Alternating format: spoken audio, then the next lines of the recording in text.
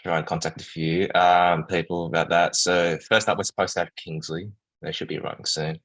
Second speaker, we've got Chloe. Third, we've got Miranda, but Alex has showed up. Moral support, I guess. Miranda, right? Miranda. Yep. Okay. And also Kingsley. Okay, now promote to panelist. Okay. So I think Miranda and Kingsley is joining.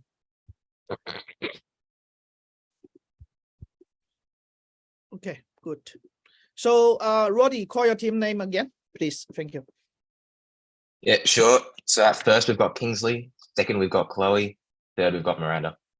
So, okay, Kingsley, I would like to see your whole body, chest up. Yes, chest up. Okay, and then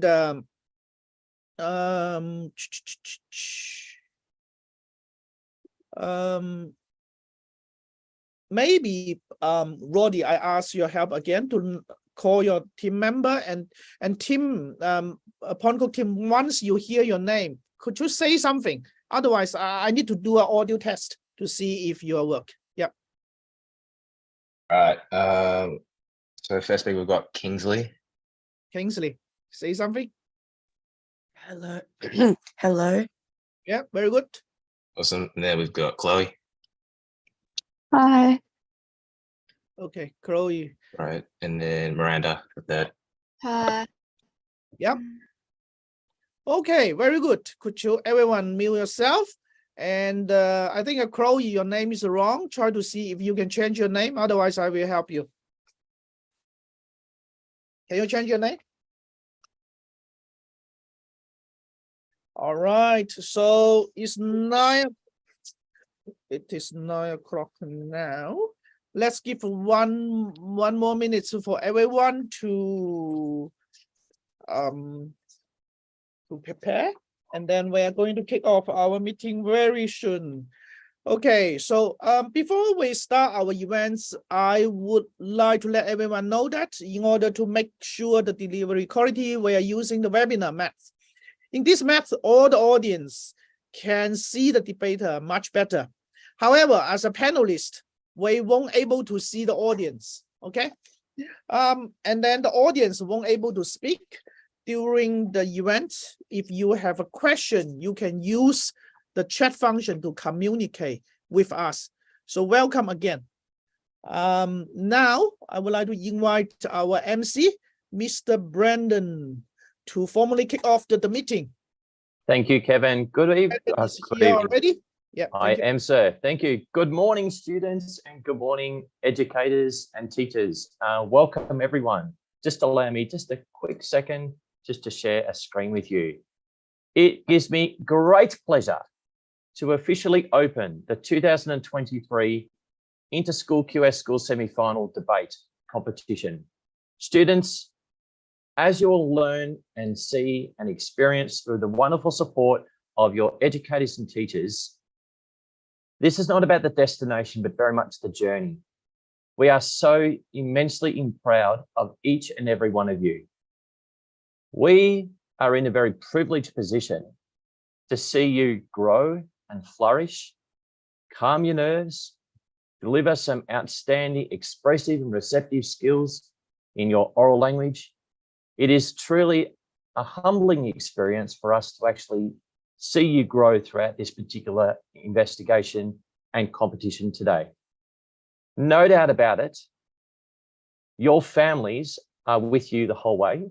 We understand that they've committed so much sacrifice to loss for you not only to be a part of our wonderful QS school community, but for also to you to attend your schools.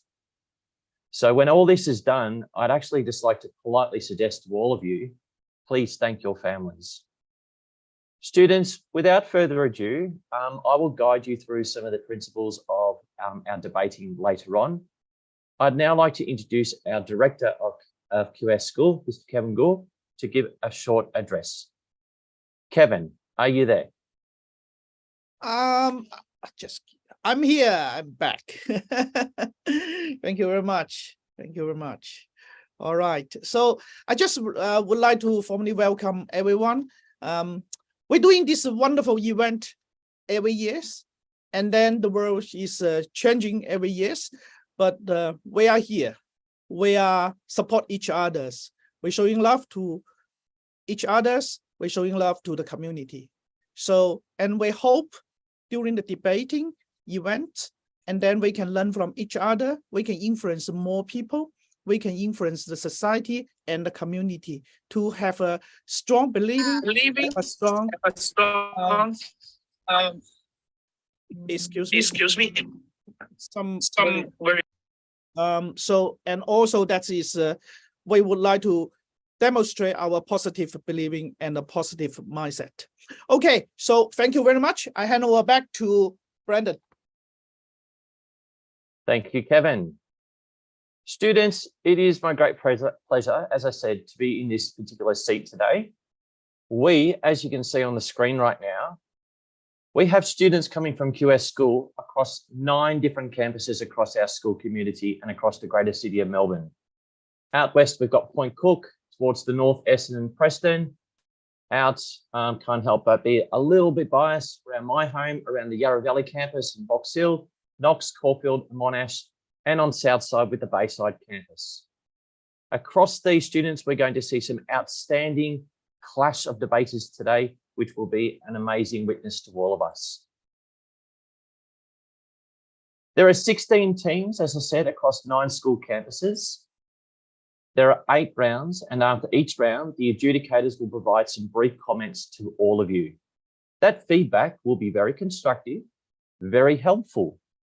When the adjudicators give their feedback, I know you put a lot of research into today, but I'd actually like you to perhaps get a pen and paper and write down some of that feedback so you could perhaps put in some goals for your growth. At the conclusion, the 8 top teams will be selected into the grand final in 2 weeks' time on the 9th of September. Also, we'll select the best debater from each team. Your voice is also counted, audience, in terms of an audience poll, which Kevin will guide you through at the end of each round. And each debater has 3 minutes of rebuttal time. Our adjudicators today, I'd just like to briefly introduce them. We have our principal, Miss Yan Shen. Yan, are you there? Welcome, Yan. Hello, everyone. Thank you. We have Mr. Michael Daly. Mr. Michael Daly, are you there? Mr. Michael Daly might be just a moment. I am. I'm just unmuting. I'm here. I beg your pardon, sir. There's Mr. Daly and Mr. Mark Davidson. Mark, are you there, sir? Yes, I am. Good morning, everybody. Students, as I said, it is a great witness and humble understanding that we sit here today and guide you through and adjudicate and MC your debates. It is a truly eclectic United Nations representation today, in the sense that geographically speaking, we are coming to you today from not only Box Hill, South Africa, China, and the greater city of Melbourne. What an outstanding experience. Students, without further ado, I'd now like to hand you over to our extremely well-respected principal, Miss Yan Shen, for her presentation to you all. Thank you, Yan. Thank you, Brandon. Thank you for the students. Thank you, students here. Okay. Good morning, students and teachers. Welcome. April 1970, the whole world watched in fear as the Apollo 13 mission turned from a journey of exploration to a desperate struggling of survival. A damage of the spacecraft, leaving 3 astronauts adrift in the space, facing uncertain fate. Scientific skills were crucial in this moment. Engineers and scientists at NASA worked tirelessly, using the knowledge and the expertise to try to understand and solve the problem. But that day, it was more than just science that to save the day. That day, some special spirit allowed them to see hopes, beyond the immediate crisis. The deep thinking leads them to envision the solutions that were not in any manual. The inner power gives them the courage to make decisions with no guarantee of success. Values and beliefs guide them, ensure that every possible effort was made to bring the astronauts safely home. So the experience of Apollo 13 is not just a tale of science success. It's a testament to the human being's spirit. It shows us that scientific skills are vital, but they must be guided by our deeper qualities, our ability to think profoundly, our inner power to face the unknown, and our unwavering commitment to our values and our spirit to connect the universe. So today, in a world where technology and AI are advancing, we must remember that it's this human quality that set us apart. Machines, they can calculate, they can analyze, but they can't illuminate your inner power. They can't to inspire you to venture into the unknown and uncertainty, or the values and the special spirit that guide our thinking and actions. The story of Apollo 13 resonates with us today, not just as a historic event, but as an energy for the reality we face in our modern world. Just as Apollo 13 faced a crisis in the space, we face an opportunity but also challenge here on Earth with the rise of artificial intelligence. The concern that AI may limit the growth of human beings' potential and replace human being is real, much like the tangible danger faced by the Apollo 13. But just as the crisis of Apollo 13 was overcome by human quality, so too can we navigate the opportunities of working harmoniously between AI and human beings. As we gather here today for the debating competition, let us be inspired by the team of Apollo 13. Let us strive to combine our scientific skills with the inner power of deep thinking, value, beliefs, and special spirit. For it's not just about winning a debating today. It's about embrace the quality that make us as human beings, the qualities that can change the world, just as they changed the fate of Apollo 13. So emulate your inner power, students, and may all the debaters shine today. Thank you. Thank you. Thank you, Yan, for your highly inspiring words there to our students across all of our campuses, and especially to their families as well. You really have a way of words of bringing in history into today's world. Students, as we just heard, it's through the understanding of perseverance, solutions, courage, values, and beliefs, through some of the challenges of technology and AI, that we bring out this inner human quality to illuminate your inner power. Students, it gives me great pleasure right now. I can see that all round one students have got their cameras turned on. I'd like to introduce the topic now. So in round one, we have the topic of with great power comes great responsibility. And in the affirmative team, we have Box Hill. And in the negative team, we have Point Cook. So without further ado, I'd just like to ask our coaches to turn their cameras on to roust up their team and give a brief introduction of each student, please. Thank you. Alan, if I could start with you, please, from Box Hill. Very good, ladies and gentlemen. Thank you very much, Brendan. Today's going to be fun. Today's going to be good because you get to witness Box Hill Team 1. We'll have to work on the name a little bit. We didn't get to pick that. But the point is that these students right here that you see before you, they are the real deal. Trust me when I say that these guys can cook. They've been cooking for the last 2 weeks. It's dinner time, ladies and gentlemen. So strap yourselves in because this is going to be fun. We've got Cindy in the driving seat who's going to kick us off. And then we have Ishan, who's the glue that holds our teams together. And then finally, we have Matthew, who is our closer, our Harvey Specter. And then just in case that wasn't dangerous enough for you, we've got Natalie, who's waiting in the wings. This is an exciting lineup, ladies and gentlemen. There's no two ways about it. And of course, shout out to the Point Cook team as well. Lovely to meet you guys today. Best of luck, and may the best team win. Thank you so much, ladies and gentlemen. Back to you, Brendan. Thank you, Alan. And Roddy, by the way, Alan, always lovely to hear a reference from Suits being included into our debating competition today. Roddy, if I could also ask you equally to roust up your team, please, sir. Thank you very much, Brendan. Morning, everyone. Hey, team. Hey, Gal.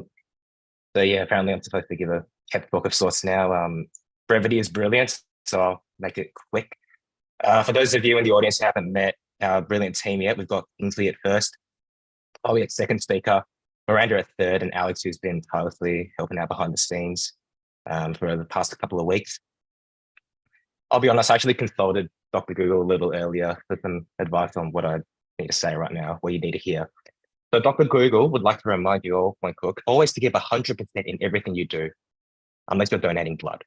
So enjoy it all, give it your best, and yeah, good luck, guys.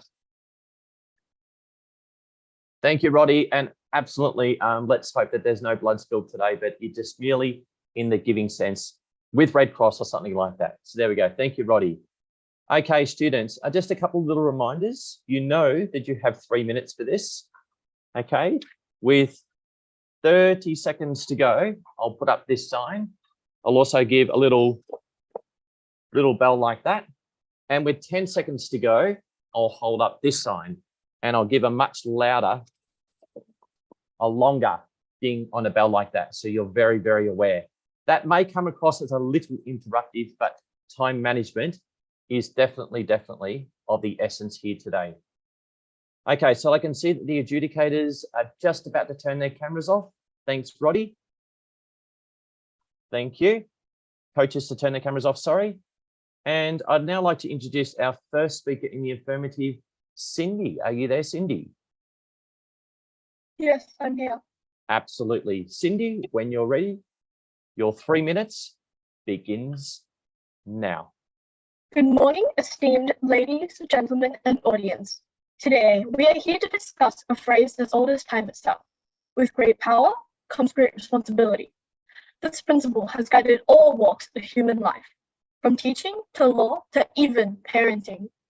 It is a lesson that any of us who have held even a single shred of influence, strength, and potential has learned.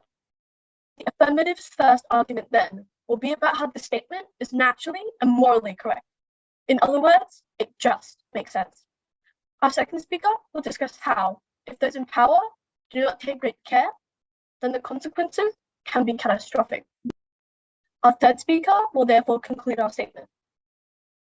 To begin with, society has sort of agreed that power is supposed to naturally come with responsibility. That's just kind of how it works. This is because you couldn't get more of a reward unless you worked for it or paid a greater price. In other words, the cost of receiving more power is that you should have a greater responsibility for people and yourself. It would not be fair to enjoy the fruits of someone under you if you did not bear the cost of being above them. Take, for instance, driver's licenses. Driving, if you think about it, is a very dangerous task. You're controlling a vehicle that can go faster than any human or animal could ever dream of. Not only are you going faster, but you're also usually driving on a road with tens or hundreds of other people. If even one person doesn't obey the rules, many people can lose their lives in the blink of an eye. We only let you drive if you pass a written test, then drive for 120 hours with someone watching you the whole time. and to pass another, more difficult test. This is because society has agreed that if you want the right and power to drive on our roads, then you need to prove that you are responsible and mature enough to not just take care of your own car, but also the cars of others driving on the road. In simpler terms, if you want great power, you've got to be ready to handle the great responsibilities that come with them. It is worth noting that while the instances discussed here aren't naturally examples of great power, however, this further showcases how this principle resonates in our day-to-day lives. Many more examples will 30 be discussed seconds. by our second speaker, but just in between speakers, I want you to have a think. Think about all the rights and powers you take for granted in this life. Yes, some of them will be because you got lucky, but most, if not all, will be because you earned them. In other words, if you choose to use them, it's on 10 you. seconds. And quite frankly, that's how it should be. Thank you. Thank you, Cindy, our first affirmative speaker from Box Hill. I'd now like to introduce our first speaker in the negative T. Kingsley, are you there? Yeah, I'm here. Ready? Okay, ready, set, go. Cindy, talk about the trust and public trust and accountability. While we know these principles are important, it's vital to understand the complexity of power dynamics and responsible decision-making more deeply. Also, connecting great power only to great responsibility oversimplifies how leaders need to balance things. In the real world, power is spread across different groups, and decision-making involves many factors beyond just being accountable. We shouldn't forget that being a responsible leader includes planning for the future, making good policies, and dealing with complex challenges, not just focusing on what people think right now. Concentrating too much on accountability might lead to only caring about short-term approval instead of working on complete long-term solutions. Responsible leadership involves a big picture approach that goes beyond what people currently think. Also, while public trust and accountability are important, they shouldn't only appear to those in power. These values should be important for everyone, no matter their role. Holding only powerful people to these standards might simplify their idea of societal responsibility. Every person, no matter their job, should help create a culture of trust and accountability. Additionally, history shows that powerful individuals have sometimes broken this trust and avoided being responsibility. This shows that just having power doesn't mean you will use it responsibly. This highlights the need for more detailed understanding of the connection between power and responsibility. The topic for our debate, we the negative team strongly believe that this statement is false. Our group consists of Chloe, Alex, Miranda, and me, Kingsley. Due to pre-existing causes such as the environment people were brought up in, they can't control their actions as much as we think. A notable instance of this is the non-fiction novel In Cold Blood, written by Perry Smith, a murderer who grew up in a bad setting with an alcoholic mother and an abusive father, and was then sent into a Salvation orphanage where he was nearly drowned.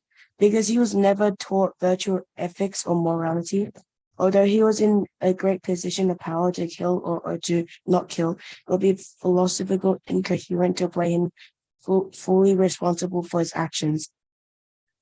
Also, research conducted on twins has discovered that genetics contribute significantly to cognitive functions, which helps us to make decisions. This proves that fundamentally, or bulk of our decision comes down to our genetics along with predisposition. 10 seconds and finished. Thank you, Kingsley. I'd now like to introduce our second speaker in the affirmative from Box Hill, Eshwan. Eshwan, are you there? Yes. Excellent. When you're ready. Do I start? Yes, please. Thank you, adjudicator, chairperson, and audience. Today, we have heard from the first affirmative and the first negative about the role of power in society. As a second speaker, I will look at more specific examples of where and when power leads to responsibility. Our first speaker justified that principle morally, but now I want to give some practical examples of that philosophy.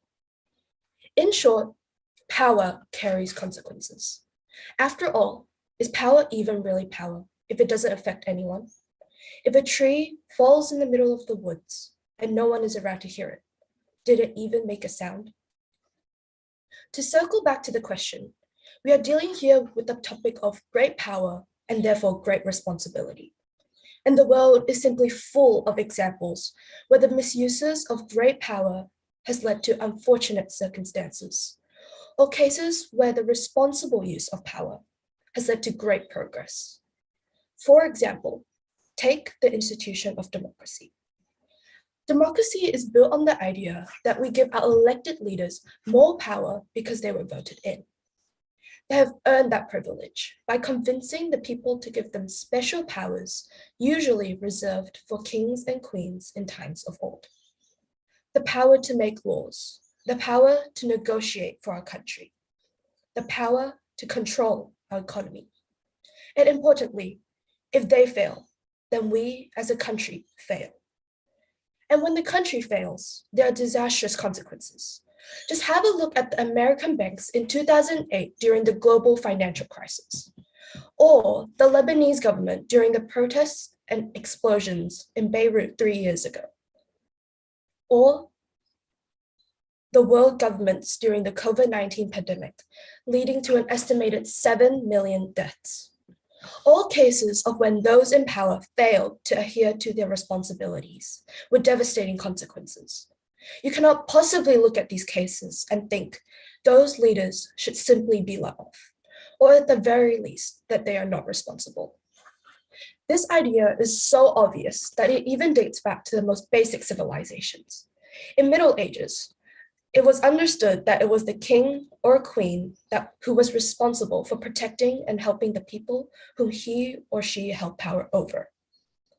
This saying 30 seconds. that great power comes with great responsibility is a strong reminder that power, whether held by an individual, an institution, or an entire society, must be harnessed thoughtfully and ethically. If leaders and people of influence recognize that, then and only then we can create 10 seconds. world in which power is used for the collective good. And after all, if those in power are not going to fix your problems, then who will? Thank you. And time. Just in the nick of time. Not easy. Okay, I'd now like to introduce our second negative speaker from Point Cook team, Chloe. All right, can I start now? You certainly can, young lady. Off you go. Thank you. I'd like to challenge the positive team's contention that enormous power automatically equates to great responsibility.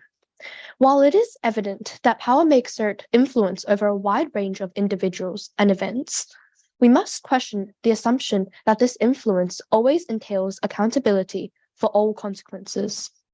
It does not follow that they should be held entirely responsible for all consequences that result from their influence.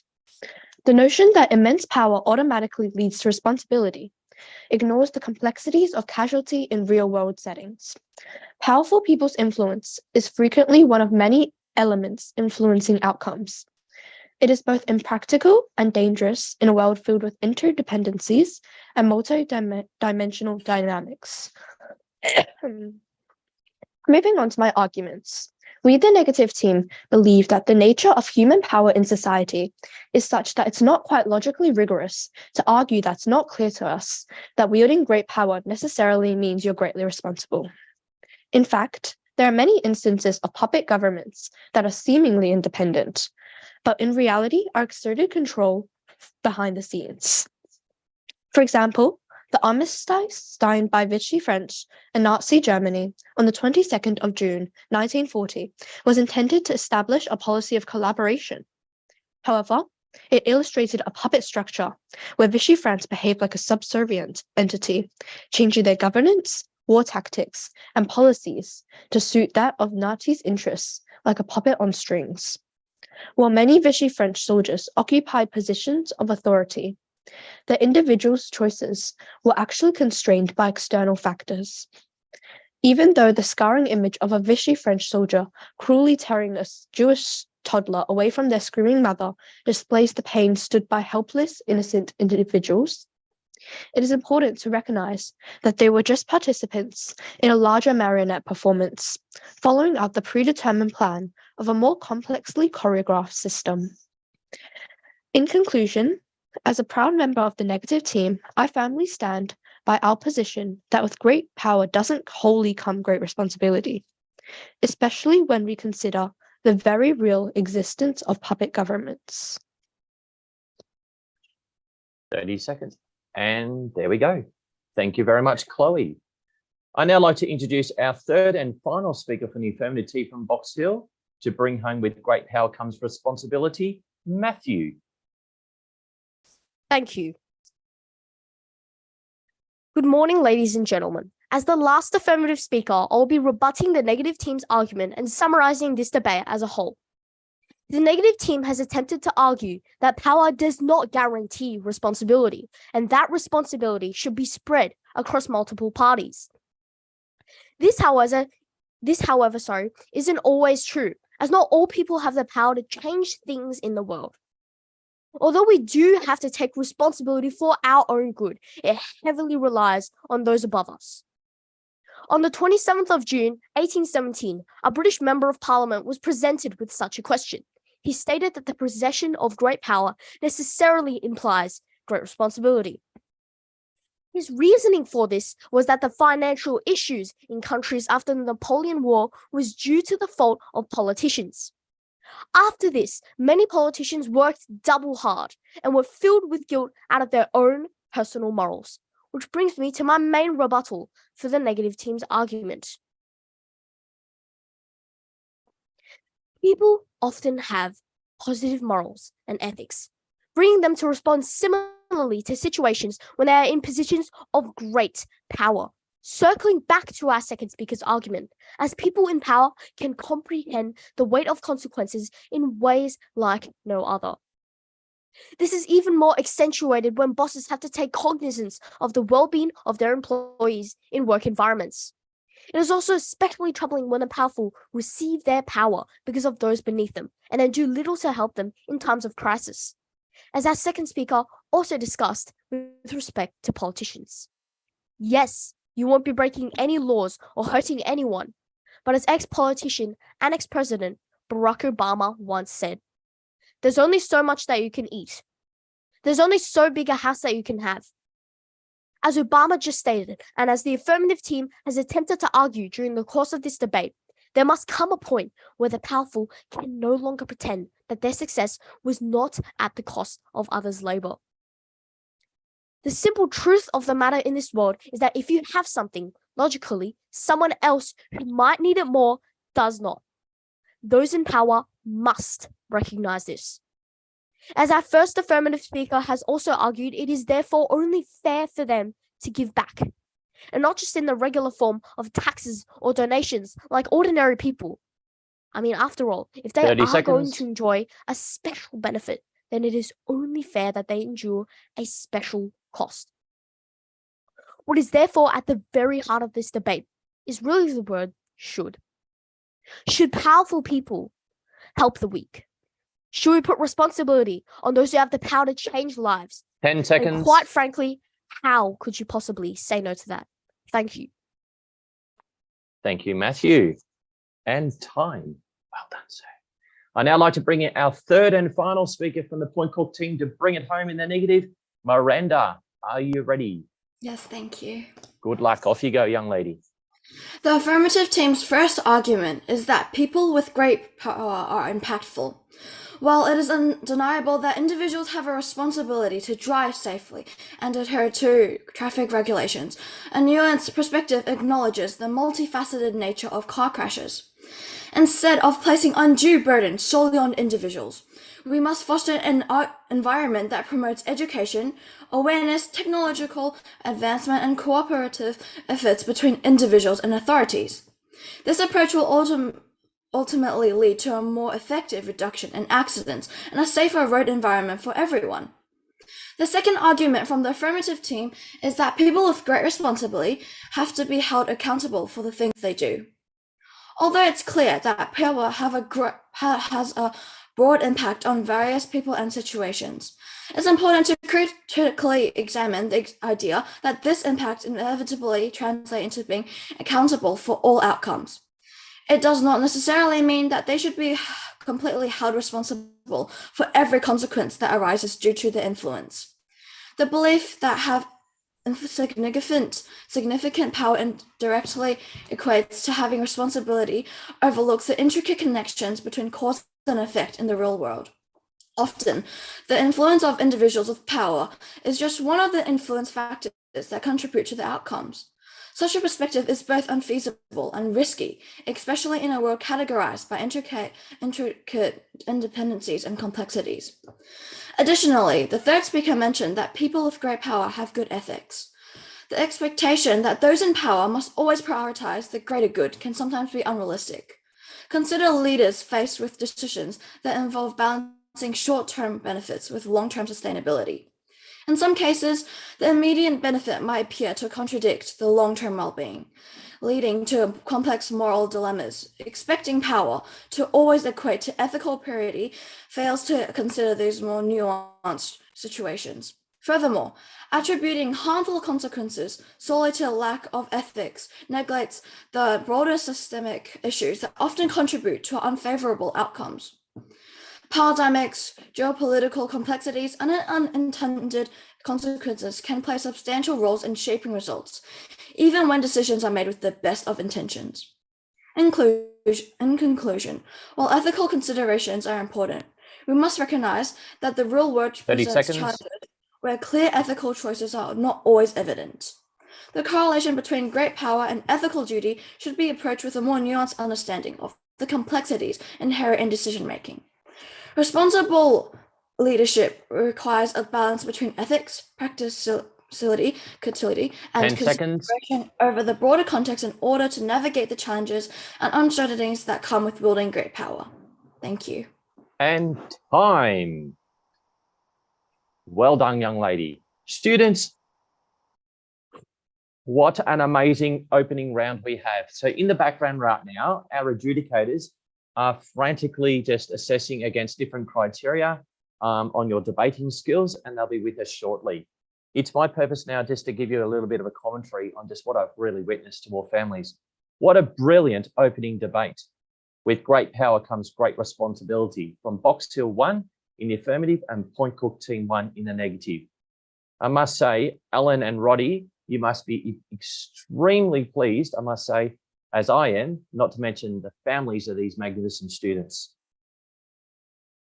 I'm trying to keep a very apolitical perspective on what I say to you here, because I don't want to seem to influence the efforts that the adjudicators are about to present to you. To the 6 of you, and by all means, not to leave out the backup in Natalie and Alex, who I'm sure, through a nod of their head, they've also been a part of your team efforts here as well. It gives the idea of trust versus mistrust when we look at things to do with power and leadership.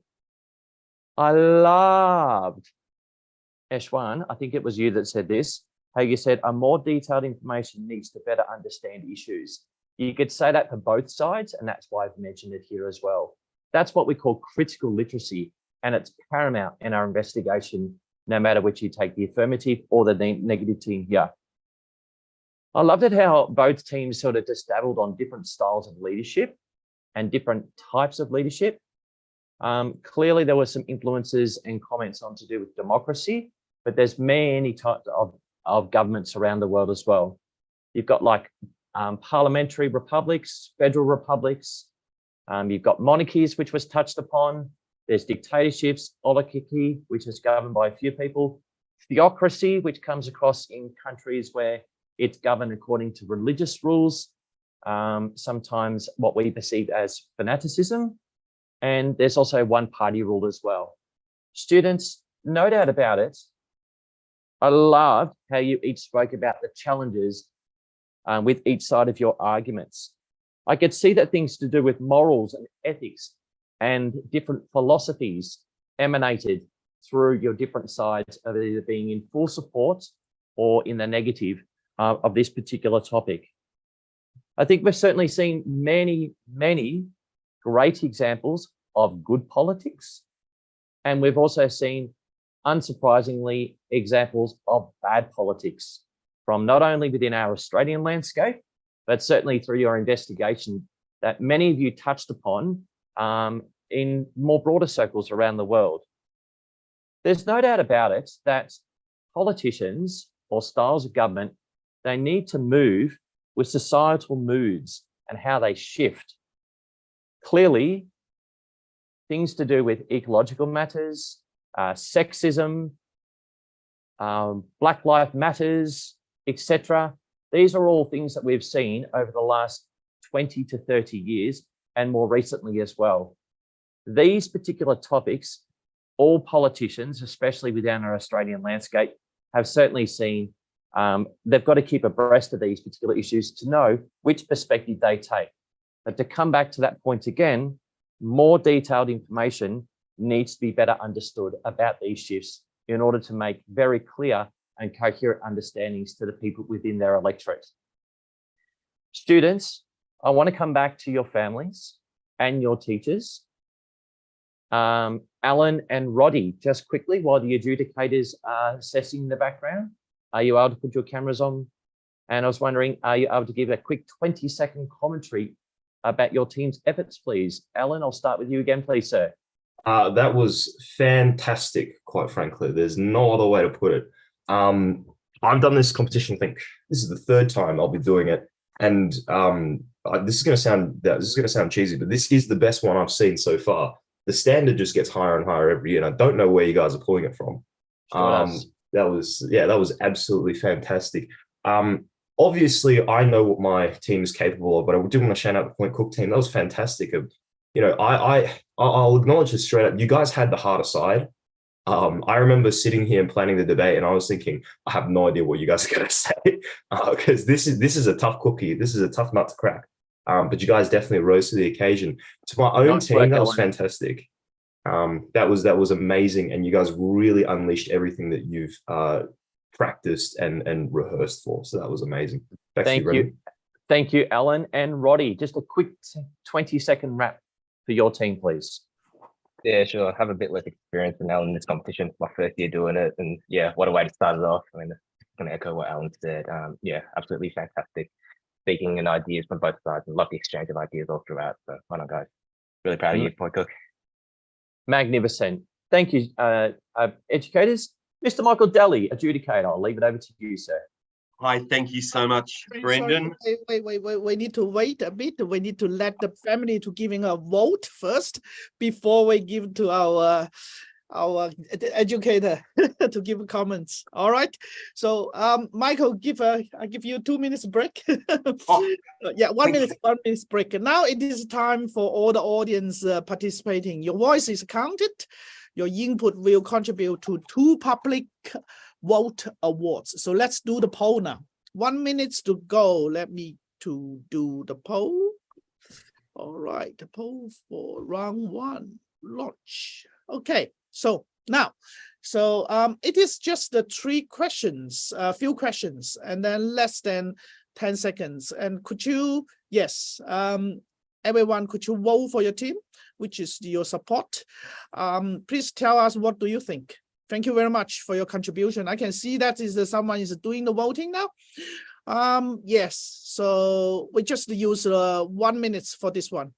All right, so now I give you more times about, yes, and then everyone please vote if you can.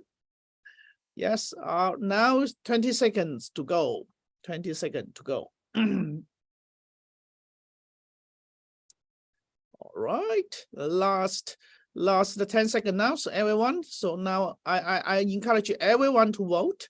For all the for everyone, actually, you are on the screen as well for all the both parties.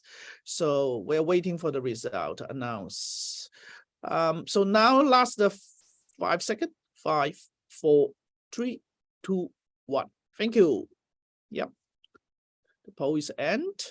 So now I would like to hand over to our lead educator, Michael, to give comments. Thank you very much. Firstly, congratulations to all our debaters. It's a remarkable job. We're dealing with a level of sophistication that is pretty remarkable for Year 7 students. So congratulations. So firstly, I would like to comment on Cindy, the first speaker for the affirmative. Cindy, you had a really strong introduction. The sound quality wasn't great, but that didn't hamper your work at all. You had a lovely pace, really strong formality. You had some very good examples and a very clear contention. We got a really good structure for your whole speech. Maybe just consider your rhythm and use your use of pauses judiciously. You've got a lovely restrained rhythm, so you're not speaking too quickly. Just make sure that you don't pause a lot during each phrase. You were spot on time too, which was fantastic. So congratulations, Cindy, that was lovely. Kingsley, congratulations, Kingsley. You had the difficult job of dealing with rebuttal and with your introduction. So you had a strong sense of where you wanted to go with the structure of your speech. Your introduction was strong. It would probably have been better to place that at the start of your speech so that you could build up to that rebuttal. I know that when we're rebutting, we're dealing with the immediacy, and that can be quite tricky. Perhaps just a reminder that those words that are tricky, make sure that you rehearse them so that you get a really strong confidence with the language that you're working with. Make sure that you've got a conclusion at the end of your speech so that we get the sense by the use of your voice that you're finished. Well done, Kingsley. Ashwin, well done. You had a lovely authoritative tone. You were very, very confident, and your pace was really excellent. It was so clear, so coherent, really excellent clarity. We thought you had some very good use of questions. And that really made us think a lot. Good examples, and very, very clear. Well done, Ishwin. Chloe, also you had a lovely pace. Argument was very coherent. You had some very good emotive language, which was really lovely to hear. You had a lovely tonal change in your voice, which made it easy to read. It's very difficult speaking into a camera rather than speaking to a live audience. So just remember to look up. You might be different in a real room. It's hard to know where to focus when I find that too when I'm Zooming. That was great work, Chloe. Congratulations. Matthew, the third speaker for the affirmative. Congratulations. We thought you were very, very confident. You had a real passion to your voice, which made you kind of very, very, how would I say, a force to be reckoned with, okay? And so that there was a lovely authority and power that was really connected to your heart. Beautiful use of gesture as well. And you really brought those arguments in together. So well done, Matthew, that was lovely. And finally, Miranda, the third speaker for the negative, we thought, again, you were very, very confident, very, very articulate. You really had some excellent formal language, which really tied your argument together and gave it a lot of credibility and lovely use of examples. And you really managed to get it just in on time, which was so lovely. I think you made it by a split second, which was great. So congratulations. It was probably a difficult topic, I think, for the negative, but we did actually award the debate to Box Hill. So congratulations to Box Hill. Well done. And finally, we would just like to award the best speaker for the affirmative was Matthew Liu. And the best speaker for the negative, I've just got to get your surname. Sorry, I've just got your first name written down. The best speaker for the affirmative was Miranda Zhu. Well done, Miranda. Well done. Well done to all the debaters. Congratulations. Thank you. Thank you, Michael. So, all right. So now it is time for a very quick, short 3 minutes break for public. We will use this time to prepare for the round 2 competition. So I invite round 1 team back to the audience seat. So now I also ask the round 2 teams raise your hand. All right. So firstly, I would like to invite the round 1 team back to the audience seat. Okay. So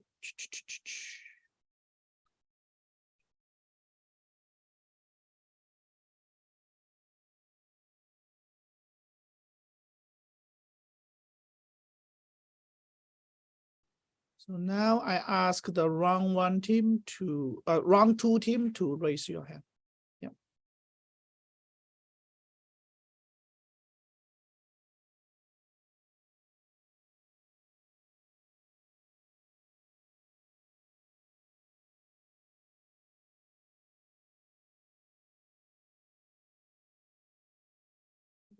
So we're promoting now. The round 2 teams are the Caulfield team 1 and the Essendon team 1. So we're doing that one now. So Essendon team 1 and Caulfield team 1. So for whoever who on the panel, please turn on your video and turn on your audio as well. Thank you very much. Yes. For whoever in the panel, could you turn on your camera? All right, Chris, I would like, may I ask you to adjust your camera? I would like to see you chest up. I only can see you half face. Chris, yes, very good. Yes, very good. We have, yes, very good. Chris, we have a Chris, you are the coach, and we also have a Chris, it is a debater, which is very good. Angel, I can see you. So Angel, I would like you to load up your team's virtual background. All right. So Angel, I would like you to roll up your team's virtual background. I think there's a one more. Yeah, there's a one more coming.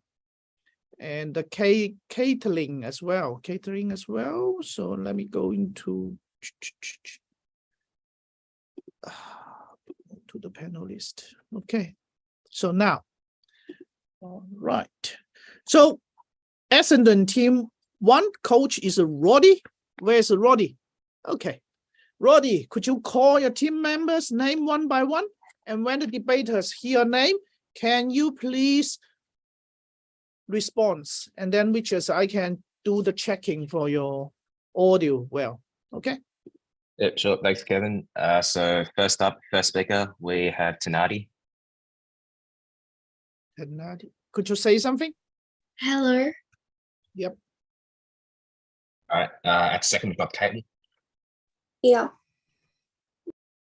Awesome. And bring it home at third, we've got Oscar. Oscar. Yeah. Okay, Oscar. All right. Can you load up your virtual background, or is the virtual background doesn't work? It doesn't work. Okay, that's fine. Yep. Okay. Thank you very much. Mr. Kevin. Yeah. We have our first. We don't have our first speaker in as a panelist right now. That's what I'm trying to load up, but his name is up and down. I don't know what's happening. So just give me a second. We need to do a troubleshooting on that. So Kylie, once you raise your hand, don't drop it. Just the raise, continue. Okay. Otherwise, we can't fire you. Kylie, K-A, what's K-A-T-E-L-Y-N. Yes, I can see you now. Okay, I load up you. Just give me 1 second.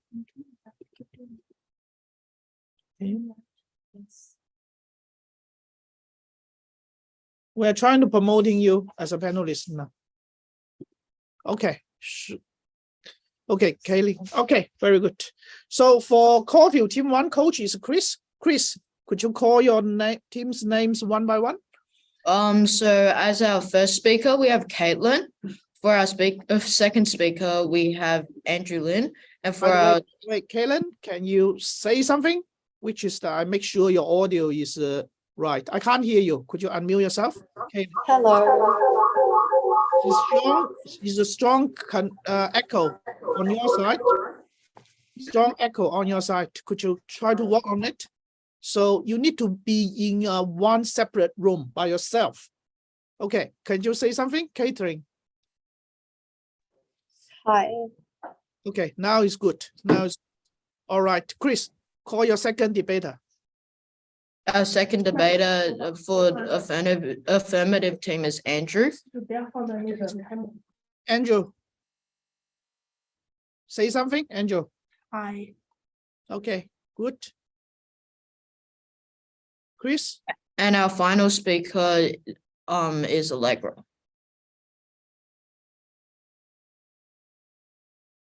Who is your final? Is Allegra. Erango is here, or could you say something? Allegra. Oh, hi. All right, very good. So, okay, so thank you very much. Thank you for your joining. I ask everyone to mute yourself. Thank you very much. And Mr.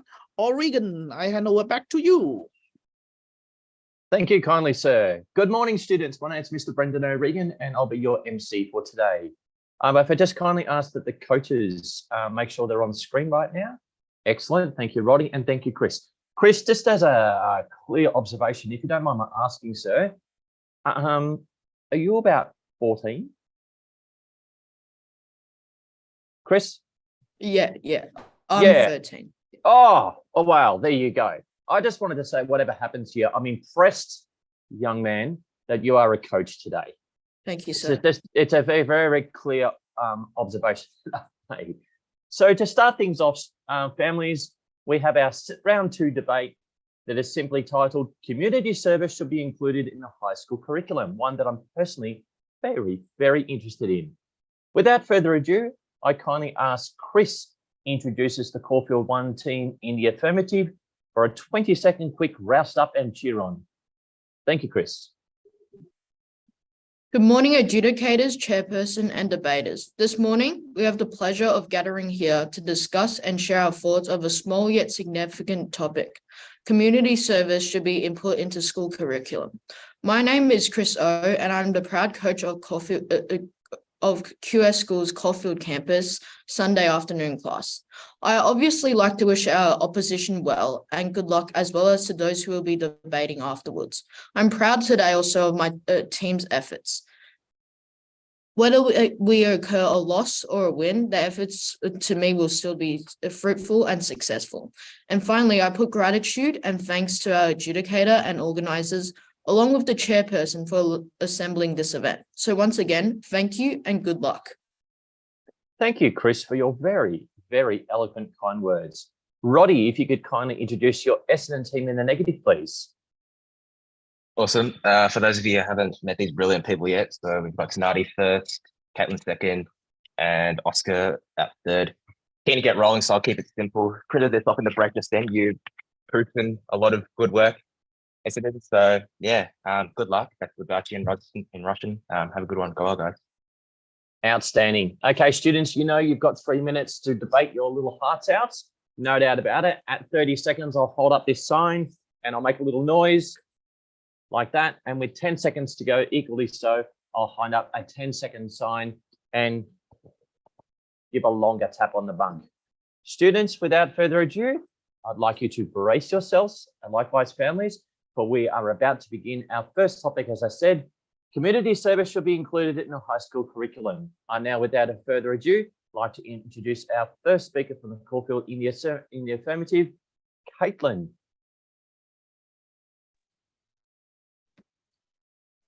Are you there, Caitlin? Yeah, okay. Good girl. When you're ready. Community service. What is it? Something so small, from picking up rubbish to spending time with the community. Something so beneficial, important for anyone doing these little gestures. Good morning, ladies, gentlemen, opposition, audience, and educators. I'm the first speaker for the affirmative team, and we strongly believe that community service should be part of the school curriculum. I will be talking about the impact it has on the students. Andrew, our second speaker, will be talking about how it benefits the community. And Allegra, our third speaker, will be summing up and rebutting our case. Community service develops one of the most important skills a student can have, which is kindness. It is something so ethical and moral and cannot be taught at school yet. It's something people will judge you on, something that can help you achieve great things in life.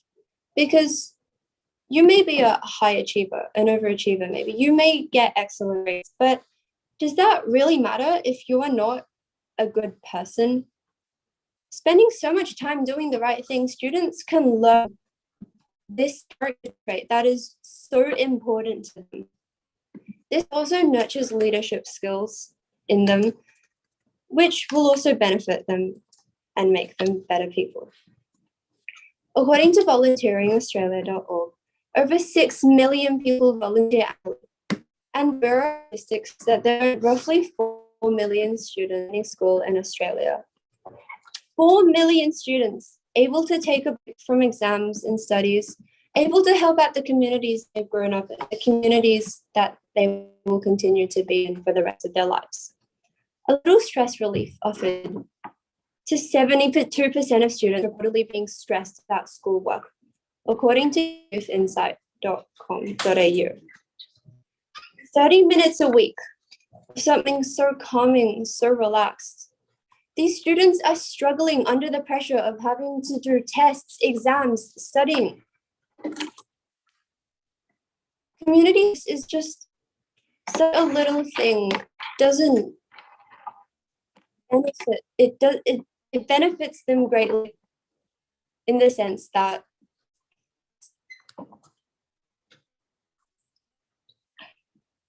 "30 seconds. If community service is included in the school curriculum, students will learn so much through their communities, and they'll have a much needed break from the lives that they lead. And most importantly of all, they will grow as people. These life skills are so beneficial, so important to them. 10 seconds. Thank you for listening. Well done, young lady. Thank you, Caitlin, in our first affirmative speaker for Caulfield. I'm now going to introduce our first speaker in the negative team, Tanadi. Are you there? Yes, I am. Okay, off you go. Do I begin? Yes, please. Yes, please. The sole intention of community service is to volunteer of our own accord and help the community because we want to. Reinforming our school system and mandating community service would only alter the way we look at it and defeat the purpose of it. As first speaker, I'll be saying that students should not be forced into helping the community, because forcing people to do something can make them feel tired of it or bored by the prospect. Additionally, forcing people to complete community service defeats the purpose of it. This is my team and I are emphasizing that community service should not be forced in the curriculum. My second negative member will further emphasize how community service negatively impacts on students' quality education time. But before I go on, I would like to address some concerns that the opposition has raised.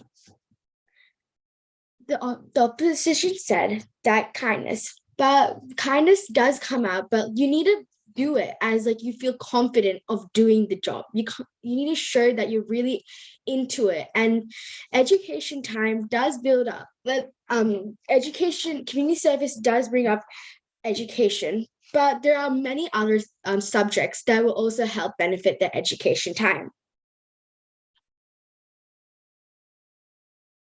Community service is to show your leadership as an individual and to express your passion to help the community. This is why the value of support service is set so high. But if this is mandated in the curriculum, then there is no value because people are forced to help the community. There is no way to identify who really wants to help and who is forced to help. Making community service compulsory devalues and deteriorates the quality of the work. There is no doubt that community service can be a valuable undertaking for many high school students. However, being forced into doing so can make students feel trapped as though it's just another subject that they cannot get out of, like maths and English. Imagine you had to help the community, sacrificing your quality time with your friends. What a disaster. This will lead to critical social problems as a younger generation will be depressed, as now they have to sacrifice their time where they would like to spend 30 elsewhere. seconds. So we're here to prove you that mandated community service is a waste. High school years are the last chance to enjoy childhood before becoming adult. So we should be giving up the opportunity to select that we would like to do rather than forcing to do so. At least 30% of teenagers are being 10 forced to help the seconds. community. So governing bodies should not be thinking about mandated community service and benefits rather than making the younger generation more depressed because you're forcing teenagers to do so. And What they like to time. do. Thank you very much, Tanadi. I don't like cutting students off, but we've got to keep a fair playing field. Thank you. I'd now like to introduce our second affirmative speaker for Caulfield, Andrew. Andrew, are you there? Yeah. Hi. I beg your pardon? I'm here. No worries. When you're ready, off you go. Okay, so rebutting the first speaker, there are different types of community service you would be able to choose from at school. And our third speaker actually does community service for Stonington City herself, and she does the task that she chooses from. And by the way, community service really helps release happy hormones, which help you relieve stress and won't make you even more stressed. Okay, now to my argument. We must put community service into school curriculums because it will be greatly beneficial to the community. Currently, we have a huge shortage of charity workers and volunteers. By making it a part of the curriculum, we could solve the problem by making community service part of the curriculum. According to the Bureau of Statistics, if all children in high and middle school participate in community service, the amount of volunteers would double, greatly benefiting the community. Not only that, 5% of the population is experiencing depression from loneliness. And if students just spend 1 or 2 hours a week, we can lower depression rate in the elderly or even make the depressed happy again. But doing this will also help the environment. For example, Albert Park College has a program that picks up rubbish from our beaches, making sure it remains pristine and beautiful. Not only does that help the community, it will also help us because we also use the beaches. Community service, if each student spent 1 hour doing it, Australia would be a better place. Even though community service seems like a waste of time, the great benefit to the community makes it all worth it. Thank you. Thank you very much, Chris. Okay, I'd now like to introduce, I beg your pardon, Andrew. Thank you. I'd now like to introduce our next speaker, Caitlin Lamson. Caitlin, are you there from Essendon? Yeah. Okay, when you're ready, off you go. Why shouldn't community service be included in school's curriculum? Well, these services take away crucial time for young students to educate their minds with subjects such as maths and English. Us students go to school for at least 7 hours a day, and these long hours bring intense amounts of stress to young children. 72% of teens deal with stress, while only 55% of adults have to deal with it. This proves that teenagers and children have different amounts of stress compared to adults and may not be able to cope with the additional burden community service supplies. High stress levels beginning at such young ages can lead to mental health issues and sadly, at times, even suicide. The opposing team stated that students could do at least 1 to 2 hours of community service a week, but this is crucial time that could be used for education-wise, to study or to prepare for an upcoming test. Education in school has a major impact on young people's futures. Without good quality education, children and teenagers face considerable barriers to career options along with employment and earning potential later in life. Studies show that 58.4 million children on Earth suffer from lack of education. And community service will not make it any easier to fulfill their learning potential. The purpose of children going to school daily is to educate and strengthen their brains. Along with this, schools provide the materials for children to learn so they can blossom into young adults. Adding these services during school hours can take away time for students to have classes, prepare for a test, and fulfill their learning requirements. If community service was applied out of school for students to do themselves, it would take the time used for children to do their hobbies and study for an upcoming test. Young kids need a balanced life for school and their personal time, and community service should not take that away from them. Therefore, that is why community service shouldn't be included in the high school's curriculum. Thank you, Caitlin. I'd now like to introduce our third and final speaker for Caulfield team in the affirmative, Allegra. Good morning, adjudicator, chairperson, and fellow debaters. I'm Allegra Salerno, and this morning I'm debating as the third speaker on the affirmative team. Today's debate is that community service should be included in the high school curriculum, and the affirmative team strongly agree with this topic. In today's debate, I will rebut and sum up. I will rebut the negative team's case, and I will and I will sum up my own team's case. So now onto my rebuttals. The negative team have posed some pretty interesting arguments, but they are pretty flawed. So the first negative speaker has attempted to inform you that community service will cause you more stress as you will be pressured to do it, but actually helping the community will make you happier as they will release serotonin, which is a hormone, and endorphins and dopamine. This information came from my mother, who is a neuropsychiatrist herself. So in fact, I do community service myself, as Andrew mentioned before, and I don't feel more stressed. I feel that I'm in community, and I do speak to little old ladies pretty much every weekend, and they actually make me feel better. They tell me about their grandchildren, and it's very nice. So the second negative speaker has tried to tell you that you will feel more, that's 55% of adults. Where did that come from? There was you didn't have any. So now on to summarizing the affirmative team's justifications. The first affirmative speaker, Caitlin, spoke about how community service will benefit any students who embrace the opportunity open-minded. They will develop a sense of leadership and community. The Australian Bureau of Statistics says 4 million students volunteer and claim that they feel less stressed. The second affirmative speaker, Andrew, spoke about how if students volunteered, the rates of volunteers will double. More volunteers will benefit the community heavily.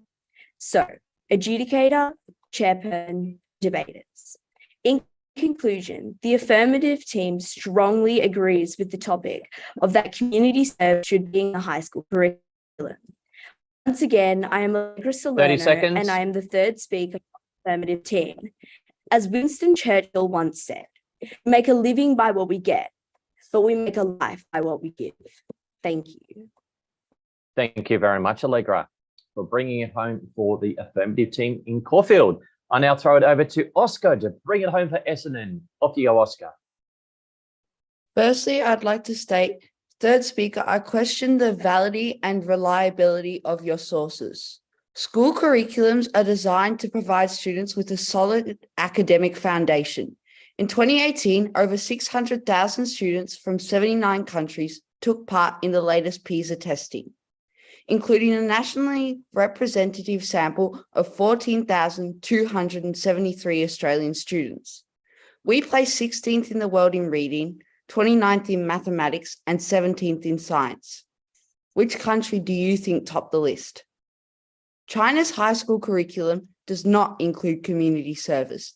Instead, they focus on separate subjects including Chinese, mathematics, and English, expanding to chemistry, physics, foreign language, and politics. Given Australia's underwhelming performance, the focus in our high school curriculum should be on core learning and academic excellence. Adolescence is a period of wide-ranging transformation. Community service can play a role in supporting this. However, Speaker 2, I'm not sure which happy hormones you are referring to. There is overwhelming evidence to suggest why it may not be the best time for young people to add unnecessary stress or pressure to their lives. Sadly, suicide is the leading cause of death among Australians aged 15 to 24. Adolescents have a different stress response from adults. One study shows that they release more cortisol during times of stress and experience greater cognitive impairment when stressed than adults do. Hence, there is a greater risk in placing higher expectations on younger people, and the high school curriculum has an obligation to be responsive to their needs. My team are not doubting the benefits of community service. However, we know that it is often most effective when driven by voluntary spirit. Speaker 1, the key word here is choose. Mandating community service will undermine the genuine desire to help and give back.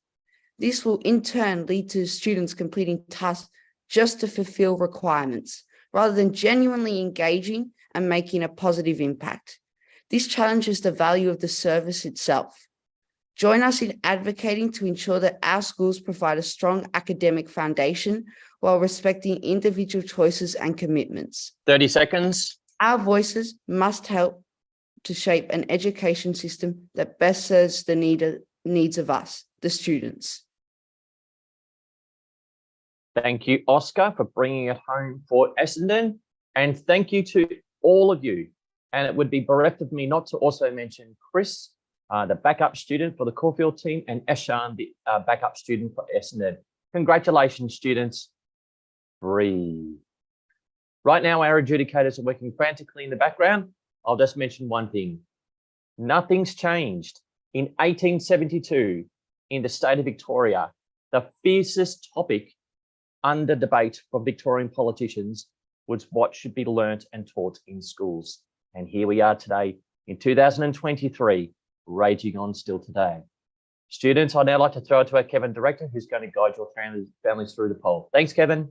Thank you very much. Thank you, Brandon. And it's something also doesn't change in past 3 years. We're always here every year for this campus debate. All right. Yes, now it's feminist joining times. Now is let me launch the poll. So, okay, everyone. So it's up to the screen now. So 1 minute to go. And then please vote for your team. And then your input is important to us. Yep. So please, we just have 1 minute to go. Let me see the poll. Okay, everyone. All right. 20 seconds left. Everyone, please give input and support your teams, and that will be contribute to a few awards. So the last 5 seconds. 5, 4, 3, 2, 1. Thank you very much. Okay, the poll is finished. All right, so now I would like to invite the round 2 teams back to the audience seat. And now I ask the coaches and the debaters of round 3 teams raise your hand. And they are the Yaravari teams. and also so they are the Yarawari teams and Bayside team 1. Okay, now we need to invite the round 2 team back to the audience seat now. Yeah.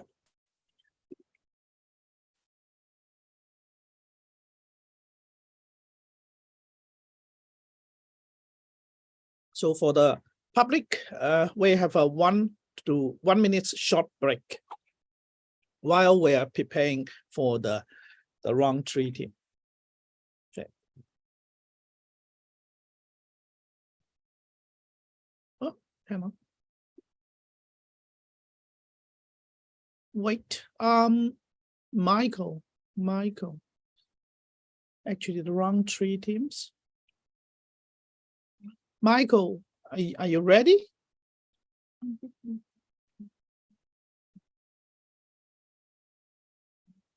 Educator is we just currently we are also promoting the round 3 team back to the panel first. We're promoting the round 3 team back to the panel, and I'm calling the educators. Michael, yeah. While we are waiting for Michael back, we are promoting for the round 3 team to the panelist.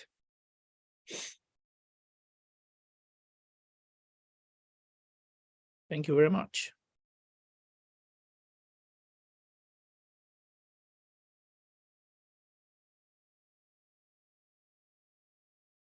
Okay, for everyone who on the panelist, so for the round 3 teams, could you turn on your video camera? Could you turn on your video camera? And also that is the turn on your audio as well. We will do a very quick audio check. While we are waiting for the round 2 teams result, we are preparing for the round 3 teams. Okay. Now, Yarawari team's coach is Ellen. Ellen again. Ellen. So happy to see you, Ellen. So now, could you call your team member and the names for the debaters? When you hear your name, I would like to ask you to say something, to say a greeting to everyone, and also wave your hand. That's which let me to see you. So Alan, call your team's name. Thank you very much, Kevin. For our first speaker for Yarra Valley Grammar, we have Aiden. We're looking at right now. Aiden, how you going? Hi, yes. Aiden, wave your hand. Otherwise, I can't see you. Okay. Yep. There we go. Awesome. For our second speaker, we have Yolanda. Yolanda, there she is. Hello. Hi. Yep. Yolanda. Awesome. And lucky last, we have Ryan for our third speaker. Ryan. Okay. Perfection. Thank you very much. All right. Then the Bayside team's coach is Kai. Hello. Kai. Ooh. Well, nice to meet you. Nice to meet you too. Okay, so our first speaker, we've got Sean. Sean? Do we have Sean here? We're missing Sean. I think we're missing one, yeah. Missing one. Okay.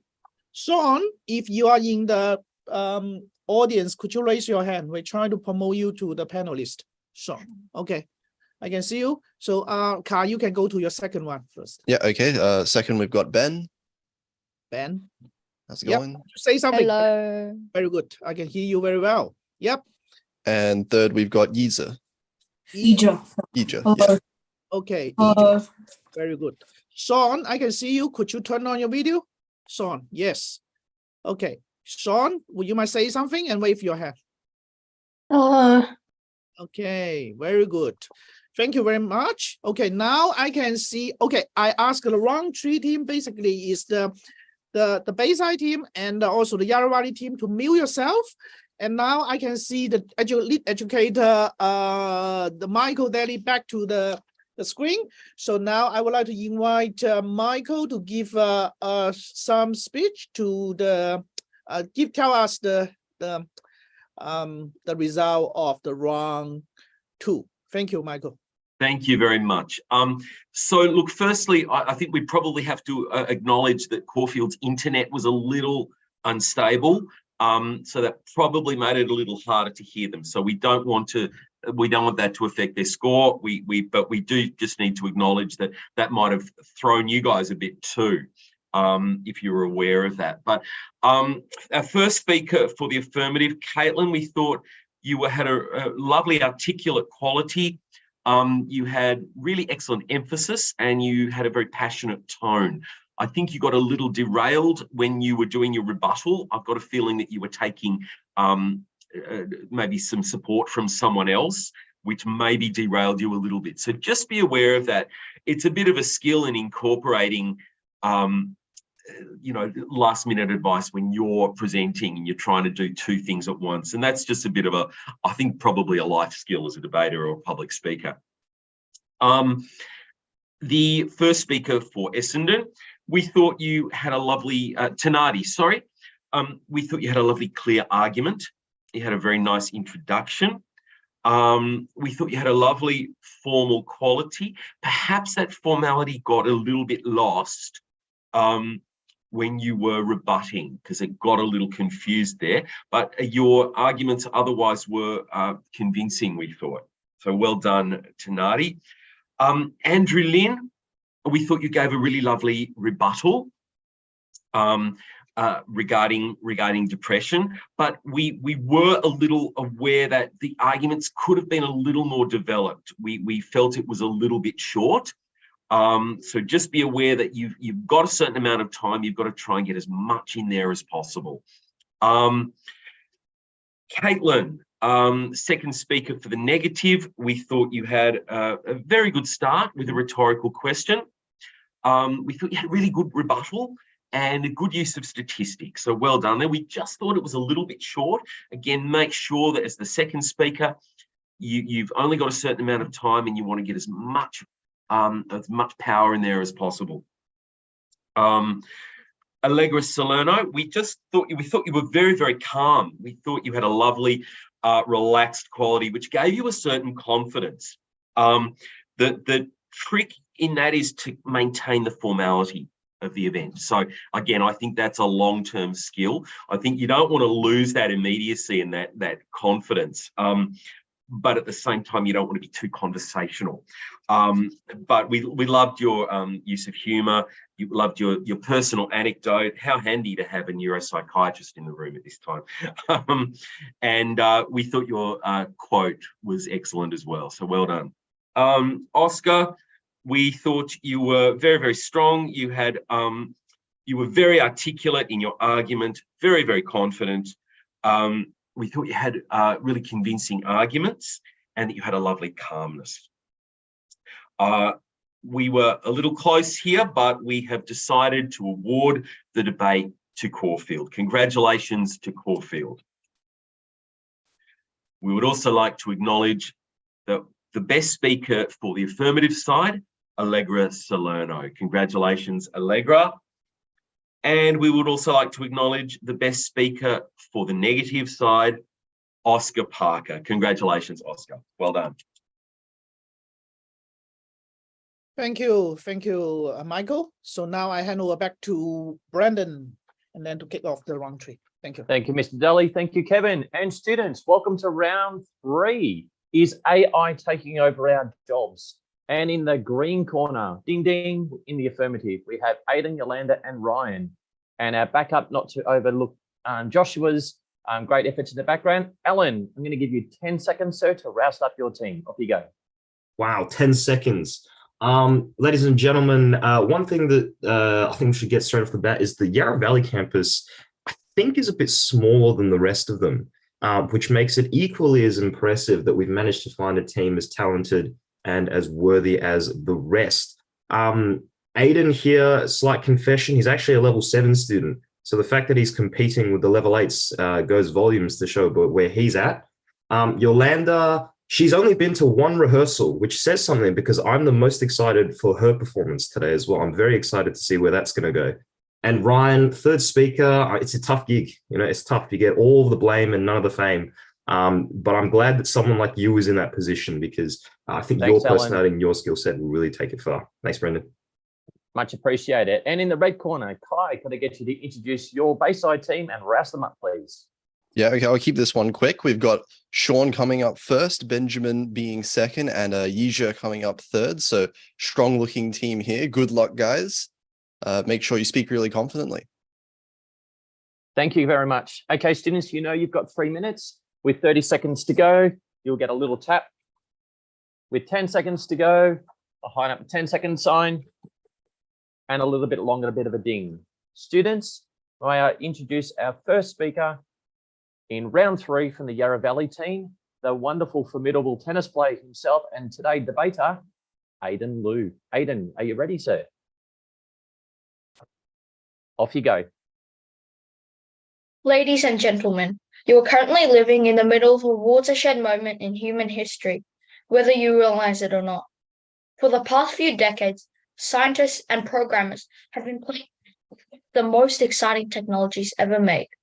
I'm talking, of course, about AI. Love it or hate it, AI is everywhere.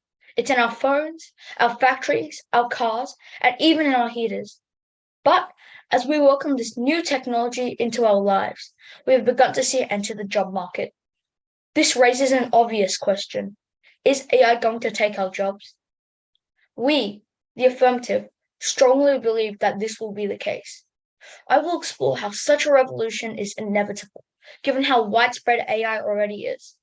My second speaker will discuss how AI has essentially no cutoff, in the sense that there will eventually be no job that AI cannot do, even if that is not the case today. One thing that I want to point out now is that we are not arguing that AI is going to take away every job, but to assume that it's not going to take away at the very least some jobs that currently exist in the market is just short-sighted. For now, though, let's move to my first point, that being how it just makes sense for companies to start using AI. First, let's think about ways in which AI is already being used, some of which might surprise you. For example, when was the last time you had a package delivered? Well, you might not know that the package could have been delivered by a driverless truck. Maybe you drove a car to work this morning, a car that was probably made in a factory by robots, as opposed to human workers. So then, why are companies so eager to replace human workers with artificial intelligence? Simple. Because it's cheaper and more efficient. Think about it. Between a human worker who has to be paid and has to sleep and eat versus a robot and artificial intelligence who doesn't complain, doesn't sleep, who only needs electricity. Well, which ones are companies going to pick? Obviously the robots, right? It just makes sense. Both the examples that I discussed, driverless trucks and car factories in America, have happened. If companies can discover a new technology that will help them spend less money, then of course they're going to use it. 30 It's seconds. just good business. Ladies and gentlemen, if you're still a little unsure about it all, let me ask you one last question. Do you really think that big companies like Apple, Amazon, and Google would be investing so much into artificial intelligence if they weren't going to make it work for them? Thank you. 10 seconds, and there we go. Thank you, Aidan. Our third.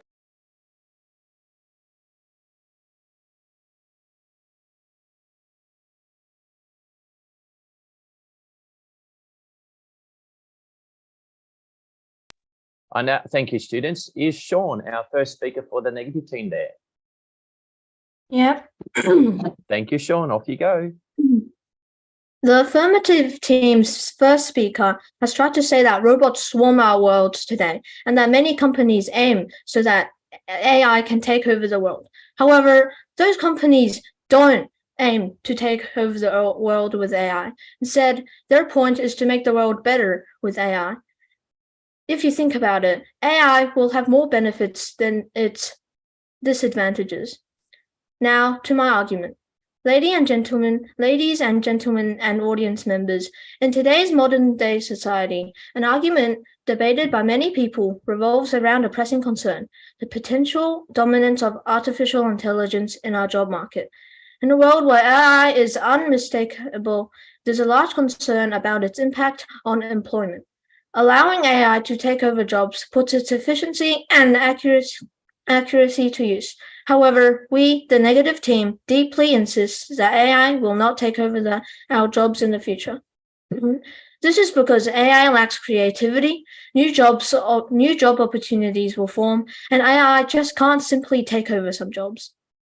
My first reason is that AI doesn't have the innovation and creativity that we humans gratefully have. While AI can assist in various tasks, true creativity and innovation require thinking outside of the box, connecting to unrelated ideas, and generating novel concepts. On the other hand, humans have the ability to draw inspiration from various sources, adapt ideas, and introduce entirely new perspectives. This is what has moved our world forward since the beginning. Inventing unique tools, finding better solutions, and making abstract models or designs are all major factors that contribute to what is today. Our jobs that involve artistic expression, emotions, or human mind, like directing a movie or illustrating a book, can simply not be able to be done as well with AI. Therefore, AI will certainly not be able to take over our precious jobs. Thank you kindly, Sean. I'd now like to introduce our second speaker from the Yarra Valley team, Yolanda. Are you there? Yeah. Off you go. Good morning, ladies and gentlemen. Today, we are here to discuss the issue of artificial intelligence and how we integrate that into our modern workforce. My team's first speaker discussed how it makes financial sense that companies are going to replace humans with AI, but I will now turn to the issue of capability. In other words, to what degree should we expect AI to appear in the workforce? First, though, I'd like to discuss one of the negatives arguments. They have stated that AI does not have enough creativity. Yes, AI cannot truly be alive, but that is the whole point of using AI in our workforce. AI is able to do boring jobs and dangerous jobs in creativity while hinder human workers. Now, let's turn to a common criticism or supposed limitation of AI. One thing that most people like to speculate on when discussing this topic is, which jobs are safe from being replaced? Well, I'm here to tell you that no job is safe. Over the past few decades, technology has experienced a revolution. For those of you around back then, you'll be familiar with the computers of old, big boxes of chunky metal. They couldn't play music, stream video content, or even do basic mathematics. And now, 7-year-old children have smartphones that are infinitely smaller and smarter. The point here is to show that there is no limit on the bounds of technology. To say this job is safe is to neglect the astonishing upward trends in science and computers that have presented themselves. For a more specific example, let's take a look at one of those supposed occupations that most people think are safe, law and politics. The law, after all, is made by the people, for the people.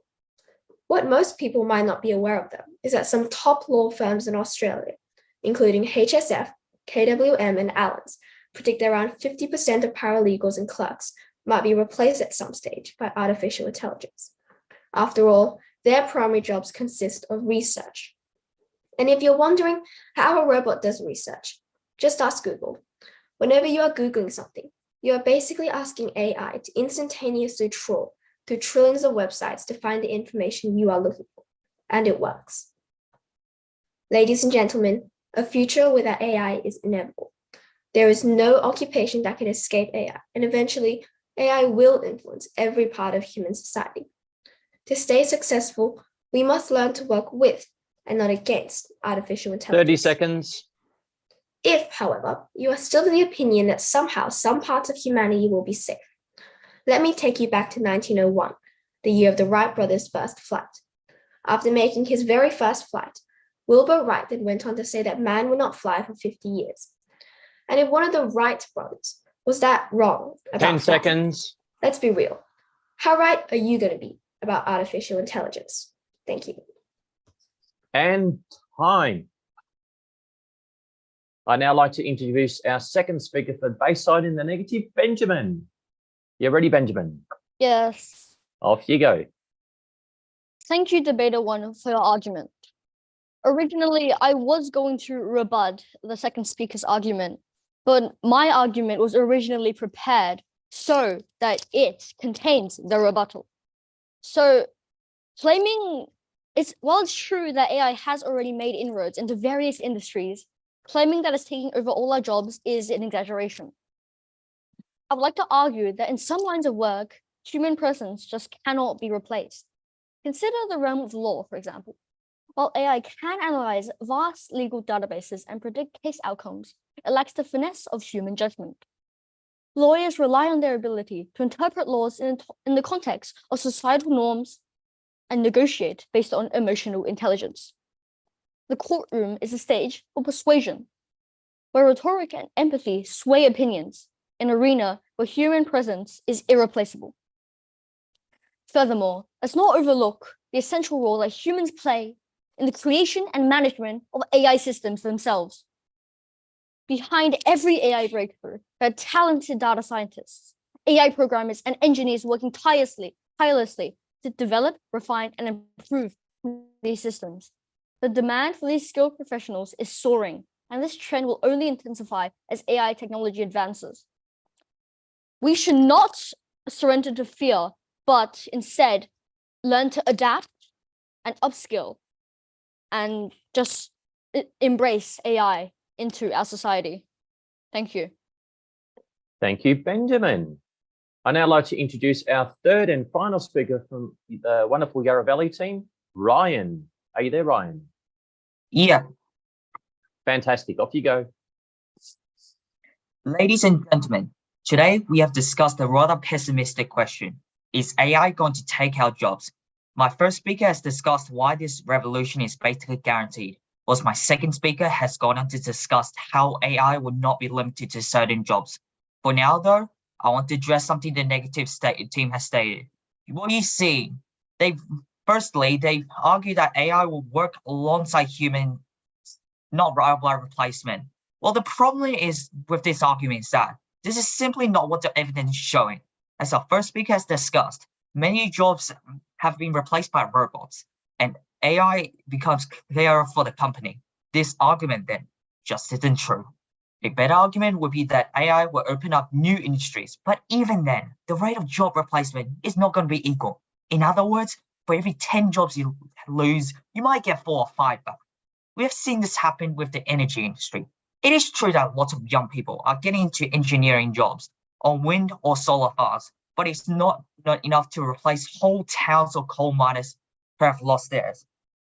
They have also argued that AI will not be able to mimic humans for jobs such as lawyers. Well, tools such as ChatGPT have been shown to be increasingly better at using human language to do work for us. They have been able to do jobs such as lawyers and programmers. And now, hopefully, it's clear what the affirmative team has attempted to argue. Yes, AI is going to take away jobs. We have seen it time and time again.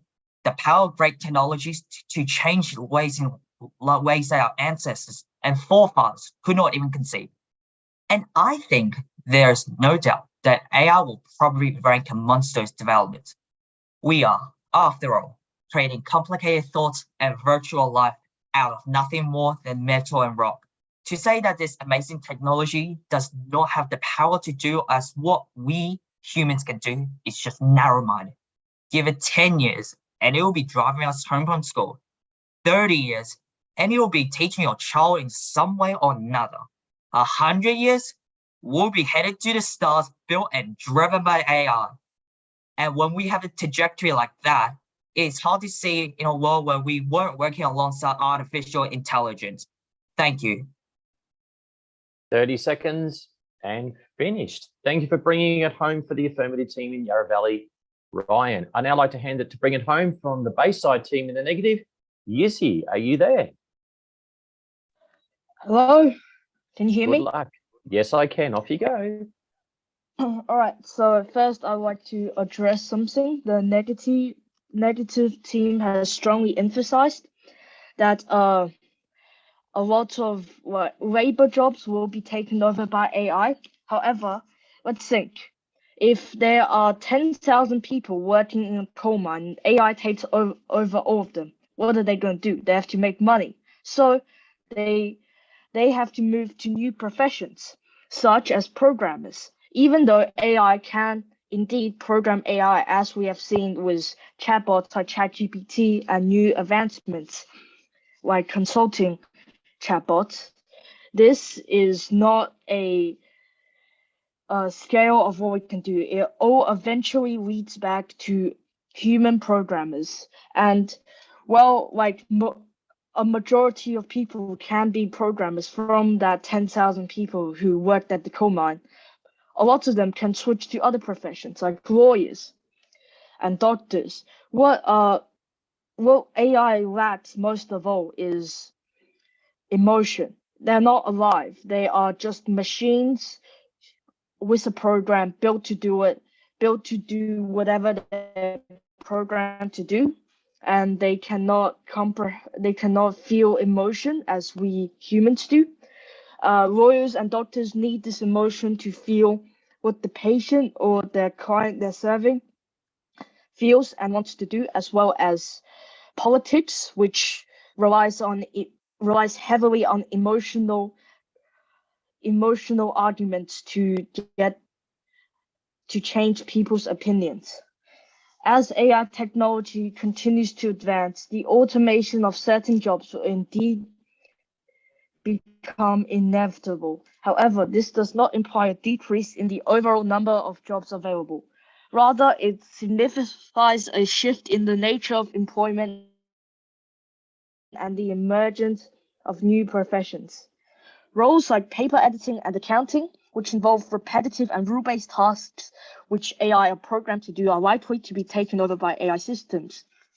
This transition will create a demand for new skill sets, leading to the rise of professions like AI programmers and data scientists.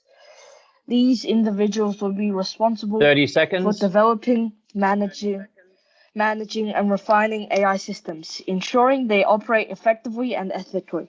While AI excel in tasks that rely on data analysis and pattern recognition, professions such as doctors or lawyers require a deep level of human intuition, empathy, as I mentioned before. 10 seconds. Lawyers, in essence, the changing job landscape presents an opportunity for people to acquire new skills and adapt the evolving demands of the workforce. While AI will undoubtedly shape... Thank you, Yuzi. Thank you. Okay, have to keep a fair playing field, absolutely. Thank you, students. Well done. Congratulations, Yarra Valley team and Bayside. We've just heard from both sides, is AI taking over our jobs? In a moment, we'll hear from our adjudicators who are working very fiercely in the background. I'm just going to make one comment. No doubt about it, the inclusion or the non-inclusion of AI absolutely is a watershed moment that many philosophers and thinkers will argue around rhetoric and compassion and its role. Machines versus computers, the rise and the interclash of both. Good luck to both of you. Students, I'd now like to throw to our director, Kevin, who's going to guide your families through a quick poll. Thank you, sir. Thank you, Brandon. Thank you, Yarra Valley teams, and also that is the president teams, Yarra Valley teams and the Bayside team, sorry. And then, so I also would like to thank you for the backup speakers. All right, so now it is time for the audience participation. So now I would like to put up the poll. Just give me 1 second. The poll launch. Okay, now 1 minute to go. And then only 3 questions. So the poll is up. Please let us know, what do you think? All right, so everyone please vote for your teams. All right, so I can see something is coming up now. So please giving us your input. All right, so now I can see some questions coming. Sorry, the input is coming. Not last 10 seconds to go. Okay, so in the meantime, I would like to thank you both Yarra Valley teams and the Bayside teams. Okay, so last 5 seconds to go. 5, 4, 3, 2, 1. Okay, the poll finish. Thank you very much. Okay, so now while we are waiting for our lead educator back, so now I would like to invite all the round 3 teams actually back to the audience seat, and then I'm asking round 4 teams raise your hand. Okay, I invite round 3 team back to the audience seat, and then I would like to ask round 4 teams raise your hand. All right. For the round 3 teams, please stay in the audience seat because our educator, Michael, will come back to give the comments to your teams. Okay. For the round 3 team, when you back to the audience seat, and then please stay on the audience seat, and then our educator will give comments. All right. So, okay, now we are trying to bring back the round 4 team. Round 4 teams, they are the Preston teams and the Monash City team 1. Preston team 1 and the Monash City team 1. We are going to promote you to the panelist.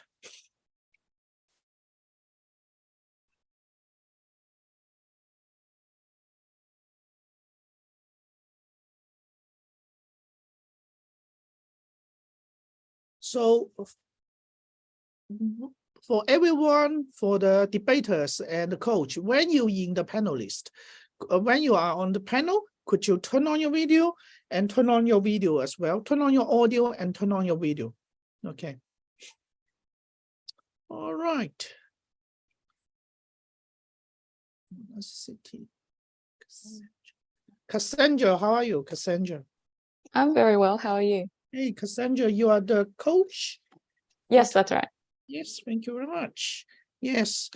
All right. We're waiting for everyone on the the panel. Okay. So for all the debaters, I just would like to remind you 2 things. One thing, use your body language during your debate. So that's why I would like to see your chest up. So for everyone, especially for the Preston teams, and then please turn on your video camera. Please turn on your video and please turn on your audio. Please turn on your video and please turn on your video. All right, so use your body language. This is the first thing.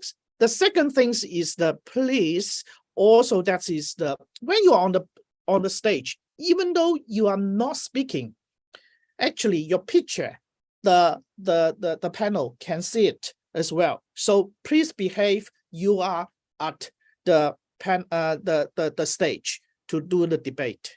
All right. So now, very quickly, we do an audio check. So I would like to invite Cassandra. Cassandra, could you call your team's name? And debaters, when your name get mentioned, please say hello to everyone. And then I need to do an audio check. Cassandra? Yep. Okay, so hi to everyone. I'm Cassandra, the coach of Monash City's Teams 1 Sunday AMs team. And we have our first speaker, which is Henry, which is actually our emergency speaker. So he's replacing our first speaker. Henry, would you mind say something? Hello. Yes, I can hear you well. Yep, and second speaker, we have Melanie. Melody, I don't see you. Melody, would you mind raise your hand if you are in the audience seat? Okay, let's go for the third. Yep, and our third speaker, we have Cindy. Cindy. Hello. Cindy, I can see you. Okay, thank you. While we're waiting for, is Melody? Melanie, and then, all right, Melody is not here. So we have to wait for, we will call her, try to see. We will try to call her. Okay, in the meantime, I would like to invite the Preston's team's coach. I believe your name is Travis. Travis? Yes, that's me. Yes. Okay, am I pronounce your name correct? Yes, correct. Travis. Okay. Could you call your team's names one by one? Yeah. So our first speaker is Kingston. Our second speaker is Ernest, and our third speaker is Zach. Okay, Kingston, would you mind say something? Hello. Okay, I can hear you well. Ernest, will you my greetings? Hello. Okay. The third one, who is the third debaters? All right, I can hear you. Melanie from the Monash City Team 1. Will you mind turn on your video camera? Melanie, I need you to turn on your video camera. Could you turn on your video camera, Melanie? All right, while we're waiting for Melanie to turn on your video. Okay. I need, could you turn on your video camera? I can hear you, but I cannot see you. All right, while we're waiting for Melody, I can see the educator, Michael, back to the stage now. So Michael, welcome. Could you give the comments for round 3? Thank you very much, Kevin. So well done, teams. That was great, Yarra Valley and Bayside. We will just go through the first speaker for the affirmative. So the first speaker was Aidan. Well done, Aidan. We thought you had a very good opening. You had a lovely tone. We thought that your manner was very articulate and confident, and that you had some very good pauses. Well done, Aidan. That was excellent. Yeah. The first speaker for the negative team, Sean. We thought, again, very confident. We thought you really used a lovely, confident and assertive voice. That was great. And we thought your use of modality was very good, high modality. We were a little confused by your rebuttal. So just be clear on, we know that rebuttal is the hardest part, and incorporating it into your speech, which you prepared, is quite hard. So just be aware of that. Is there a way that you can approach that to make it a little more clear? Yolanda, we thought, so the second speaker for the affirmative, we thought that you had a really excellent confidence that was very calm and very assertive. Your speech had a lovely rhythm and an excellent pace. We thought your use of evidence was very strong. Some beautiful metaphor and analogy. And we thought that you really wrapped it up in a lovely conclusion. So congratulations, Yolanda. Benjamin, the second speaker for the negative, we thought, again, very confident. We thought you incorporated that rebuttal very elegantly, and that kind of matched the very sophisticated tone of your presentation. Just be aware the ending was a little abrupt, so just make sure you use all that time to, because you've only got a limited amount of time to get all your information in. Ryan, the third speaker for the affirmative, we thought you had some very profound points, and that you had a very lovely introduction, was very coherent and very strong. Just again, rebuttal is hard, as we've talked about today. So just consider how you relax when you have to go off script. Obviously, you've got a presentation that is prepared, and then you've got all this new information you've got to bring in. So that can be a little tricky to manage. So how do you keep that same quality of the speech? Yise, we thought you had some very good arguments, and particularly the ones about emotion. We thought that your evidence was good and it was very well thought out. Perhaps now work on getting a formal tone in your presentation so that it's less conversational and a little more theatrical, perhaps. So we thought that was a really strong debate, which is, kind of scary content for us all. But we chose as the winners Yarra Valley campus. Well done, Yarra Valley. For the affirmative team, we awarded Best Speaker to Yolanda. Congratulations, Yolanda. And for the negative team, we awarded Best Speaker to Sean. Well done, Sean. All the best, guys. Congratulations. That was great work. Thank you, Michael. Yes, now I would like to formally hand over to Mr. O'Regan. Thank you kindly, sir. And thank you to Mr. Daly for that highly succinct and very well thought out feedback to our students. Students, well done on making it to today. I know you put in a huge amount of effort just to be here through the wonderful support of your coaches. Without further ado, could I please ask Travis to introduce his Preston team and name your team, please? Off you go. So hello, we are the Preston team. Our first speaker is Kingston, our second speaker is Ernest, and our third speaker is Zach. I've had the privilege of working with these fellows for the last few weeks, and I'm very capable in seeing the talent that they possess. I can't wait to see what they could do today. Thank you kindly, Travis. And Cassandra, as you could be so kind as to introduce and roust up your Monash City team, please, in the negative. Yep, so hi again. I'm the coach of Monash City's Team 1's team, and we have our three speakers, which are Henry, Melanie, and Cindy. I wish both of our team and the Preston team the very best. Be confident, learn something new, and overall enjoy the experience, everyone. Beautifully spoken by both of you. Families at home, it gives me great pleasure to introduce round 4, should we lower the voting age in Australia? And without further ado, I'd now like to introduce our first speaker from the Preston team in the affirmative, Kingston. Are you there, sir? Yes. Off you go. Good morning, ladies and gentlemen. My name is Kingston and I'm the first speaker for the affirmative team. Today's topic is why we should lower the voting age in Australia. As a team, we agree that we should lower the voting age in Australia. Many other countries such as Argentina, Brazil, and Austria have a voting age of 16.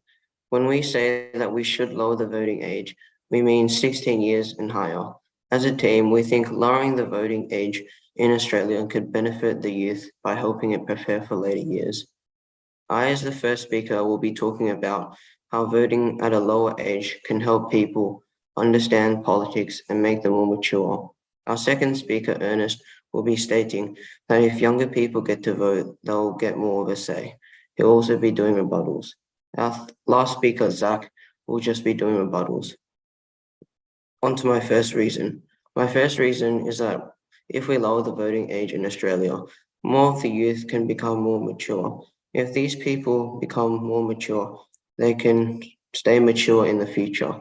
Being mature is quite important because if you're being silly, really loud and being disturbing, while people are saying things, how are you going to know what they're saying? As people get older, they become more mature. But what if the youth become more mature at an earlier age? It will definitely teach them a lot. On to my second reason. My second reason is that the youth can understand the different politics that lie within voting. They'll understand these politics at a young age. As they grow, they'll already know some of these politics and will also learn even more. By helping these youth learn politics at a younger age, it can help them boost their self-esteem. Making their own choices and opinions can really help them for later into the future, whether they do more voting. By understanding these politics, it can definitely help them as they age. Now, before I finish, I would like to restate my arguments again. Firstly, becoming more mature is a thing that everyone goes through. By letting these younger people vote, it can make them more mature. It can also help them in understanding politics. This way, when they are older, they'll already understand the different politics. They'll also already understand how the different politics work and won't have to learn them again. So to sum it up, us, the affirmative team, strongly agree that the voting age in Australia should 30 be seconds. Thank you. Thank you kindly, Kingston. First speaker from the Preston team. I'd now like to introduce our first speaker from the Monash City team in the negative, Henry. Are you there, Henry? Yep. Hello. Hello, and off you go. Okay. Although the points stated by Kingston are valid, there are many other points that we should consider when we are lowering the voting age. First of all, 16-year-olds do not have the best sort of understanding of how voting works. They are not mature enough to be able to be considered part of the adult community. Therefore, we should not allow them to read and do our voting, as they may mess up our community and furthermore. So, for part of my argument, I would like to begin by saying, good morning, ladies and gentlemen, my fellow debaters and adjudicators. We would like to say that the young teenagers that we are considering adults in these situations cannot be allowed to vote because they have not experienced life at its fullest. They are easily influenced by social media. And also teenagers such as 16-year-olds already have enough on their plate, what with studying and university and so on. It is only a few of these reasons that we must not allow our teenagers or youngsters to vote in our elections. A few of these include the currency system and that the government, they just don't understand how government works, and they do not possess responsibilities, and they will not understand how life kind of like works.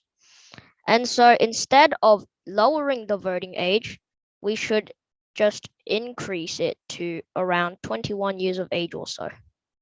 Thank you. Thank you kindly. I'd now like to introduce our next speaker from the affirmative team. Ernest, are you there? Yeah. All right, off you go.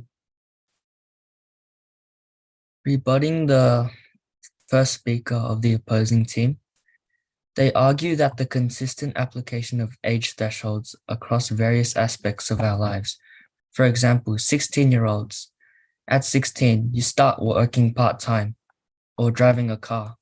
So why should 16-year-olds not be able to vote? Also, they are capable to make decisions by themselves. And if we deny them the right to vote, we leave out chances to improve things in Australia. The voting age should be reduced because younger people can't have others voting for their future. All the adults vote for the future of the younger generation, and the older people tend to have old-fashioned ways of thinking. But if we let younger people vote, we can see things from new perspectives because teenagers are more in tune with the modern world.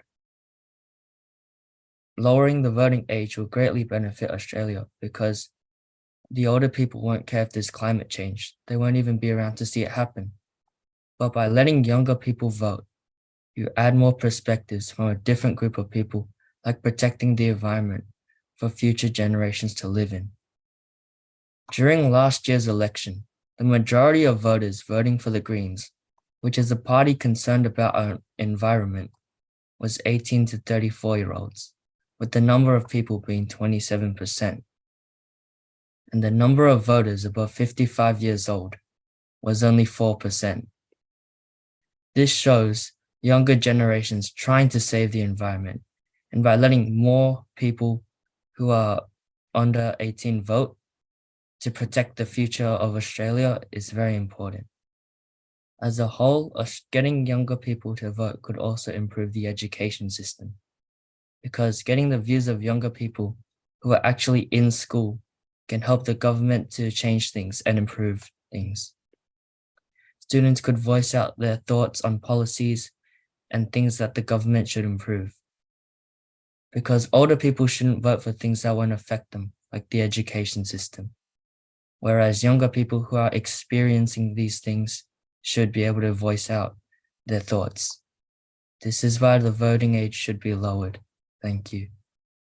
Oh, so it's about to say 30 seconds to go. Thank you kindly, Ernest. I'd now like to introduce our second speaker for the negative Monash City team, Melanie.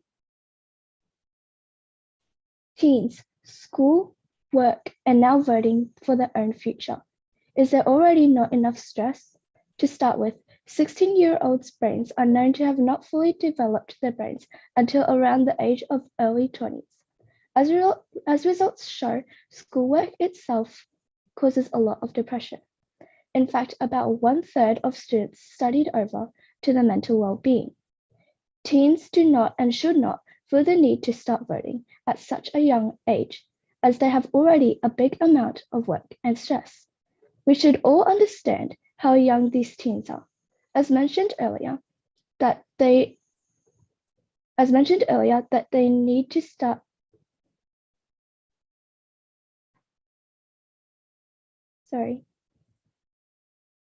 As mentioned earlier, that they haven't even started their adult life.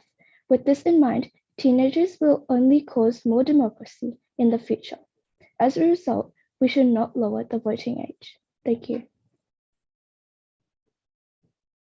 Thank you kindly, Melanie. I'd now like to introduce our third and final speaker for the affirmative team from Preston, Zach. Are you there, Zach?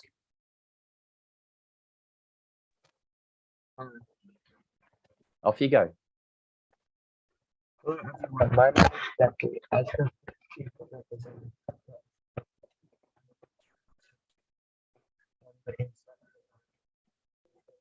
Zachary, we can't actually hear you. I was wondering if you perhaps come a little bit closer to your microphone, and I'll reset the time to be fair to you when I can hear you coherently. Okay, so can you just say hello, hello, are you there? Hello? Say something a little bit longer. Hello, hello. Are you there? That's much clearer. So I'll reset the time to be fair to you, and when you're ready, calm yourself and off you go. Hello everyone, my name is Zachary. As the third speaker representing the affirmative team, I am honored to expand upon the insightful argument put forth by my teammates in favor of reducing the voting age. In a rapidly evolving landscape where perspective on youth involvement and political engagement are undergoing transformation, we stand united in advocating for a significant change that acknowledges the potential and aspiration of our younger population. Today, I'll delve further into the rationales and underpinning our support for lowering the voting age, highlighting how this shift not only promotes inclusivity, but also constitutes a strategy stride towards fortifying and diversifying the very essence of our democratic system. The first speaker from the opposition team said that younger individuals' lack of life experience and maturity. They could argue that critical thinking and decision-making abilities are earned over time, implying that the voting age should remain as it is to ensure that only those who possess the requisite maturity participate in shaping the nation's future. However, it's important to counter this by emphasizing the responsibility and complexity that young people are already entrusted with, such as education, work, community engagement of all which require a degree of maturity and understanding. This indicates that they are capable of engaging thoughtfully in a democratic process as well. Another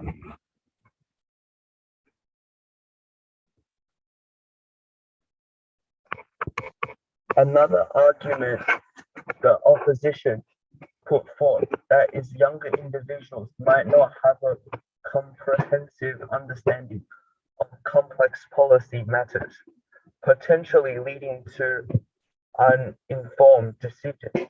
To counter 30 seconds.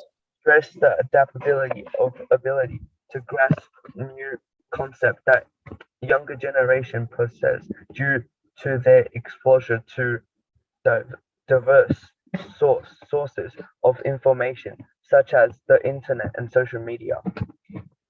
In 10 seconds. Everyone listening, after a thorough debate, it is clear that the idea of people is about numbers. Thank you for listening. And time. I'd now like to introduce our third and final speaker for the Monash City team to bring it home in the negative, Cindy. The previous speaker for the affirmative team said that teenagers already can deal with education, work, and their community, but those are already heavy burdens. So why should we increase our burdens and stress when they have making them have to vote. The previous speaker also stated that teenagers have access to diverse sources, but that is bad because teenagers are too easily influenced by social medias. According to a survey by a clinic, nearly 97% of teens under 18 are on social media. So many people on social media platforms such as Instagram and TikTok can easily influence and manipulate gullible young children. When people are young and don't have a proper understanding of life, they are prone to believe anything they see. This includes political campaigns on social media. For instance, if a teenager sees something telling them to vote for someone and they are only biased opinions, they may be easily swayed and vote for a terrible political party. This, including the fact that children don't understand life and already have enough stress, further enforces the idea that the voting age should absolutely not be lowered. It should actually be increased to 21 years old. Our government, which controls our lives, definitely cannot be decided by children who don't understand life well, have bigger priorities, and are easily persuaded by social media. Thank you. Thank you very kindly for bringing it home for the Monash City team in the negative, Cindy. Students, congratulations to all of you. Just stop the clock in the background. Right now, our adjudicators are working super frantically. Students, I'd like to very quickly mention, lowering the age in Australia to 16 is complex. No doubt about it. We learn about politics in the primary school curriculum at the youngest age, in the Victorian curriculum anyway, in level 5, grade 5. And the working age for people in Australia is 15. Some things to ponder upon as we investigate lowering the age of Australia. Students, I'd now like to hand it over to Kevin, who are going to guide your families through a quick poll, and our adjudicators will be with you shortly. Thank you kindly, sir. Thank you, Brandon. Thank you, both Preston Team 1 and Monash Team 1. Okay, I would like to also thank you for the backup speaker. He's Damon from Monash City Team 1. Now it's time for all the audience participation. Your voice is count. So now let me launch the poll. Okay, so this is the poll 4. Okay, so the poll is up. 3 questions. So I invite everyone to giving us some input. All right, so we just have 1 minute. You just take you 10 seconds to do that.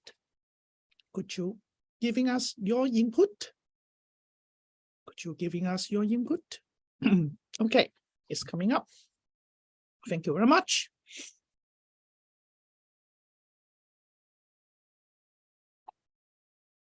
I also would like to thank you both Cassandra and Travis for coaching the teams. Okay, now the last 10 seconds to go for the vote. Okay, so I ask everyone, I invite everyone to giving us your input. Okay, last 10 seconds. Okay, 5, 4, 3, 2, 1.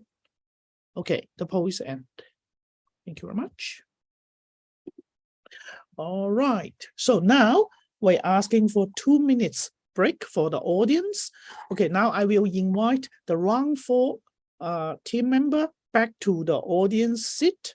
Again, when you back to the audience seat, please stay there because our lead educator, Michael, will come back to give the comments to you. Okay, so now I invite the round 4 teams back to the stage, back to the audience seat. And in the meantime, I would like to invite round 4 teams, round 5 teams, 5 teams, raise your hand. I ask the coaches and debaters of round 5 teams, raise your hands. They are Essendon Team 2 and Knox City Team. We are going to promote you to the panelist. Okay, so I'm asking the coach and the debaters of round 5 teams, raise your hand.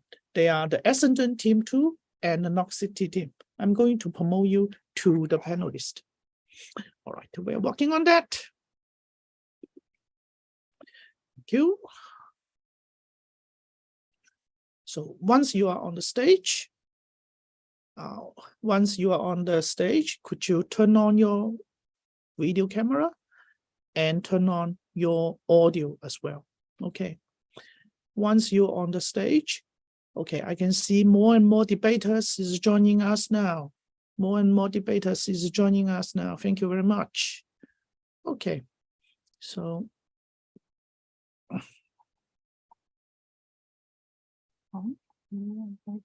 now I ask the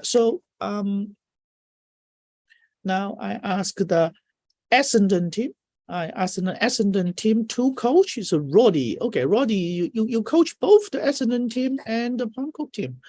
Okay, Roddy, please call your team names one by one. And the debaters, once your name get mentioned, can you say hello to everyone and wave your hand, and then I can see you. Okay, Roddy. All right, thank you, Kevin. So for Essendon, first speaker, we've got Olivia. Olivia. I can't see. Okay, Olivia. Okay. Yep. At second, we've got Alec. Hi. Okay, Alec.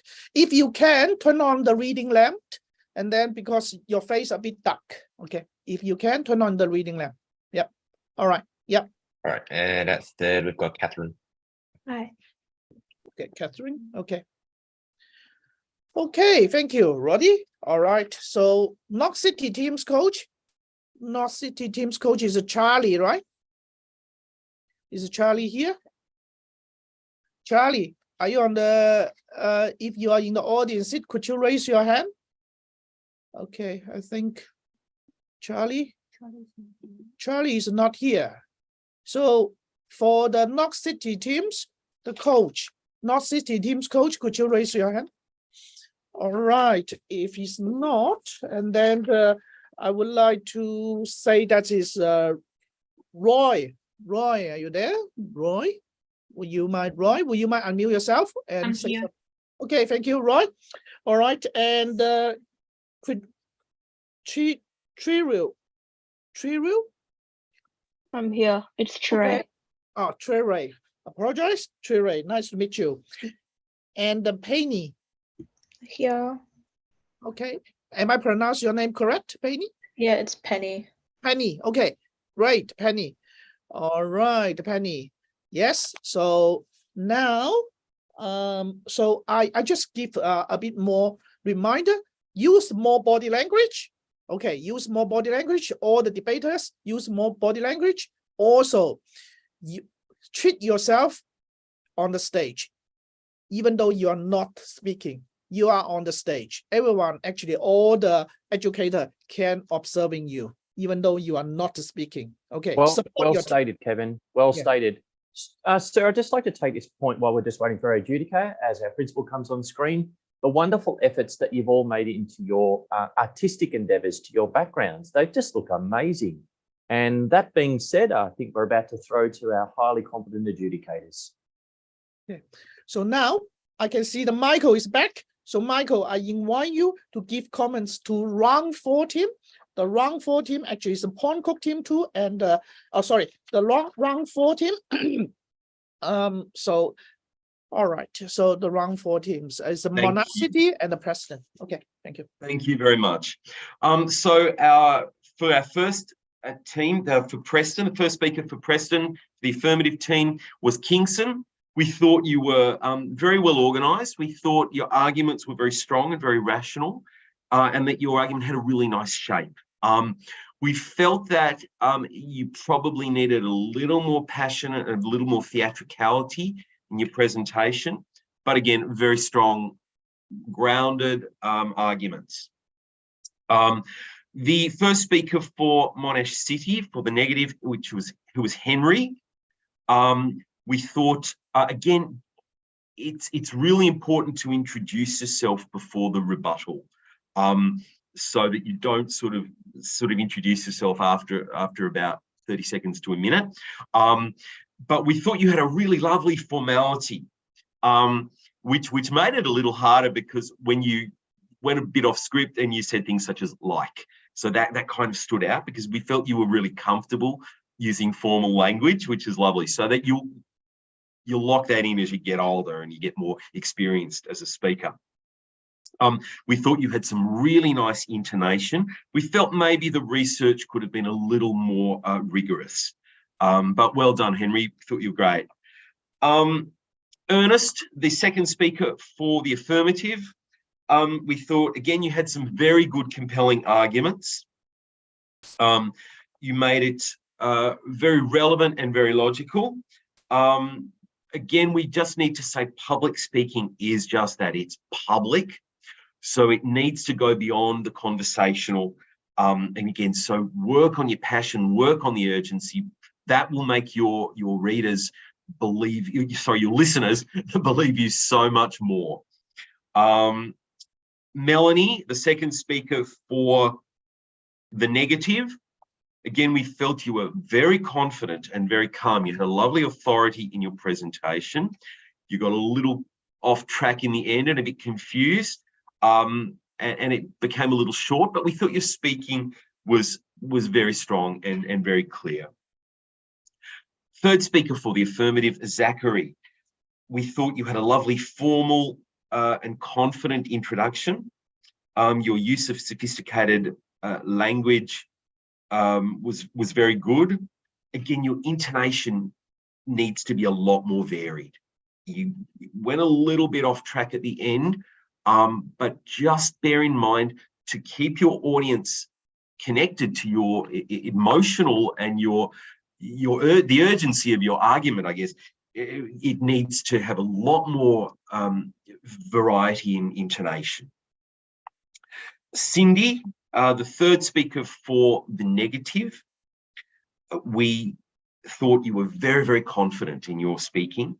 We thought that you were very, very assertive and that you concluded very well. The one thing we would suggest is that you make your evidence more specific so that we know exactly where that evidence comes from. So be careful that your evidence doesn't get generalized. But again, a really good speech there. This was very, very close. But when we put it all together, we realized that the winner is Monash. Well done, Monash. And we would like to award the best speaker for the affirmative. We would like to give that award to Ernest. Well done, Ernest. And the best speaker for the negative goes to Cindy. Congratulations, Cindy. Well done, speakers. Great work. Thank you kindly, Mr. Daly. Yeah, thank you. We're going to get, oh, sorry, Kevin. Go ahead. Yeah. No worries. We're going to get straight into it, students. My name is Mr. O'Regan, and it's a pleasure to be your MC for this debate. Welcome, everyone, to round 5. With great power comes great responsibility. In the affirmative team, in the green corner, we have the Essendon team, competently produced and educated with Roddy. Roddy, could you quickly rest up your team, sir? Awesome. Thanks, Brendan. So looking for motivation, got to look at our national heroes, Tilly, Matildas, they're playing tonight. So looking back at their last victory against France, I actually had a joke about the French women's national team prepared for you all. I was going to joke about their journey in the World Cup, but it was too short. So go Matildas, moving on, just excited for you guys to have fun with the experience, and yeah, all the best. Thank you, Roddy. And Charlie, equally so, could you please roust up your Knox City team in the negative, please? Yeah, good luck, guys. I know you'll do well. This isn't about competition, really. It's about improving your skills and I guess building the confidence to talk to others, later in life. This is really just a good foundational sort of exercise for everyone involved. Well stated, Charlie. Very authentic, no doubt about it. Students, just a friendly reminder, at 30 seconds, I'll hold up this sign and give a little tap, and equally so with 10 seconds to go. I'll hold up at 10 seconds. It is a little interruptive, but as fair playing ground is absolutely what we're after. Okay, students, big breath in. We can do this, as I said, and was nicely stated there by Charlie. This is a very genuine experience for you in a debating competition. And without further ado, introducing the first speaker for the Essendon team in the affirmative, I'd like to open the first speaker to Olivia. Okay, whether you've heard it from your parents or Uncle Ben from Spider-Man, we know that there's a direct correlation between power and responsibility. In our daily lives, we constantly get opportunities to change the world, big or small. I, the first speaker of the affirmative team, will cover how the consequences of misusing the power is huge. So we have the responsibility not to. Our second speaker, Alec, will be covering the decisions of global leaders affecting society. And our third and final speaker will be Catherine. First of all, if you have great power, the consequence of you misusing that power are disastrous. Let's say you're the boss of a company. You would have the power to fire an individual, which could lead to more significant repercussions of misusing that power. What if that individual had financial stability? That would impact their family immensely. Now compare that to being president and deciding to fire a nuclear missile somewhere. The consequences of that is huge. No matter the amount of power you have, you will always have responsibility. In addition, as humans, we have a moral obligation to not do bad things.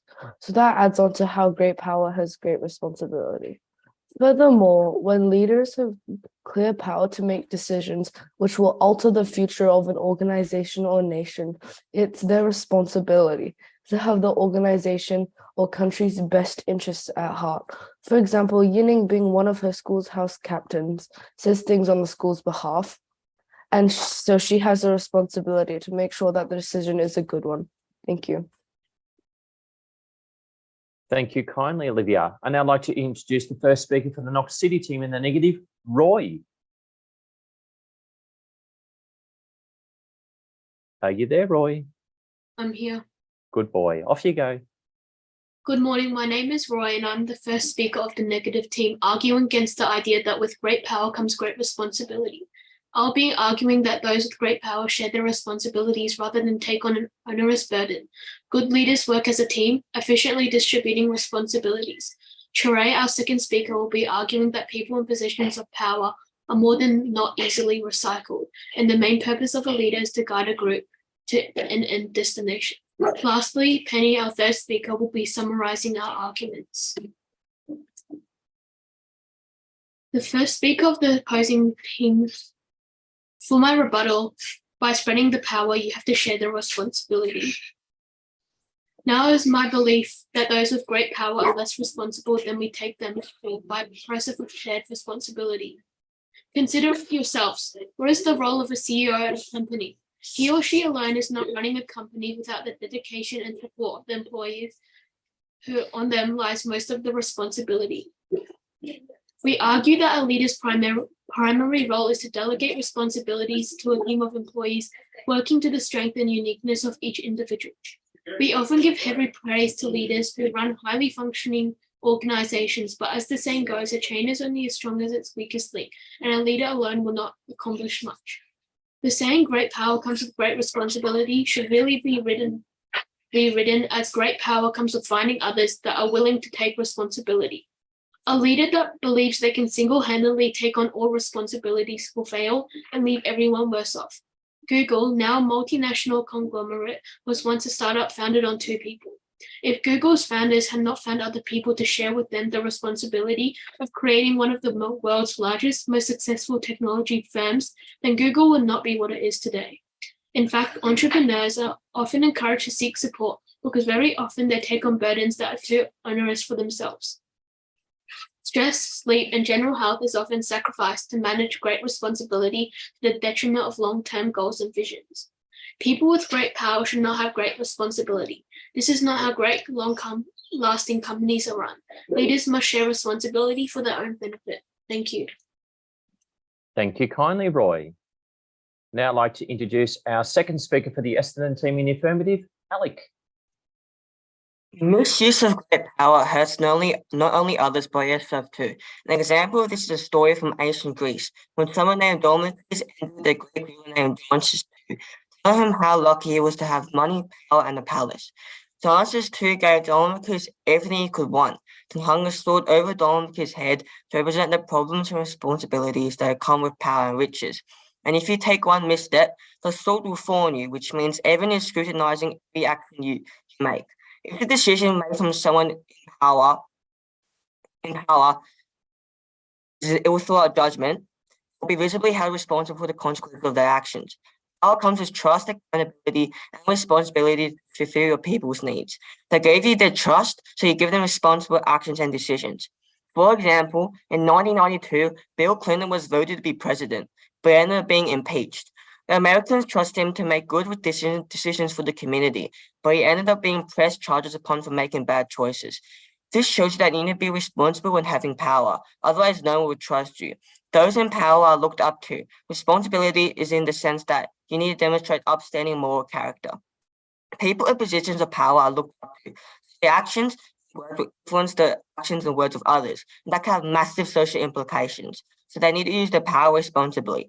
Malcolm X, a prominent civil rights activist, was looked up to by many. However, his ideas were inflammatory and divisive, and he advocated for African Americans securing their rights by any means necessary, up to including the use of violence. Black Panther Party was founded after Malcolm X's assassination.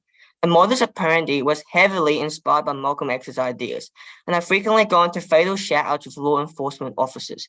Thus, Malcolm X's use of his power led to rather severe consequences, was not quite effective in creating alliances between African and white Americans, and this was seen to have been delegitimized the civil rights movement to a degree. However, compare this to Martin Luther King Jr., who was also a prominent advocate of the African American civil rights, but who used his rhetorical power over his followers to promote a non-violent, inclusive approach to the issue, which attracted a diverse group of supporters and contributed to alliances being created with white American supporters, religions, groups, and cultural change. So it is obviously clear that great power comes with responsibility because you can mistreat it and abuse it, be scrutinized and ridiculed for bad decisions. Along with that, people with great power are looked up to, and responsibility brings a sense of upstanding moral character.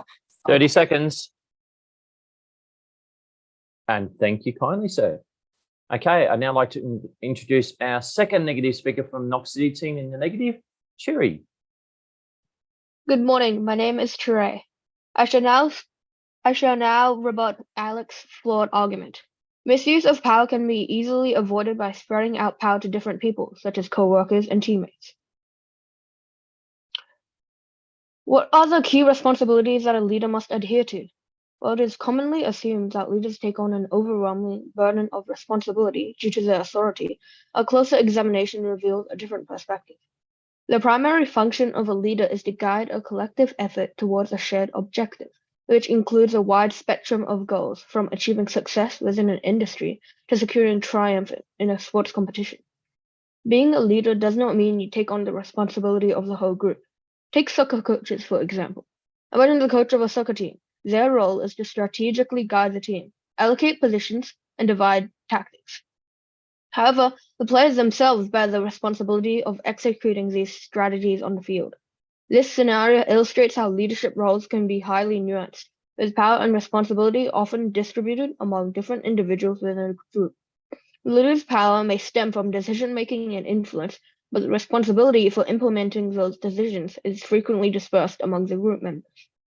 Additionally, we must acknowledge the fact that people in positions of great power can be easily recycled, which goes to show that the importance of the role and duties may be over-exaggerated by the nature of having them being the figurehead. According to the Society of the Human Resource Management, a total of 789 chief executive officers of companies have left their positions last year among the Fortune 1000 companies, suggesting that CEOs may be less important to the overall business than we assume. The fact that these leaders can be seamlessly substituted without causing significant disruptions suggests that their responsibility might be less extensive than the commonly assumed. While CEOs play important roles in shaping a company's strategies and direction, the fact that they can be replaced without significantly disrupting the company's trajectory calls into question the extent of responsibility tied to the power. In conclusion, leaders, or people with great power, do not necessarily take on more responsibility than others. The core duty of a leader is to guide and direct a collective effort, rather than singularity bearing the full weight of responsibility. Moreover, the replaceability of individuals in influential positions highlights the intricate interplay between power and responsibility, 30 showing that seconds. they may be less important or responsible than we may believe. Thank you. Thank you kindly, Churi. I'd now like to introduce our third and final speaker for the affirmative team from Essendon Team 2, Catherine. The second speaker of the opposite team states that we are all equally responsible because we work as a team. However, in every team, there's always a leader. Some people have much greater power than others, so they have greater responsibility. For example, the prime minister or president does not have the same amount of blame or credit as the citizens. They're always signing deals, setting laws, and trading with other countries. If they do something wrong, it has nothing to do with the citizens, as it is only the government's job to take care of the country. So only the government is responsible for the actions they make with their power. You also say that leaders guide others in the right direction, but does the rest of the team do that? Therefore, it is obvious that power is not split between the team, and the powers have greater power and responsibility than others. Proud to oppose.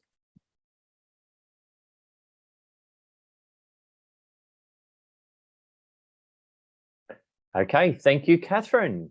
I'd now like to introduce our third and final speaker for the negative, Penny.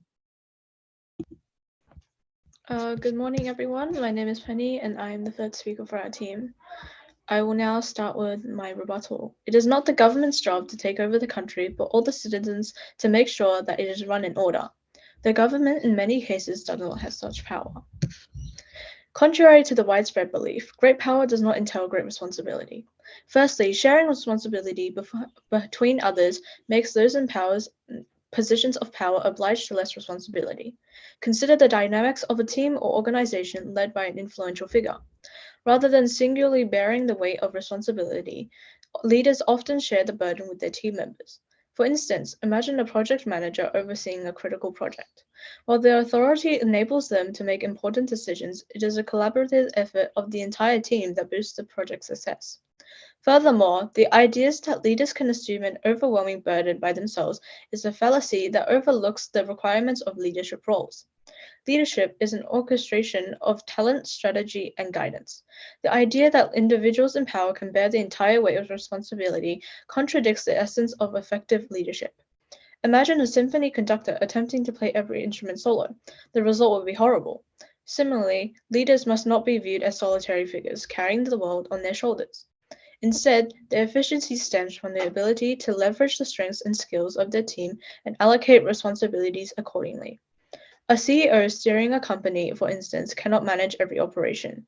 Instead, their role is to provide direction, whether for a shared vision or goal, and entrust specialized tasks to their team members. A harsh truth that we should keep in mind is that the CEO can always be disposed. No matter what, their power is not absolute. Statistics show that leadership has high turnover even at the biggest, most well-managed companies in the world.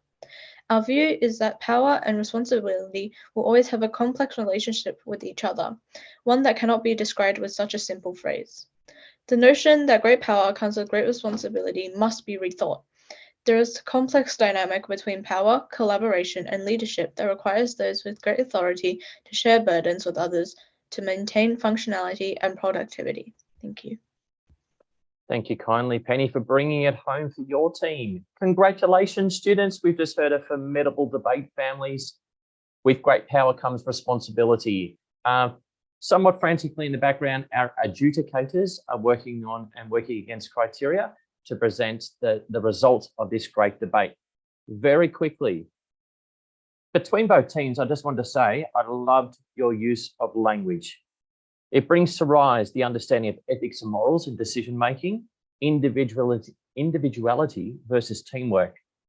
I'd just like to leave you with one concluding comment. There's no doubt about it, students. I'm sure you'd agree with this one statement. You can go fast by yourself, but you go much further together. Kevin. Thank you, Brandon. Thank you, Essendon Team 2 and the Knox City Team 2. I also would like to thanks to the backup speaker. They are Ying King from the Essendon Team 2. Now it is time to all the audience participation. Your voices count. So now let me to launch the poll. Okay, poll for round 5. Okay, so the poll is up to the screen. I ask everyone to input. It's just the 3 questions. So, all right. So now, please give us your input. Okay. Thank you. I can see it's coming. So in the meantime, I think for all the debaters, you can have some debrief, have some quick go through what have you done in the past just a few minutes ago, and then to think what have you done right and what can you do better next times. But thank you for your effort. Okay, so far the last 5 seconds to go. So I encourage everyone to giving us your input. 5, 4, 3, 2, 1. Thank you very much. The poll is finished. All right. So while we're waiting for our educator come back of the result, so now I would like to invite all the round 5 teams back to the audience seat again. When you back to the audience seat, could you please stay on the audience seat, because the educator will come back to tell you, actually to give you the feedback. Okay, so now I invite all the round 5 teams back to the audience seat. In the meantime, I ask the round 6 teams, actually both the debaters and the coaches, raise your hand. They are the Pond Cook Team 2 and the Caulfield Team 2. Okay, so I ask all the debaters and the coaches from the Caulfield Team 2 and the Pond Cook Team 2, raise your hand. We are going to promote you to the panelist. Okay. All right. For all the public audience, actually, you can take about 1 minute's break while we are preparing for the stage, actually round 6. Okay, so I can see the Pond Cook team is up to the stage now. I invite the Pond Cook team to turn on your video and audio as well. So Pond Cook Team 2, please. Yes, very good. Yes, once you're on the video, yes, I can see you very well. Turn on your video, turn on your video. Okay, so now I can see the Pond Cook team. The Pond Cook team is Roddy. Roddy, we're waiting for Roddy. Okay, Roddy, all your team here, will you mind call their names one by one? And then for the debater, please say something. And then I would like to do a quick test of your audio. Yeah. Awesome. Thank you, Kevin. So first up, first speaker, we have Jiachi. Jay. Or just call me Jay. Yeah. Jay. Jay? Aiden. Aiden? Aiden the second. Aiden, please say something. Yeah. Your voice is too low. Will you mind say it loudly? Yeah. What? Is it? Your voice is very low. Is it better now? Yes, now is it better? Okay. Okay, try to be, yes, try to, okay. All right, so next one. And third speaker, we've got Marcus. Hi. Marcus, thank you very much. All right, so now for the Caulfield Team 2, for the Caulfield Team 2, I think the coach is Zana. Is Zana? Yeah. Yes, Zana. Will you might call your team's names one by one? Yeah. Our first speaker is Kelly. Kelly, please say hello. Hi. Okay. All right. And the second one? Oh, what do I say? Oh, okay. Zana. Hello. Yep. Zana, will you mind introduce your second debater?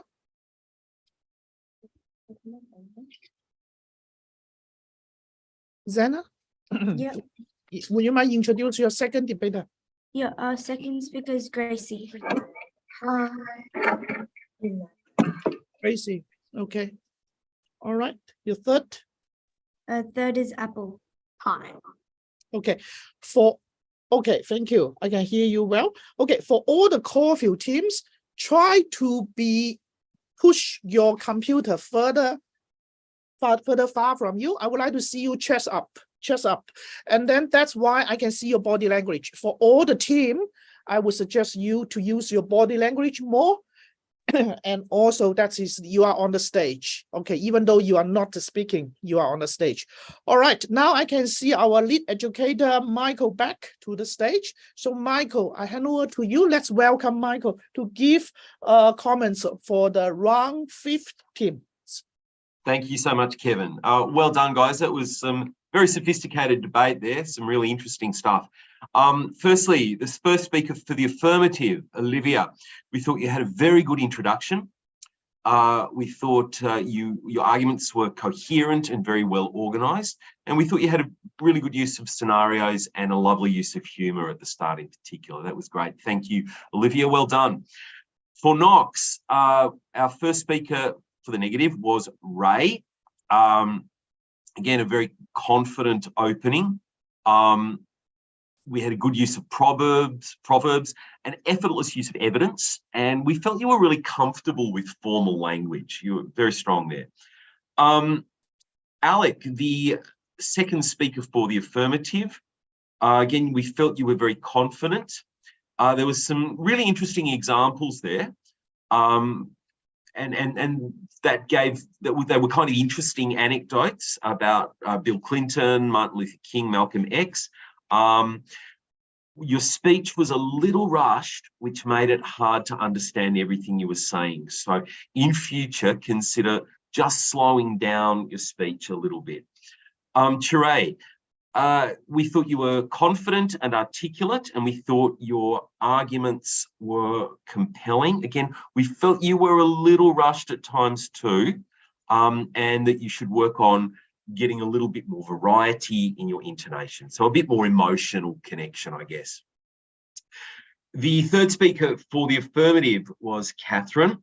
We thought you were very, very strong and assertive, that you came out really swinging, but we kind of felt it stopped very suddenly. So we weren't quite sure what happened there. It just needed some more development. And I think you probably identify that.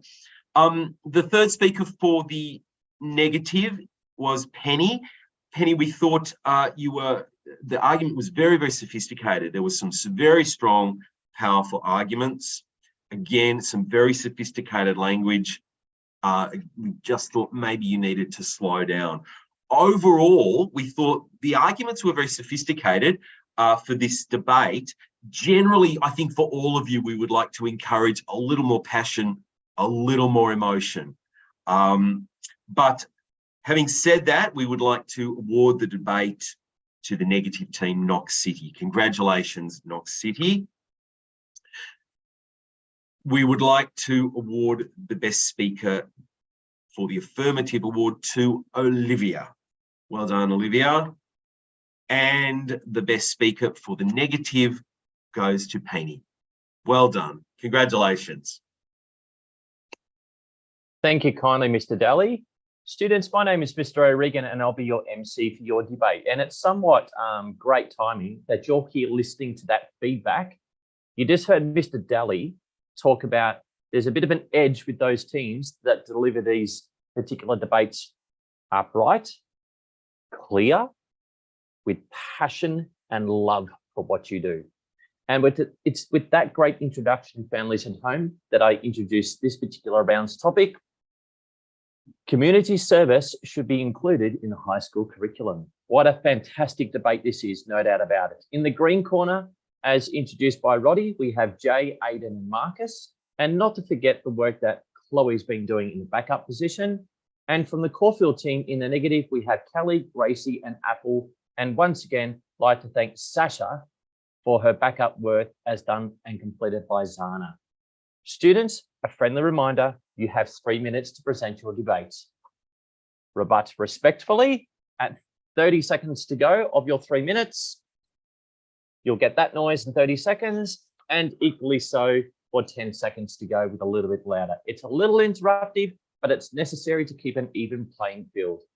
Students, without further ado, I'd like to introduce our first speaker in the affirmative team from Point Cook, Team 2, Jay. All right. Greetings, ladies and gentlemen, esteemed judges, respected opponents, and fellow debaters. Today, we stand here to discuss a topic of great significance, the inclusion of community service in high schools. It is an honor to represent the first speaker of the affirmative team and advocate for the implementation of community service as a necessary component of high school education. We, as the affirmative team, defines high school as a scope range to only grade 9, with the reason that community service steps into action whilst just starting high school, and the older grades may benefit from other activities based on community service. So, mandatory community service could be implemented for a term, replacing inter-school sports, meaning that no time would be wasted. It is not merely a concept. It is an essential path towards nurturing responsible, unprecedented, and compassionate citizens. We'll be debating about how community service enhances versatile skills capabilities and how it boosts environmental conditions. First and foremost, the profound importance of education needs to be acknowledged.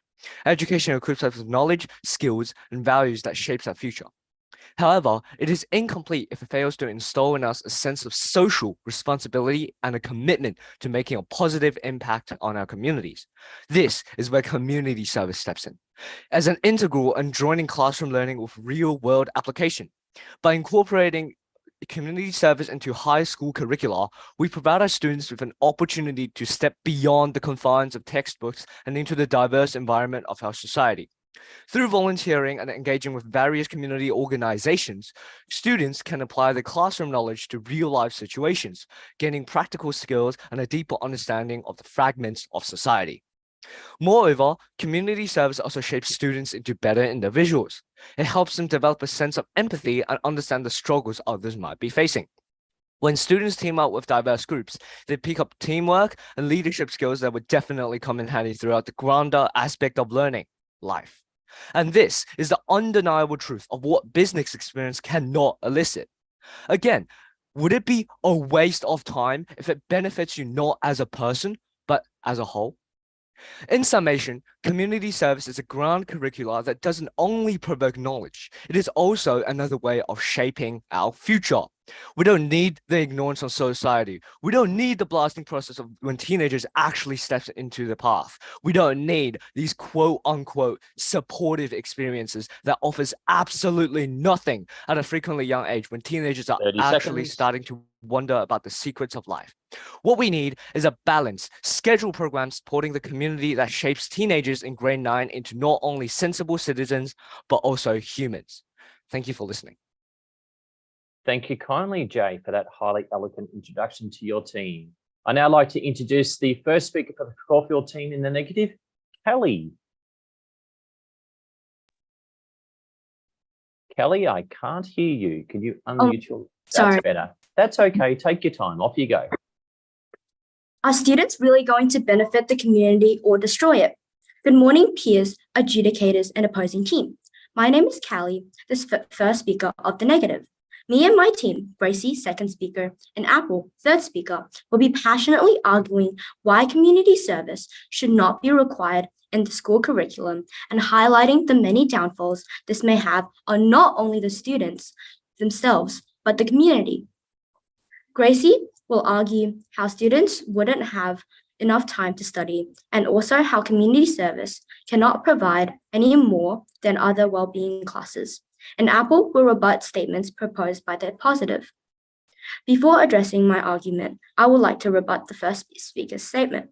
You have stated that community service helps us connect with the community and each other, helping students recognize the importance of others. However, do students really take the time to care about such things? Now, I will rebut the statement with my argument. Embedding the requirement that children are to do community service a part of the school curriculum is a recipe for disaster. As you know, high school is a period of time where students are underdeveloped, lack common sense, and are going through mood swings and other emotional changes due to puberty. So this begs the question, are students capable of performing important tasks in our community without affecting others and not causing any further problems? It is part of human nature in teenagers to act ignorant and rebellious towards things they are not interested in. According to my experiences, students currently in my school and other schools are already skipping required activities, for example, sports after school. Thus, it is not a doubt that students will be ever so careless towards helping the community. This comes to the conclusion that if community service becomes mandatory, students will act ignorant, causing chaos and trouble, as they do not want to spend their time doing such tasks, resulting in students not benefiting the community at all, but potentially causing more issues. However, you may argue that community service is like being required to do sports after school, and students are still continuing to complete it. Unlike required sports, community service affects other people besides yourself. By choosing to 30 become seconds. ignorant towards it, you are not only choosing to suffer the consequences, but others around you will too. To summarize, students through the ages of 12 to 18 are incapable of completing such important tasks in our community. Thank you kindly. I'd now like to introduce our second speaker from the Point Cook team in the affirmative. Welcome, Aidan. Good afternoon, Chairperson, ladies and gentlemen. The topic for our debate is that community service should be included in the high school curriculum. We, the affirmative team, believe that this statement is completely true. The first speaker from the negative team has tried to tell you that students are all underdeveloped and aren't ready to do community service. Well, I say this is how they learn to develop. This is how they learn to do community service and develop. She also suggested that if you do community service and do it and mess up, people around you will also suffer the consequences. To that I say, who does she think we are? Teenagers will all understand that if people around them suffer, it won't work well properly. They will still understand human nature and how it is vastly important to help other people in community service. Our first speaker has already explained the grander effect of community service. Today, I will be talking to you about 2 points. The first point is about global warming, and our community service will stop it. Ice caps are melting vastly due to the environment and will slow down, and community service will slow down global warming. Innocent penguins' homes are melting, and they are on the brink of extinction. If all the teenagers that are in high school work together and help the community by picking up plastic and recycling, we could stop global warming from getting worse and save millions of penguins. Global warming also affects us as human beings. It makes the temperature skyrocket immensely. We have a way to prevent this. Community service will result in a well-deserved and amazing future. Now to my second point. Community service brings people together. This is because communities banding together for one helps forge and strengthen new relationships and forms new bonds. A science experiment at Harvard has discovered that people working together to do something vastly improves the economy by over 60%. Community service is extremely important, especially for teens who are at the lowest phase of their lives in development. Therefore, Chairperson, ladies and gentlemen, community service is extremely important and must be a requirement for all high schoolers. 30 seconds. If you want to help others and make lifelong friendships, then this is a must. Community service is necessary, needed, and nourishing. Thank you for listening to my speech. Thank you kindly, Aidan. I'd now like to introduce our second speaker in the Caulfield team in the negative, Gracie. Are you there? Good afternoon, adjudicators, parents, and students. The topic for this debate is community service should be included in the high school curriculum. Just like our first speaker said. Gracie, I'm just going to ask you to stop and just calm yourself because we're just having a little bit of trouble hearing you at the moment, okay? So I'm just going to press stop on the timer. Everything is calm.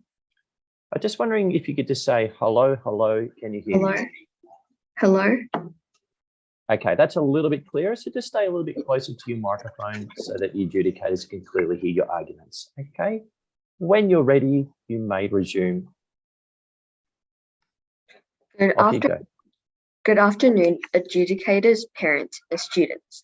The topic for this debate is community service should be included in the high school curriculum. Just like our first speaker had stated, we, the negative team, strongly disagree with the point given. I, the second speaker of the negative team, will be explaining about how the students will have less time to study and how there are no vital beneficial things that any other well-being session cannot give. However, to begin with, I'll start with the rebuttals. The second positive speaker has stated that the community service will help the teens develop, and that is the process of them developing. However, through puberty, they will not understand how others feel. Because if they did, then why are there still things called body shaming and physical violence? And according to a previous study, males are only emotionally mature until they're 43, and females are only emotionally mature until they are 32. And the second speaker has also stated that global warming will be saved if there are community services. But he never stated how. How will we be able to trust him if he didn't even tell us how we will save global warming? Now back to my arguments. When we think about community services, we tend to think that after one session of supporting our community, we won't ever think about doing it again. However, as a matter of fact, we are debating whether or not this should be included in a high school curriculum. High school curriculums are activities that are included in a daily life. Take maths as a great example. It is, in fact, a vital high school curriculum. And are there any schools in Australia that only ends up applicating the subject of maths into the schedule once and then never bringing it up again? Of course not. This just means that students have to complete a minor service created for prisoners multiple times when they can focus on things that are able to affect the students' futures career-wise. High school is one of the most important time periods of one's life. So if we decide to insert our time into these things, the less time we will have to study for exams, which will then affect the high school students' scores in the upcoming VCE tests, especially when the opposing team defined high school as year 9. So why do we bother to squeeze community service into high school schedules when we can quite evidently change 30 seconds towards this well? When it comes to community services, we often perceive this activity as helping adolescents develop a more positive surrounding. However, what we think that community service can do, other well-being classes can also teach. Yes, if students experience helping the general public, they will be able to help out others. So what is the person 10 seconds doing this so early on? So, in conclusion, adjudicators, parents, and students, community service shouldn't be part of the high school and time. Thank you, Gracie. Students, I'd now like to introduce our third and final speaker for the affirmative team from Point Cook Team 2, Marcus. Hi. Good morning. I am the third speaker of the affirmative team, and I shall be rebutting the other team's points for the topic, should community service be included in the high school curriculum? The other team has brought up the idea that community service does not help teams develop. Schools always have lessons about these. Puberty. We have puberty lessons at school. Body shaming. Schools always give lectures about these. They also brought up the idea that community service is not just once, but many times. This is true, but it does not have to be as many times as many think. Once a term, or even once a semester, should be plenty. It impacts important lessons, such as VCE. Everybody has to squeeze out time. Literally everyone. And a daily schedule would really help. If you play 1 hour of video games, you could have done 1 hour of community service. The hours fly by very quickly. 1 hour of games is quick. 1 hour of community service is also quick. A schedule means that there's always time for you to squeeze to do something. Take Elon Musk, for example. He always has time to squeeze in important events, meetings, conferences, SpaceX testing. How? Schedule. It's the same with us. We can be like him. If we create a well-planned timetable and follow it consistently, we can squeeze in some time for community service as well. The first speaker has also opposed our idea that community service can help us as a whole. Community service as we have stated, is for higher grades, year 9 to 12. During that age group, our mood swings will slowly begin to reduce. We'll have more control over our emotions. They also stated that children will cause trouble with their mood swings, as they do not want to participate in these activities and can often affect others, not just yourself. When you mess up, your peers, they always understand each other. It's a teenage bond. They always understand each other, just like Aiden has stated. They know when they mess up, and they know why they mess up. And due to their age group, they can become more supportive. They work with like-minded peers, and they can enjoy it. They can work together and stay positive. 30 seconds. This way, it can impact not just the community, but also the bonds, friendships, unbreakable. At times, it may seem like we'll never be able to squeeze out the time. At times, it may seem like we do not want to help out and just want to do what we can do. However, the real question 10 is, seconds. how can we help the community more? How can we be able to do it while we are in our rooms? The answer is simple. We can't. We have to do it with our friends. Time. Thank you. Thank you, Marcus. Probably just in the nick of time. And thank you collectively, Point Cook Team 2 in the affirmative. And bringing it home for Caulfield Team in the negative is Apple. Hi. Good afternoon, fellow students and adjudicators. I am Apple, the third speaker of the negative team. And I will be rebutting the statements of the positive team. The first speaker stated that we can replace inter-school sports with community service. But if we replace inter-school sports, nobody will want to do community service. How much people in Australia love sports more than they do in helping other people? And plus, they're teenagers. What do they know about society? And this will also have a decrease in their health status, because when you cancel the sports, what do they do for sports? Many people like me don't do sports out of school. If they cancel inter-school sports, that means that there won't be any sports for me or most of my friends. Most teenagers don't understand the empathy that will be created in community service. And when they grow up, they won't want to do it when they're grown-ups. How does this help our community? And I would like to ask the first speaker a question. Is community service still volunteering if it is mandatory?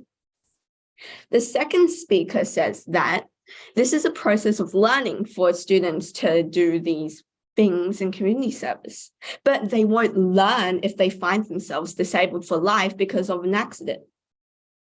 And he also stated that teenagers will know what to do and they'll know that they have to help the community, but you have no evidence for that. So this is only an opinion. Also, 50% of the second speaker's statements also have no evidence for that. The third speaker said that we can reduce the amount of community service and do it for maybe once a term, but how will that help? Do you think that will stop global warming if you do it once a term? Plus, the third speaker also said that we can squeeze time into our schedules, but the average Australian student sleeps at 9 p.m. and community service takes at least 1 hour and 30 minutes on average. 30 seconds. After community service, they will only have 3 hours to finish their things that they have to do. Do you think that's enough for dinner, baths, and your pajamas on, and then do your homework? That is not enough. In conclusion, our team strongly believes that community service should never be 10 forced seconds. on a student. If community service is mandatory, we will see the opposite effect of what we want to achieve. Community service should be encouraged, but when things become mandatory, everything falls And apart. time. Thank you, Apple. Whew. Just in the nick of time. Well done, young lady, and well done to all of you. Certainly a very challenging topic, and I'm glad I'm not an adjudicator trying to assess that debate. Certainly evenly poised. Congratulations, all of you. Whew. Okay. Well done. Students, no doubt about it, you've all worked tremendously hard with the tremendous support of your coaches in Roddy and Zana. Students, I was wondering if you just give them a little round of applause because they've worked really hard with you just to show your appreciation. Absolutely. Students, there's no doubt about it, when we talk about things to do with community service in the high school curriculum, things can't be taught nor forced, absolutely. Are things mandated? Are they suggested? And definitely there's both benefits and challenges for both sides of this argument. I'd like to politely suggest to both teams, striking a balance is probably the best thing in life. But that's not over to me, it's over to our adjudicators. I'd also like now to throw it over to Kevin, our director, who are going to guide your families through a short poll. Thank you, sir. Thank you, Brandon. Okay, thank you, the Poncook team 2 and the Caulfield team 2. Now it's poll time. Okay, now let me launch the poll. All right, 30 seconds to go. I invite everyone to giving input. So it's just 3 questions, very quick, everyone. So please giving us input. All right. So, and also for the debaters, both 2 teams debaters, and then use this time to have a bit think of what have you done well and what can you improve. This is the fresh memory. It's very important. Okay, so now 5 seconds to go. So for everyone you who haven't voted, please do it now. So now 5, 4, 3, 2, 1. Thank you. All right, so in the meantime, now, okay, I would like to invite the number round 6 teams back to the audience seat. And then, so I would like to ask you to stay waiting for our lead educator to provide the feedback. Okay, so now I also invite the round 7 teams, for raise your hand. They are the Monash City team 2 and Box Hill team 2. So now I would like to invite the team, the round 6 teams back to the stage. Okay.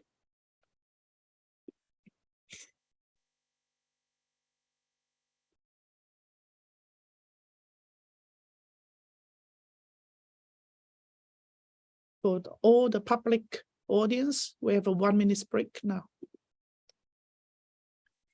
All right, so now we are trying to promote round 7 teams, Monash City team 2 and Box Hill team 2 back to the stage.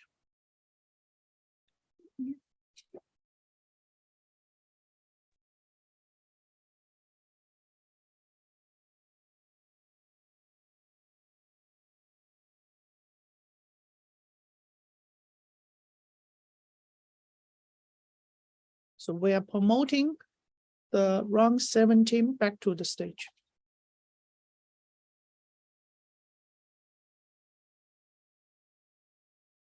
Okay, so for everyone on the stage, please turn on your video and turn on your audio as well. Turn on your video and turn on your audio as well. All right. So Jerry, nice to see you again. So Jerry, would you mind name your team's name one by one for the debaters? Can you provide more of the ones? Can you respond to say something? Okay. Sure. Hi.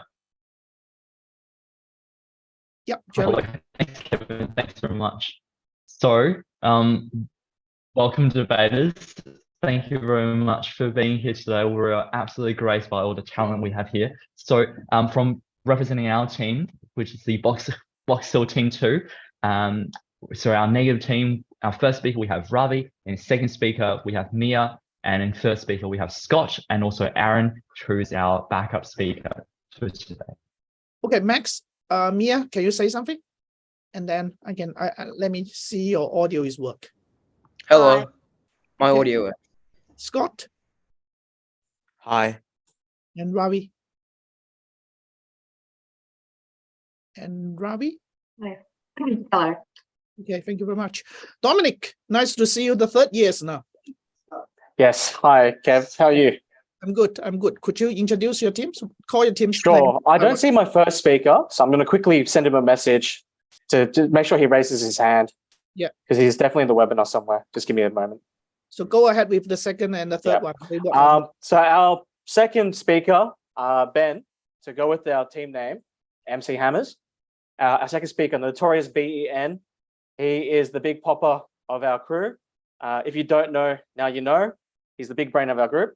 Our third speaker, Grandmaster Max and his Furious 5. Don't push him. He's closer to the edge. All right. As soon as David is here, yep, there's David, our first speaker. Flavor Dave. He's the hype man of our crew. All right. So they're going to dazzle you with their wits and their knowledge. They're going to drop some bombs on the other team. All right. So good luck, guys. Thank you, Dom, Ben, David, and Max. Could you say something? And then could you say hello? Hi. Hi. Is my mic working? Can you hear? Yep. And all right, David, will you mind say hello? Hello. Okay. All right. So thank you very much. All the round 7 teams, please stay mute. I welcome our lead educator, Michael, to provide a feedback to the round 6 teams. Michael, hand over back to you. Will you mind unmute yourself, Michael? Sorry about that. Thank you very much, Kevin. Look, I have to say, we were all remarkably impressed by the quality of that debate. That was some really incredible work on behalf of both teams. So I will go through each speaker. The first speaker for the affirmative, Jay, what an opening. What a fantastic theatrical opening, which just showed that you were willing to embrace the formality of the event. You were not afraid to use formal language. You had wonderful passion, perhaps slow down just a little bit, but we thought your arguments were strong and you showed wonderful deep thinking. Great work, Jay, lovely. Kelly, again, what an opening, a fantastic, remarkable, confident opening. You know, when you make that impression at the start, you've done half your job. You know, it was such a great beginning to your speech, and we just felt secure knowing that you were on top of everything you were saying. We thought your delivery, your pace were excellent. We thought your evidence was excellent, and we love that you had a creative perspective on what you were talking about. Beautiful work, Kelly. Again, Aiden, really confident introduction. We thought you had a great use of emphasis. Your rebuttal was outstanding. You had statistics, you had alliteration, and you were passionate and confident. Again, comfortable using formal language. It makes such a difference. Beautiful work, Aiden. Gracie, the second speaker for the negative, again, you had a really good introduction. We thought your contention was so clear. There was some really good detail in the rebuttal, and your timing was excellent. Fantastic work. Marcus, you again had great passion and a wonderful sense of urgency about what you were speaking about. Your pace was excellent. Your rebuttal was strong. You had this lovely, confident delivery. And again, a great use of formal language. Wonderful work, Marcus. Apple, I love that you weren't afraid to go on the attack. Really strong work there. Great use of emphasis. We thought you were very calm, but very assertive, aggressive even. Again, we found your speech very, very compelling. This was very close. It was a very high quality debate, but we awarded the debate to Point Cook. Congratulations, Point Cook, and to all the debaters. Well done. Again, competition was tough for these awards, but we gave the award for Best Speaker for the affirmative to Aiden. Well done, Aiden. Congratulations. And the Best Speaker for the negative, that goes to Kelly. Well done, Kelly. Congratulations. Thank you, Mr. Daly, Chief Adjudicator. I think educator Michael, which team will win for the round 6? That was Point Cook. Okay, thank you. Yep. All right, thank you. So Brandon, hand over back to you. No problem at all. Welcome, students, and welcome to round 7. Is AI taking over our jobs? And it's great to see for a repeat edition, but certainly not to repeat and rinse and repeat, but to bring the best out of these students in Dominic and Jerry for 2023. Nice use of words, gentlemen. Great to see you. From Monash City 2 in the affirmative, we've got David, Ben and Max. And in the Box Hill negative team, we've got Ravi, Mia and Scott. And certainly not bereft of thanking Aaron for their backup efforts as well. And any students that might have contributed in the backup sense for Monash City team. Is that anyone in particular, Dominic, sorry? It was mainly moral support this time around. So it was mainly No like worries. the core 3 group. Fantastic. Welcome to, great to hear. Students, as I said, the topic for this particular round 7 is AI taking over our jobs. Just to remind you, you've got 3 minutes. I'll hold up a sign and make a little noise at 30 seconds. And again, I'll make 4 taps at 10 seconds and hold up a sign respectively. Students, I'd now like to introduce the first speaker for Monash City team in the affirmative, David. Are you there? Good afternoon, fellow debaters, adjudicators, and audience members. The topic for our debate today is whether AI is taking over our jobs. We, the affirmative team, believe this to be undoubtedly true. For the purpose of the debate, we have defined the topic to mean that AI is quickly becoming a permanent part of many industries and is in fact starting to replace human workers in some capacity. As the first speaker, I will show how AI is capable of tasks beyond human ability and efficiency.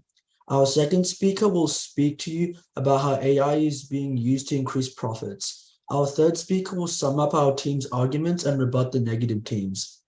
Today, we stand on the brink of a technological revolution that has the power to reshape the landscape of our workforce like never before. The impressive capabilities of artificial intelligence, or AI, are transforming industries, businesses, jobs in ways that were once thought to be only possible in science fiction. Let us consider the monumental strides that AI has made in tasks like predictive analytics. AI can sort vast amounts of data at speeds beyond human capacity, identifying trends, patterns, and insights that would have taken us months or even years to discover. This capability means we can make more informed decisions across industries, from finance and healthcare to manufacturing and marketing. By harnessing the power of AI, businesses can optimize their strategies, reduce risks, and stay ahead of the competition.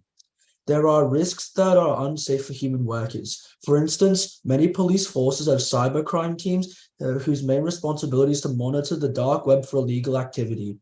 A lot of the content they are forced to watch is simply vile, and it is no coincidence that these officers report higher rates of emotional stress and burnout. But AI is trained to monitor the dark web for disturbing material, allowing us to protect the officer's mental well-being while still fighting crime. For those of you who still doubt the power of AI, I'll leave you with this last thought. Part of my speech was made using ChatGPT. Can you tell which? Very nice, David. Thank you. I'd now like to introduce the first speaker from Box Hill team -2, Ravi. Good morning, ladies, gentlemen, and adjudicators. My name is Ravi, and I'm the first speaker for the affirmative team. Our topic today is whether AI is taking over our jobs. Firstly, what is AI? Put in simple terms, AI is a pre-generated computer program and only provides the data and skills that have been programmed into the computer, resulting in pre-programmed answers to most questions, meaning that AI is only as smart as the data it is trained on. I will first be talking about how AI is simply not capable of taking over jobs. Then Mia, our second speaker, will be talking about the restrictions of using AI. And finally, Scott will be summing things up. But first, I would like to challenge the untrue statements said by the affirmative team. They have stated that AI is quickly becoming a permanent part of our lives and it sorts vast amount of data at speeds. However, this is incorrect. AI can easily be exploited and is a relatively new technology that has many loopholes that allow others to gain access to it very easily. Which leads us to our main argument that AI is incapable of taking over human jobs. An example of AI's incapabilities is the Chinese room. John Searle's Chinese room experiment tells us that a digital computer executing program cannot have consciousness or an understanding. Searle stated, while they may be able to act humanly and define feelings such as pain or happiness, they cannot interpret them. Therefore, I believe that a computer cannot be conscious in a way like human beings. Searle's thought experiment starts by imagining that he is in a closed room. In that room, there are rulebooks that have instructions on answering questions in Chinese. Someone posted a question in Chinese and Searle managed to answer the question back in Chinese using the rulebooks. So it would seem like there is someone who understands Chinese in the room, even though there is not. He could not understand the meaning of what he was doing, yet he could produce a valid answer. Now imagine that instead of Searle, there was an artificially intelligent robot. The robot would behave in a similar way, a mere machine with no understanding. This experiment demonstrates the limitations of AI usage and how it cannot simply replace human jobs. Due to its limited ability to provide solutions, and communicate with customers, and its lack of empathy, creativity, ethical thinking, and its limited ability to improvise means that if AI comes face to face with a problem, it cannot think outside of the box and come up with a solution to continue doing its job. 30 seconds. While this is so, AI can try to mimic some sort of emotion. However, it is not sufficient enough for its job. While AI may not replace all jobs in the distant future, there are some jobs that can still be replaced by it, such as driving and factory workers. But for many other jobs that require more skills than just knowledge, it is not suitable and therefore cannot replace them. Thank you. 10 seconds and finished. Thank you, Ravi. Nice work. I'd now like to introduce our second speaker from Monash City Team 2 in the affirmative. Ben, are you there? Yes. Good morning, good afternoon, ladies and gentlemen. The topic for our debate today is whether AI is taking over our jobs. As our first speaker already showed, that's obviously true. Before I begin my own argument, I would like to spend some time addressing the claims made by the first negative speaker. They will want you to believe that AI cannot operate completely independent. That means AI is not taking over our jobs. Just because humans aren't being directly replaced by AI doesn't mean that workplace isn't completely being heavily impacted. Companies still need human employees to operate computers. For example, and everyone would agree that computers have made many old computers obsolete. And in many cases, using AI allows companies to reduce the number of human workers they hire. Now, I would like you to all consider the main goal of any company. Answer is obvious: making money. History has proved time to time again that the first priority of any business is to make a profit. That's exactly why artificial intelligence is becoming more and more in various industries. One of the main advantages of AI is that it can heavily lower labor costs. News Corp, one of Australia's biggest media companies, recently revealed that it uses AI to produce more than 3,000 news articles per week for its 75 local newspapers. A team of four human staff use the AI to write short pieces about local fuel prices, traffic conditions, and weather. Let's assume that before AI, there were only 2 journalists working on these stories per newspaper. That's 150 employees. Average salary of journalists in Australia, according to the Australian Bureau of Statistics, is $60,000 to $75,000. 150 workers at $60,000 each equals to $9 million a year. Now that the work has reduced to 4, News Corp will save over $6 million a year. According to the report by business consulting firm McKinsey & Company, 60% of all occupations have more than 30% of activities that can be automated with current technology, including AI. Adopting the technology is a no-brainer for many industries. They say if you want to know the truth, you need to follow the money. In this case, the trail leads to AI becoming a core part of the workplace. 30 seconds and completed. Thank you kindly, Ben. I now like to introduce our second speaker in the negative team from Box Hill Team 2, Mia. Can you hear me? Loud and clear, young lady. Off you go. Good morning, good morning, adjudicators and members of the affirmative team. My name is Mia, and I'm the second speaker for the negative team. But before I begin my arguments, I would first like to rebut the untrue statement said by the affirmative team. Firstly, the second speaker of the affirmative team stated that AI helps make money and make a profit. However, AI is extremely expensive. So if you send heaps of money, you only get a bit of the money back. And plus, how do you know that the information produced by AI is true? Plus, AI is not proven to generate money. AI is only proven to help with aspects in life. Now onto my arguments. Firstly, AI won't replace every job because creativity can't be easily programmed. While AI can generate outputs considered creativity, such as art or music, there is still a debate about whether AI can truly act creatively like humans. One example of human creativity that cannot be replicated by AI is the ability to connect unrelated ideas or concepts in a way that produces an outcome that makes sense. This requires a level of imagination that is extremely difficult for AI to emulate. Another reason why AI cannot replace human beings is a lack of emotional intelligence. Emotional intelligence involves being able to empathize with others, provide support, and build relationships. Even though AI can recognize and respond to basic emotions, it lacks the ability to understand complex human emotions. Emotional intelligence is essential in various fields such as counseling, coaching, and leadership, which require human touch and compassion. Without these human traits, it proves that AI is unable to take over these fields of work. Common sense is yet another human trait that AI does not have. An AI system may be able to recognize that a particular medical condition requires a certain treatment, but it will not be able to provide the treatment if it's not available if the patient cannot afford it. Common sense is essential in various fields such as law enforcement, emergency response, and healthcare. In conclusion, while AI may be a powerful technology, it has yet to master certain aspects of the human interaction. It has come a long way and is capable of performing various tasks. 30 seconds. But the idea of completely replacing all human jobs is flawed. While AI can assist humans in different fields, it cannot fully replace them. The future of AI should be focused on enhancing and assisting human capabilities. Thank you. Thank you, Mia.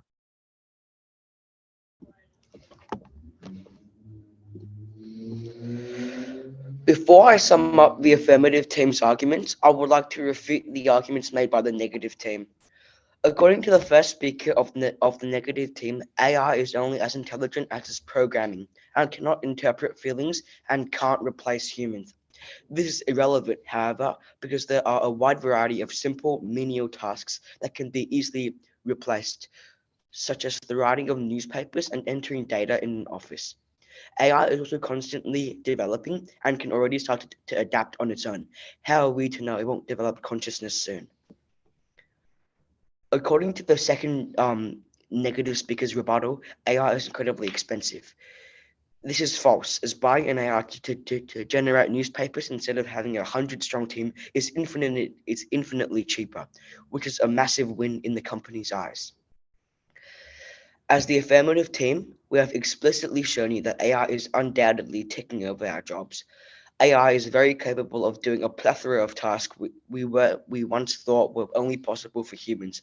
This has been disproven time and time again, however, such as in the paragraphs our first speaker made about AI being more efficient and productive than humans.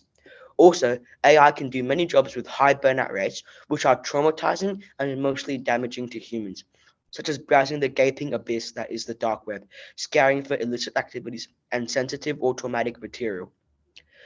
According to famous rapper Biggie Smalls, more money equals more problems. Most modern day companies, however, don't think this way. The more money they have, the fewer problems they have. And what better way to achieve this abundance of money than to reduce costs by replacing human workers with hourly wages with AI that do the same thing for cheaper and more efficiently? In other words, you get way more bang for your buck with AI, further showing us why AI is replacing our jobs. Thank you for listening. Thank you kindly, Max. I now like to hear from the third and final speaker from Box Hill Team 2 in the negative, Scott. Before I start all my arguments and my rebuttals, I'd like to begin with a quote from Andrew Nagu. He is one of the world's most famous and influential computer scientists, being named one of Times Magazine's 100 most influential people in 2012, and Fast Company's most rated people in 2014. He is now an adjacent professor at Stanford University. Quote, despite all the hype and excitement about AI, it is still extremely limited today, relative to what human intelligence is. Oh, Max. Good afternoon, ladies and... Max, will you mind turn on your video camera? We can't see you. Yeah, okay. Please go ahead. Okay. Good afternoon, ladies and gentlemen. Before I begin and summing up my team's arguments, I'll start to rebut the first affirmative speaker's arguments. He talked about profit increase and predictive analytics. However, predictive analytics is intimidating to adopt, seeing that only 48% of companies have adopted it. The only big problem with it is that it confuses older, non-savvy tech workers, seeing that they do not understand how to use enough technology to predictively use predictive analytics efficiently. The second affirmative speaker talked about costs and human workers, but AI has bias. He talked about journalists and how AI can write articles, but that is clearly not true. As quote Arena Bernard, project lead for data at International News Media Association, the areas we could use AI are very limited, but they exist and we should see where could be interest for mass generative AI. However, another drawback from AI writers is the lack of original insights. This is because an AI writer cannot form its own thoughts on a subject. It can only summarize and reiterate existing content from its database. That's why search engines often flag AI-generated content as plagiarism, since it can contain unaltered pieces from the original text, and I don't think that's what you call original writing. If you want to achieve a thought article, AI writers should not be your first choice. See that you need plenty of original insights and opinions on the most important topics in your industry, which is currently out of AI graphs. A reliable human writer that understands your content is actually extremely valuable and difficult to replace. That's because humans can relate to audiences which AI cannot and appeal to their emotions, morals, and desires. As stated previously, people make decisions based on emotions and impulses more often than strict logic and analysis, which is what only AI can do. As a cliche said, quality over quantity. The third speaker talked about how AI is able to replace our low-level jobs by rebutting our third negative speaker. However, this is not true.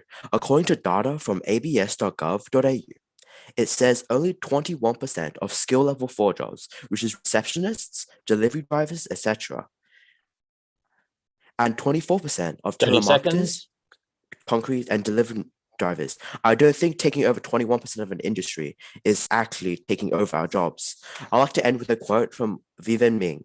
Artificial intelligence and machine learning as a dominant discipline in AI is an amazing tool. In and of itself, it's not good or bad. It's not a magic solution. It isn't the core of all problems in the world.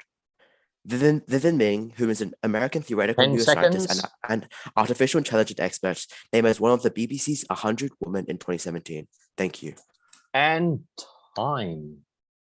Well done, well done. And well done to all of you. Just to make it really clear, with our last speaker then, I reset the time so it was an even playing field on all time management. There was just a little bit of an auditory difficulty. Students, right now, our adjudicators are working super frantically on what is a very, very highly contemporary and tough topic. And also soon we'll have Kevin just guiding your families through a quick poll. Just quickly, this is a very, very relevant topic. Is AI producing things in a fast capacity? Is it done more efficiently? To what expense? I'd just like to politely suggest that perhaps AI may have some difficulty dealing with students that are having an autism spectrum disorder or difference in a very challenging day, or perhaps a student with oppositional defiance disorder. That can be really, really difficult as a teacher, but perhaps it could. I don't know. That's something to really ponder into the future. I'd also just like to say to both teams, I've learnt from both of you. You've both presented some very interesting things. Being cautious on one's inclusion, the Chinese room, intelligence, emotion arguments. Very cleverly balanced, tough job for the adjudicators. I now like to throw to Kevin, who are going to guide your families through a poll. Thank you, sir. Thank you, Brandon. Thank you, Monash Team 2 and the Box Hill Team 2. Okay. I also would like to thank you for the backup speakers. Now it is time for the poll, our poll. Okay, now I put up the poll. Okay, now it's on the stage. 30 seconds to go. So I invite everyone to giving us your input.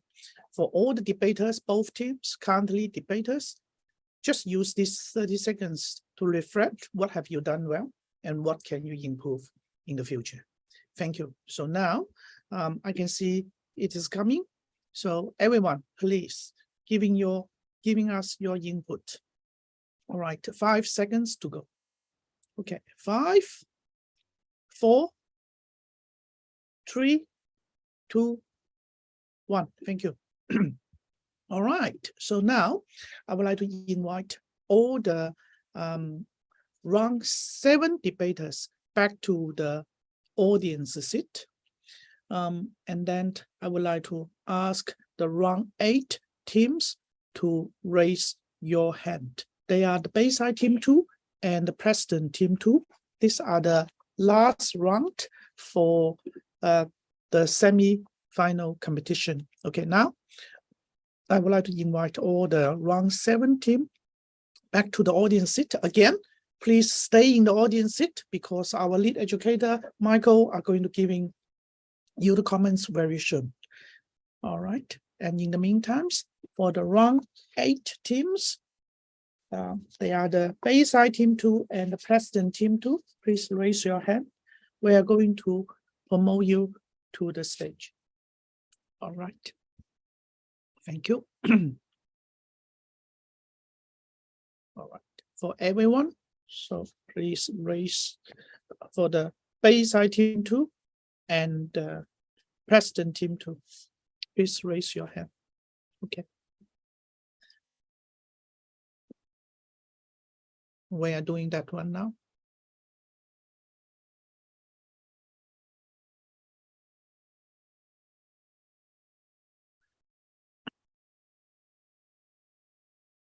Once you are on the stage, please turn on your camera. Please turn on your camera and unmute yourself. All right. For all the debaters, for both Preston Team 2 and the Bayside Team 2, please turn on your camera. Turn on your camera.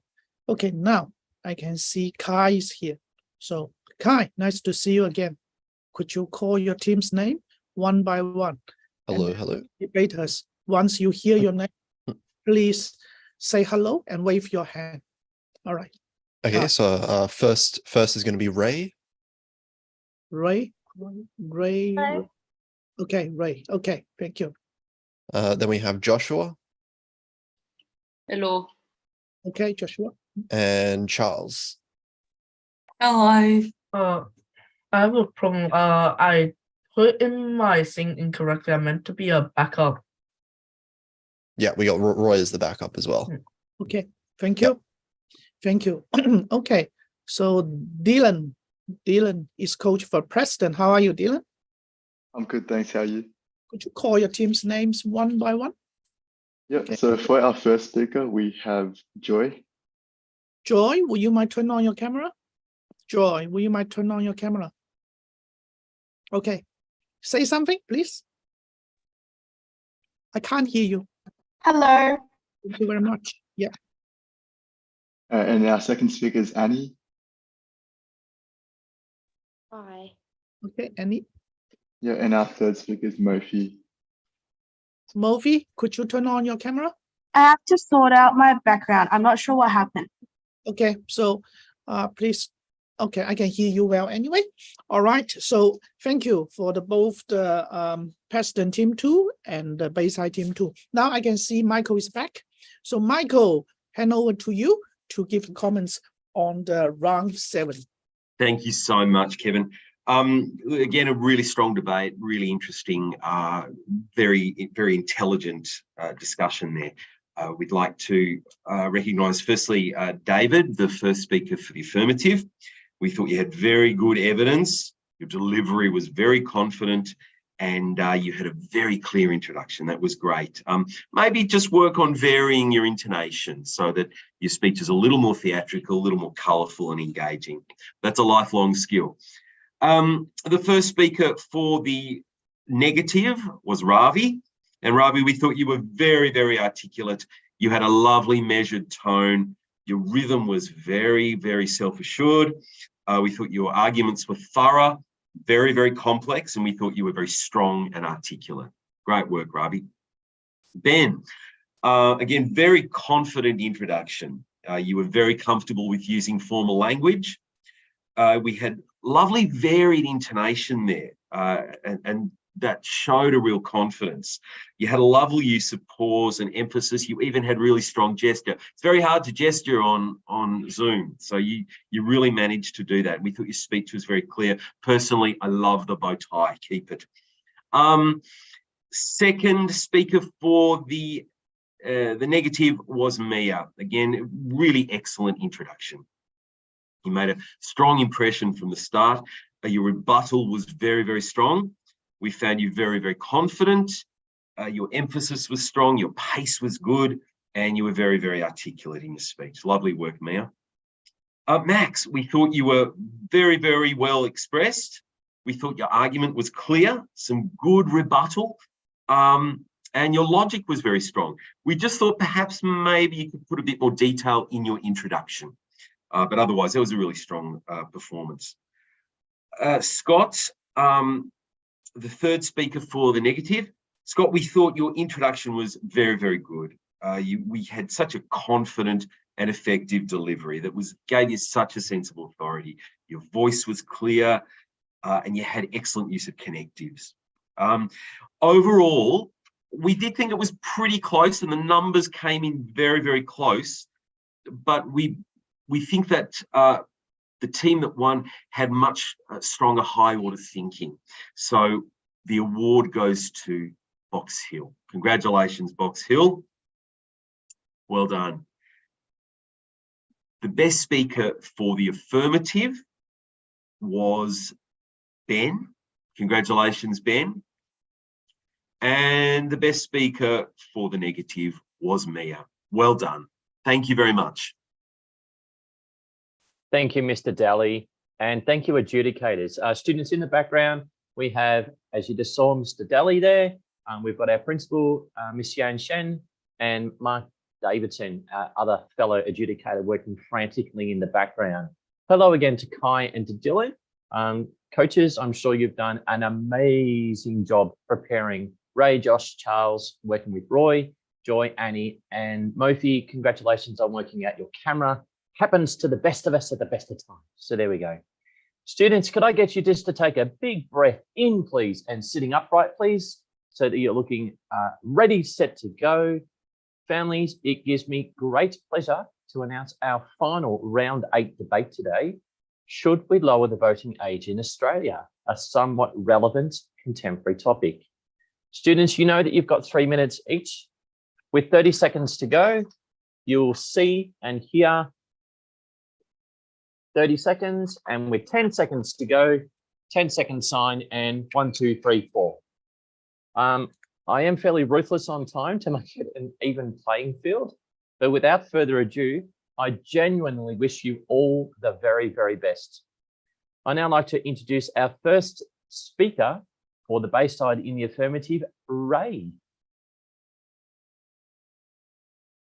Good morning, ladies and gentlemen. Our affirmative Bayside team will be debating on the critical topic.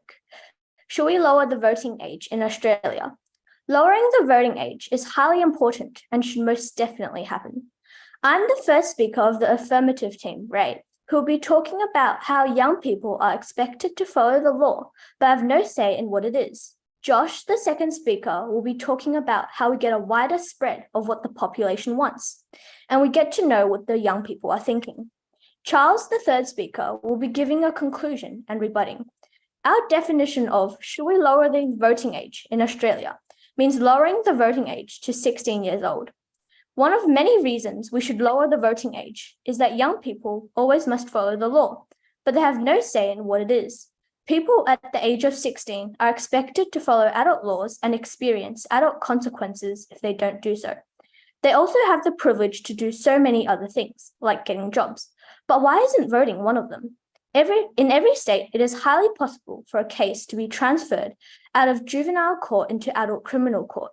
And in some states, all crimes committed by 16 and 17-year-olds are automatically transferred. The percentage of arrested juveniles who were sentenced as adults increased from 3.2% to 3.7% in just a year. Consider the scenario we often witness. Adolescents aged 16 and 17 facing legal consequences at the adult level as they are sentenced in adult courts. This situation, while unsettling, prompts an essential question. If we demand such a level of accountability from our youth, why don't we provide them with a say in shaping the laws that they are required to uphold? It is just unfair, but lowering the voting age will change that. This shows that not only does our society expect young adults to know right from wrong and the consequences for breaking certain laws, but our society also expects that they can navigate the adult legal system and are mature enough to be placed in adult prisons. It is not right for the government to think that we are responsible young adults when following the law, but ignorant ones when it comes to voting. Only when you turn 18 does the government think you have suddenly become responsible, as if you had flipped a switch the day you turn 18. But let's change that. Allowing the voting age to be lowered to 16 will not only benefit the youth, but also society and even Australia. If young adults at the age of 16 are mature enough to be placed in adult prisons, know the difference between right from wrong and correctly follow laws and things that adults can only do, such as drive and get married, they should have the same privilege to vote. Thank you for your attention. 10 seconds and time. There we go. Well done, Ray. Thank you to our first speaker from Bayside in the affirmative. I'd now like to introduce our first speaker, who I'm sure will present as an equally succinct manner, from Preston team in the negative, Joy. Good afternoon, Chairperson, Opposition and audience. I am the first speaker of the negative team for the topic, we should lower the voting age in Australia. We define the topic as lowering the voting age for federal elections, state elections and referendums to under 18s. Our second speaker will be talking about how politicians take advantage and lie to adolescents, so it would be dangerous to lower the voting age. Before I get to my points, I would like to rebut the other team's arguments. Why lower the voting age to specifically age 16? If it is as important as you are describing it to be, why not reduce it to like 10 or 9 years old? Now onto my arguments. Lowering the Australian voting age would start to allow adolescents to vote in the election for Australia's new Prime Minister. We, the negative team, believe that the key issues in this debate is political awareness and education for under 18s, which is why our model and solution is to not impulsively and irrationally reduce the voting age, but rather provide our students, our future, with education and understanding, teaching them to make well-informed decisions and when they turn 18 and are therefore mature enough to vote. Teenagers are still young and easily influenced by peers, friends, and adults. In other words, teenagers are malleable. Adolescent brains are vulnerable, dynamic, and highly responsive to positive feedback, stated Jay Geed, a child psychiatry researcher at the National Institute of Mental Health. He has conducted many studies that mostly concluded in teens are prone to this sort of behavior because they're so-called the so-called reward system in their brains are very sensitive, while circuits involved in self-control are still not fully developed. This proves that adolescents is much easier to succumb to peer pressure rather than vote from their own opinions. Instead of reducing the voting age, Australia should also start to introduce an educating system to help adolescents understand what their vote will do to the country and how important each vote is. They should also be taught what all the parties will do once they get elected. By educating all adolescents the importance of their individual votes, only then can the Australian government start to consider lowering the voting age. In conclusion, under 18s are still 30 seconds. And undereducated and easily influenced, so we shouldn't foolishly change the voting age in Australia. Thank you. Thank you kindly, Joy. First speaker from Preston team in the negative. Now I'd like to open the microphone to our Bayside in the affirmative team, our second speaker, Joshua. Thank you. Good afternoon. I would like to begin by challenging the negative team. The idea that young voters are naturally immature is an oversimplification. Age doesn't always determine maturity or the ability to make knowledgeable and educated decisions. Many young people are already actively participating in social and political discussions about political issues and are well informed about current events. Moreover, the argument that age equates to maturity is ignorant of the fact that people of all ages can make unreasonable decisions or be influenced by different biases. It is vital to recognize that levels of maturity may vary greatly among individuals, regardless of age. By lowering the voting age, we are guaranteed to get a wider spread of information from the society. Lowering the age of being able to vote means more people are voting and therefore get a stronger, broader, and more diverse idea of what the public are wanting. This results in obtaining a more accurate and precise view of the decisions that the population are going for. Additionally, by decreasing the legal voting age, we can see and assess what the youth of the day are thinking and what they want. If they can vote, they can finally get a say in in the decisions that will just change their lives. Plus, voting is a habit, and building it early causes good awareness of what happens and better voting in the future. By lowering the voting age, youth get into the habit of voting early, and therefore voting in the future becomes a lot easier for them. Furthermore, good and responsible ways to vote can be taught in school a year or two before the individuals reach the voting age. This means that once they reach the eligible voting age, they will be confident and fully capable of voting. Besides, there are no wrong votes. Voting is all an opinion on what people want, and different things affect who people vote for. One individual might have voted for a specific person if they were passionate about a specific thing. Lowering the voting age is beneficial for a better future and should be implemented immediately. Thank you. Thank you, Joshua, our second speaker from Bayside team in the affirmative. I'd now like to introduce our second speaker from the negative from Preston, Annie. Good afternoon, Chairperson, Opposition and audience. I'm the second speaker for the negative team for the topic we should lower the voting age in Australia. I will highlight two main reasons for our view: how easily young minds can be manipulated in politics and the impact of peer pressure. Before I state my points, I would like to oppose the statements said by the affirmative team. Second speaker said that it is important to get to know what young people think. While it's important to understand the perspectives of young people, lowering the voting age isn't the only way to do this. Instead of immediately granting voting rights and trusting young people with such an important decision, we can carry out alternative methods to ensure their voices are heard, like platforms for young people to express their opinions. Now on to my point. Let's start with political manipulation, where politicians can use tactics to influence the opinions of young minds. Young people, due to their limited experience, are more gullible to these tactics. They may fall for attractive but unrealistic promises, not fully understanding the consequences. If the voting age is lowered, politicians could take advantage of this, leading to uneducated choices that affect the nation's future. Moving on to peer pressure. It plays a huge part during our developmental years. Young individuals often follow the crowd, thinking independently. If young voters only vote because their friends do, we risk a bandwagon effect, where decisions aren't based on careful evaluation and are made to gain popularity or because others are doing it. This weakens our democracy by neglecting the importance of informed choices.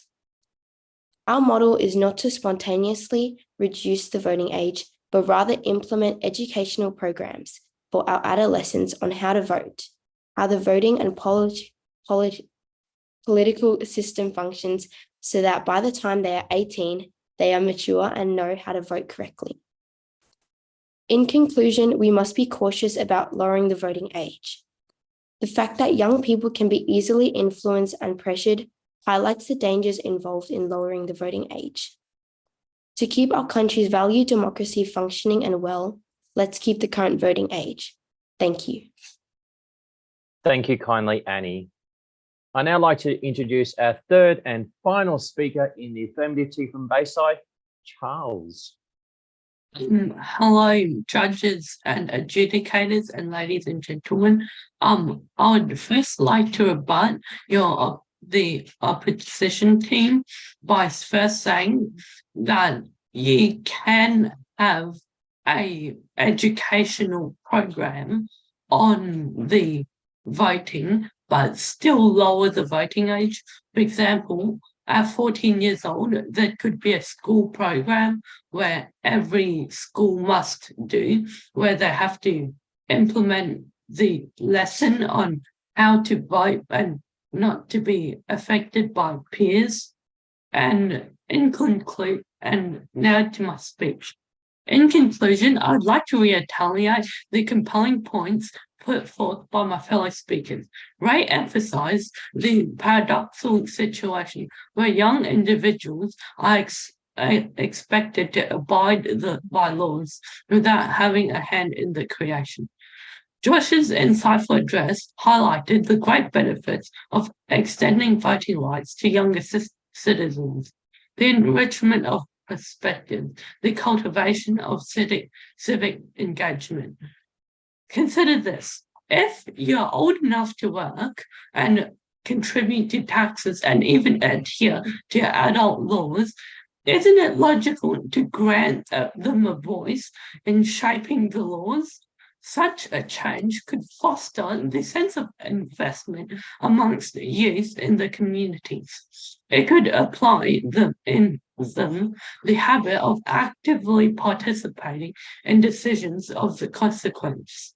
Furthermore, introducing the concept of voting during school years can be transformative.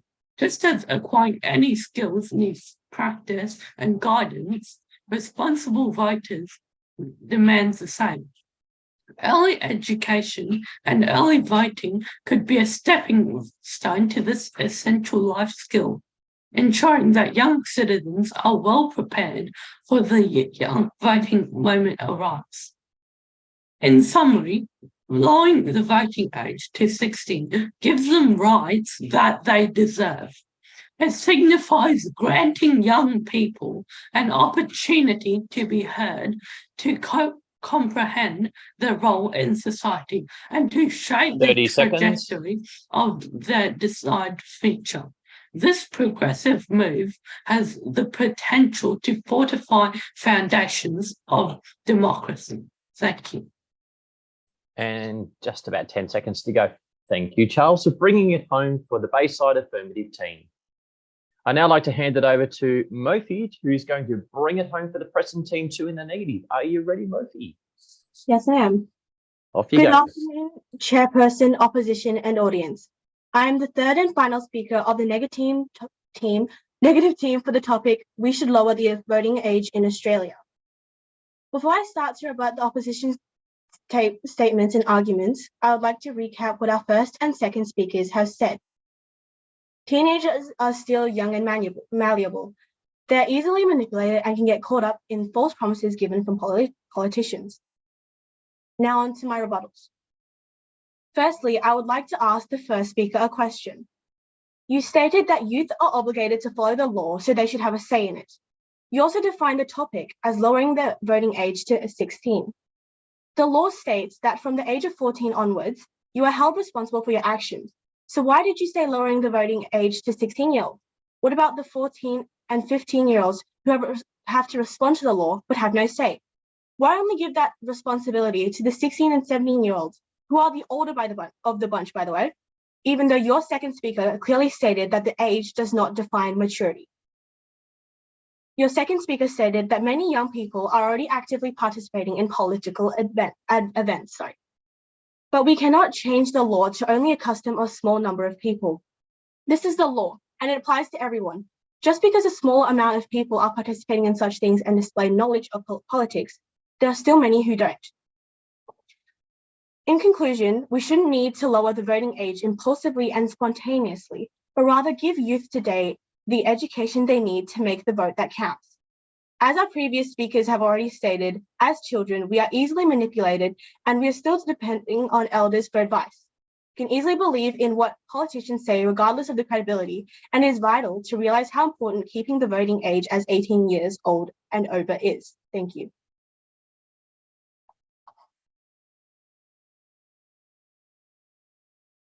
Hey, thank you, students.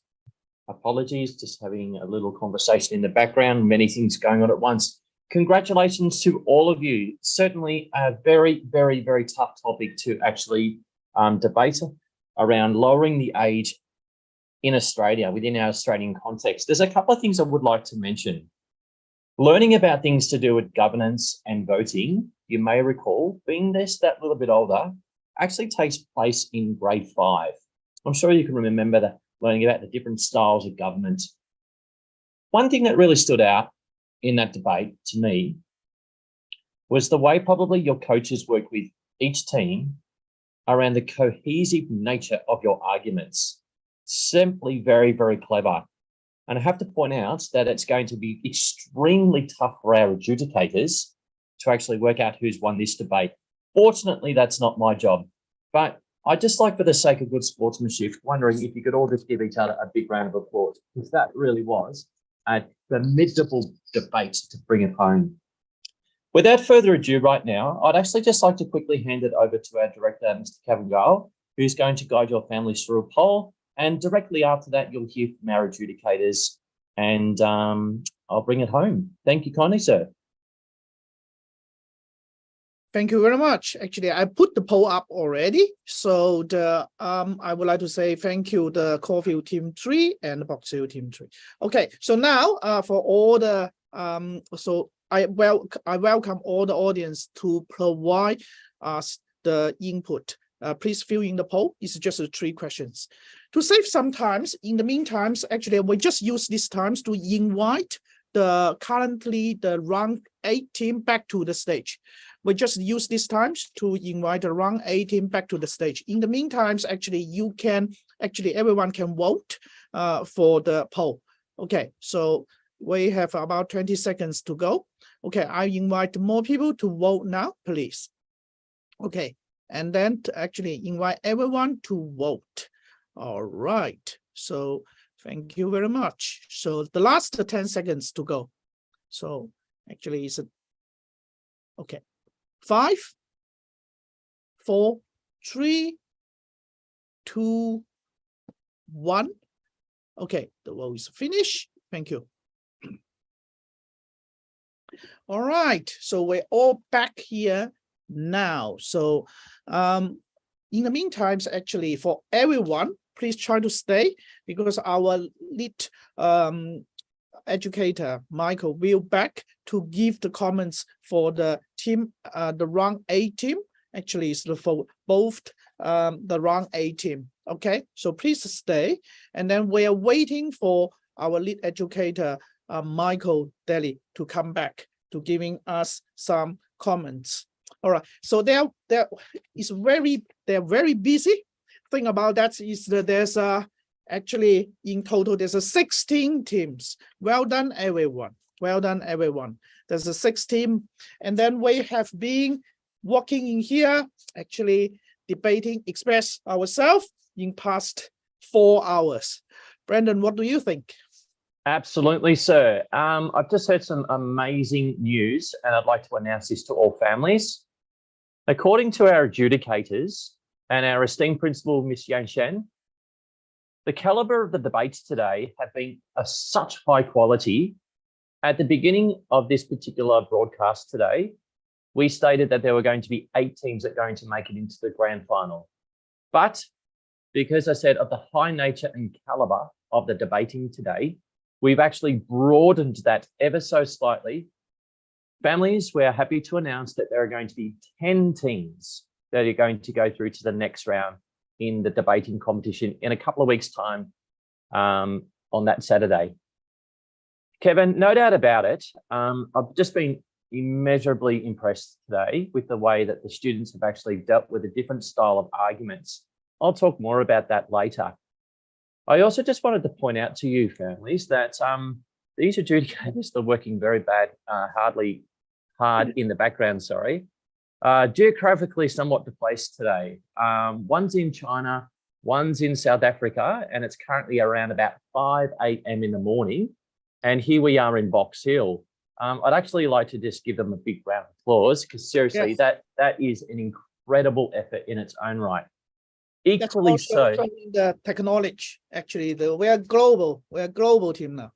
we are absolutely a very interconnected group of people and colleagues at that.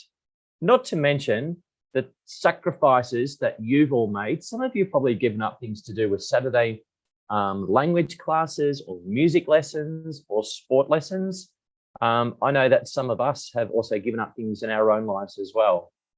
But no doubt about it, that we're looking forward to those results coming through very, very soon. One thing I'd just really like to mention is that I think compared to some of the previous debates we've had in the past, we've noticed that there's been a massive improvement in the expressive skills of students. It's one thing to listen to the nature of arguments, but certainly the way that students have actually expressed their arguments, especially with the nature of the arguments that they've found. I did mention briefly before that I was learning with the students, and as teachers, we can't profess to know it all. We never do that, but certainly it's been fascinating, and it doesn't really matter what the topic has been around things to do with governance, AI technology, service within our community. Equally so, students in both the affirmative and negative team today have definitely taught Kevin and I and a number of us adjudicators some very, very clever arguments, no doubt about it. Students, I really do hope you realise that it's not just a case of getting this news of who's made it through to the grand final. It's the journey that you've been a part of. I've actually got a graphic here that I'd just like to, I'll hold that thought. I'm actually going to hand it over to Mr. Daly. Drum roll, Mr. Daly. Thank you very much. Hello, everybody. Well done, guys. Come to the end of the debate. Sorry, just one moment. I'll just, if we could, oops, just got a bit of feedback. Sorry.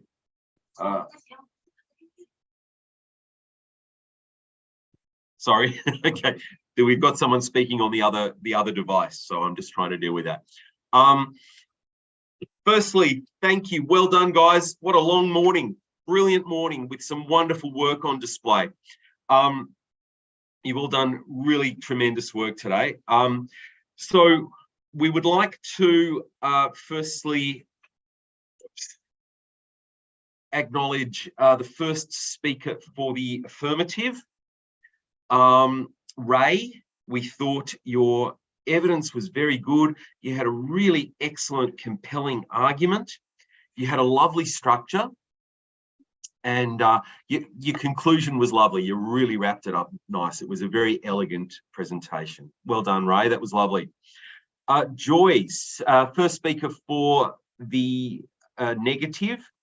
Joy, we thought you had a really good introduction. There was some very good use of evidence in there too.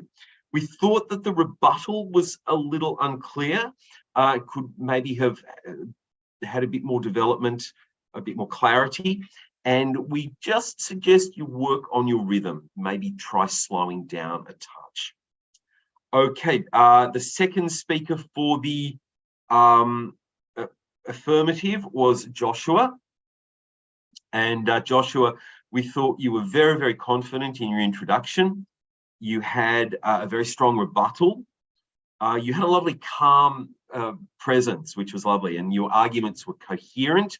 If anything, we would just get you to work on your intonation, and that will be a skill that you can work on throughout your secondary schooling.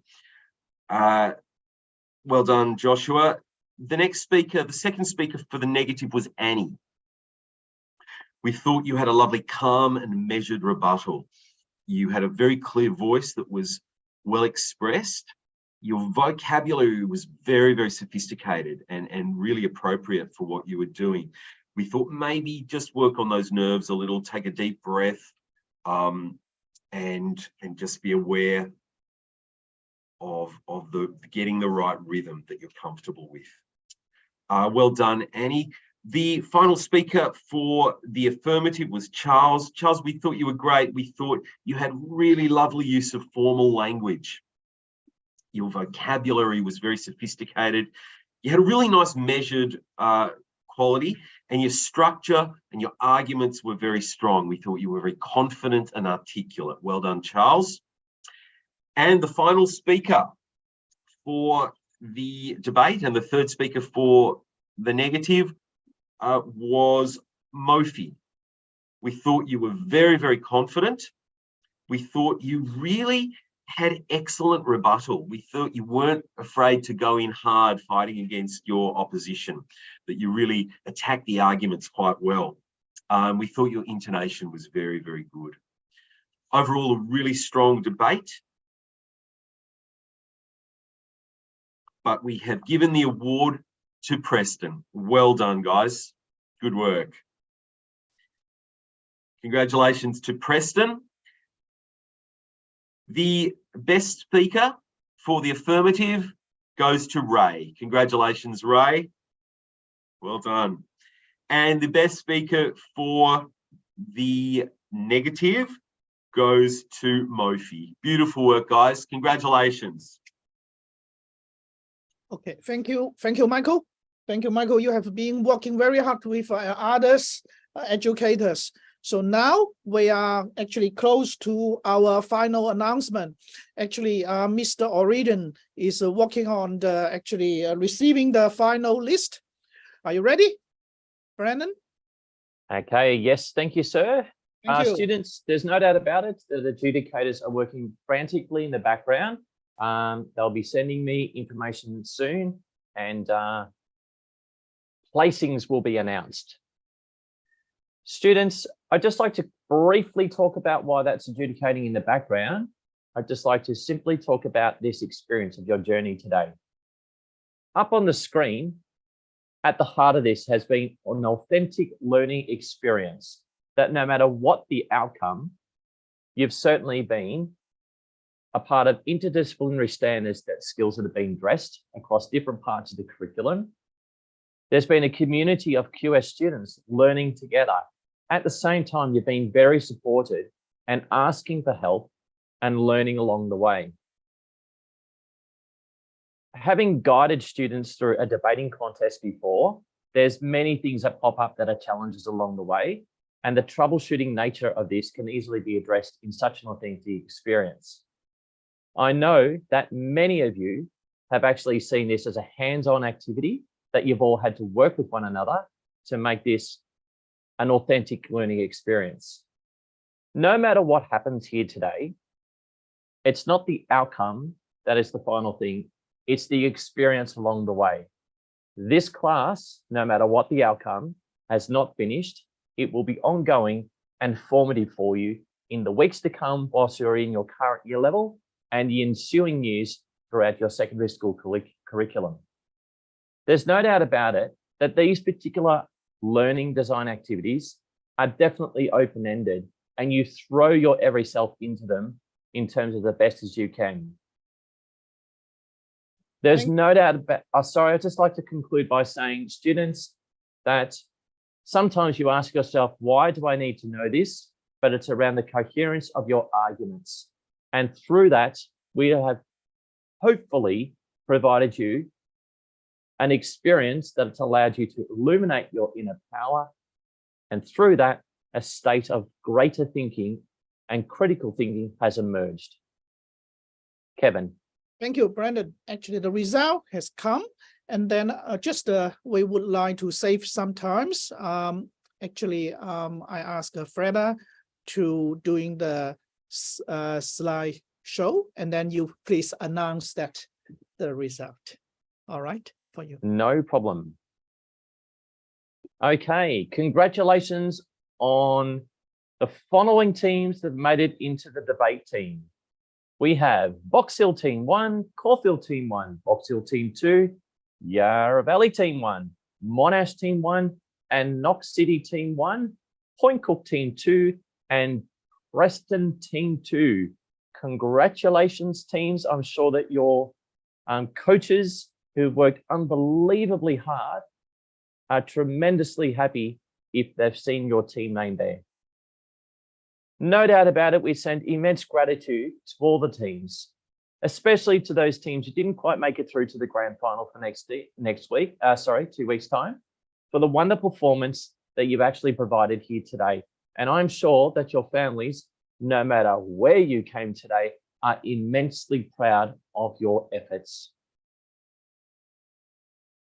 The best debaters today, and these have been officiated by highly esteemed adjudicators, as I said, in our principal, Miss Yan Shen, Michael, and David. So we have Matthew, Allegra, Yolanda, Ernest, Olivia, Aidan, Benjamin, Roy, Miranda, Oscar, Sean, Cindy, Penny, Kelly, Mia, and Mofi. Students, congratulations. It has just been an amazing effort. In terms of the audience's choice of best debaters, we've had Ishwan, Caitlin Lee, Ryan, Kingston, Alec, Marcus, Isaac, Rack, Chloe, Caitlin, Benjamin, Henry, Roy, Gracie, Scott, and Annie. That is an amazing understanding. That's obviously through the perception of what your families and friends that have been watching this have seen, just to ensure that there's a sense of, I suppose you could say, democracy that's reigned through this. The voice of the people showing the best debaters through this semi-final here today.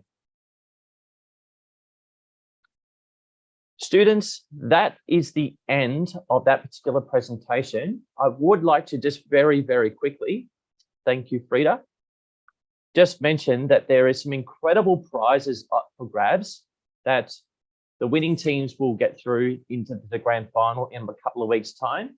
But students, this amazing experience, sitting on the screen right now is our director, Mr. Kevin Gould, and our principal, Miss Yan Shen. Yan, would you like to offer some words in congratulations to any of the teams today? Maybe before that, we would like to invite Michael, our educator, Michael and Mark and Brett to actually turn on the video. Yeah, and then we just say thank you to all the educators who are working very hard behind the scene. Yan. Thank you, Brandon, for the wonderful MC work. Thank you for adjudicators for the wonderful work, and for all the teams behind, Kevin and Freda, Emily, Song Yuan, so many teams work behind for the wonderful performance. And especially thanks for all the students and the coaches.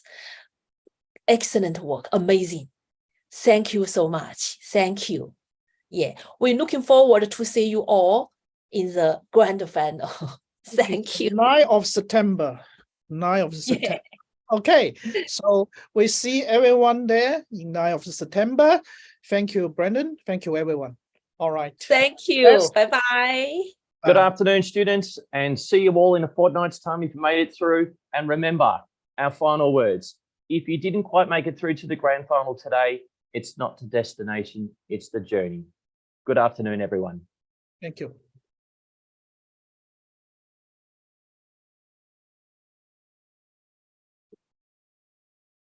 Hey, thank you, Michael. Thank you, Yan.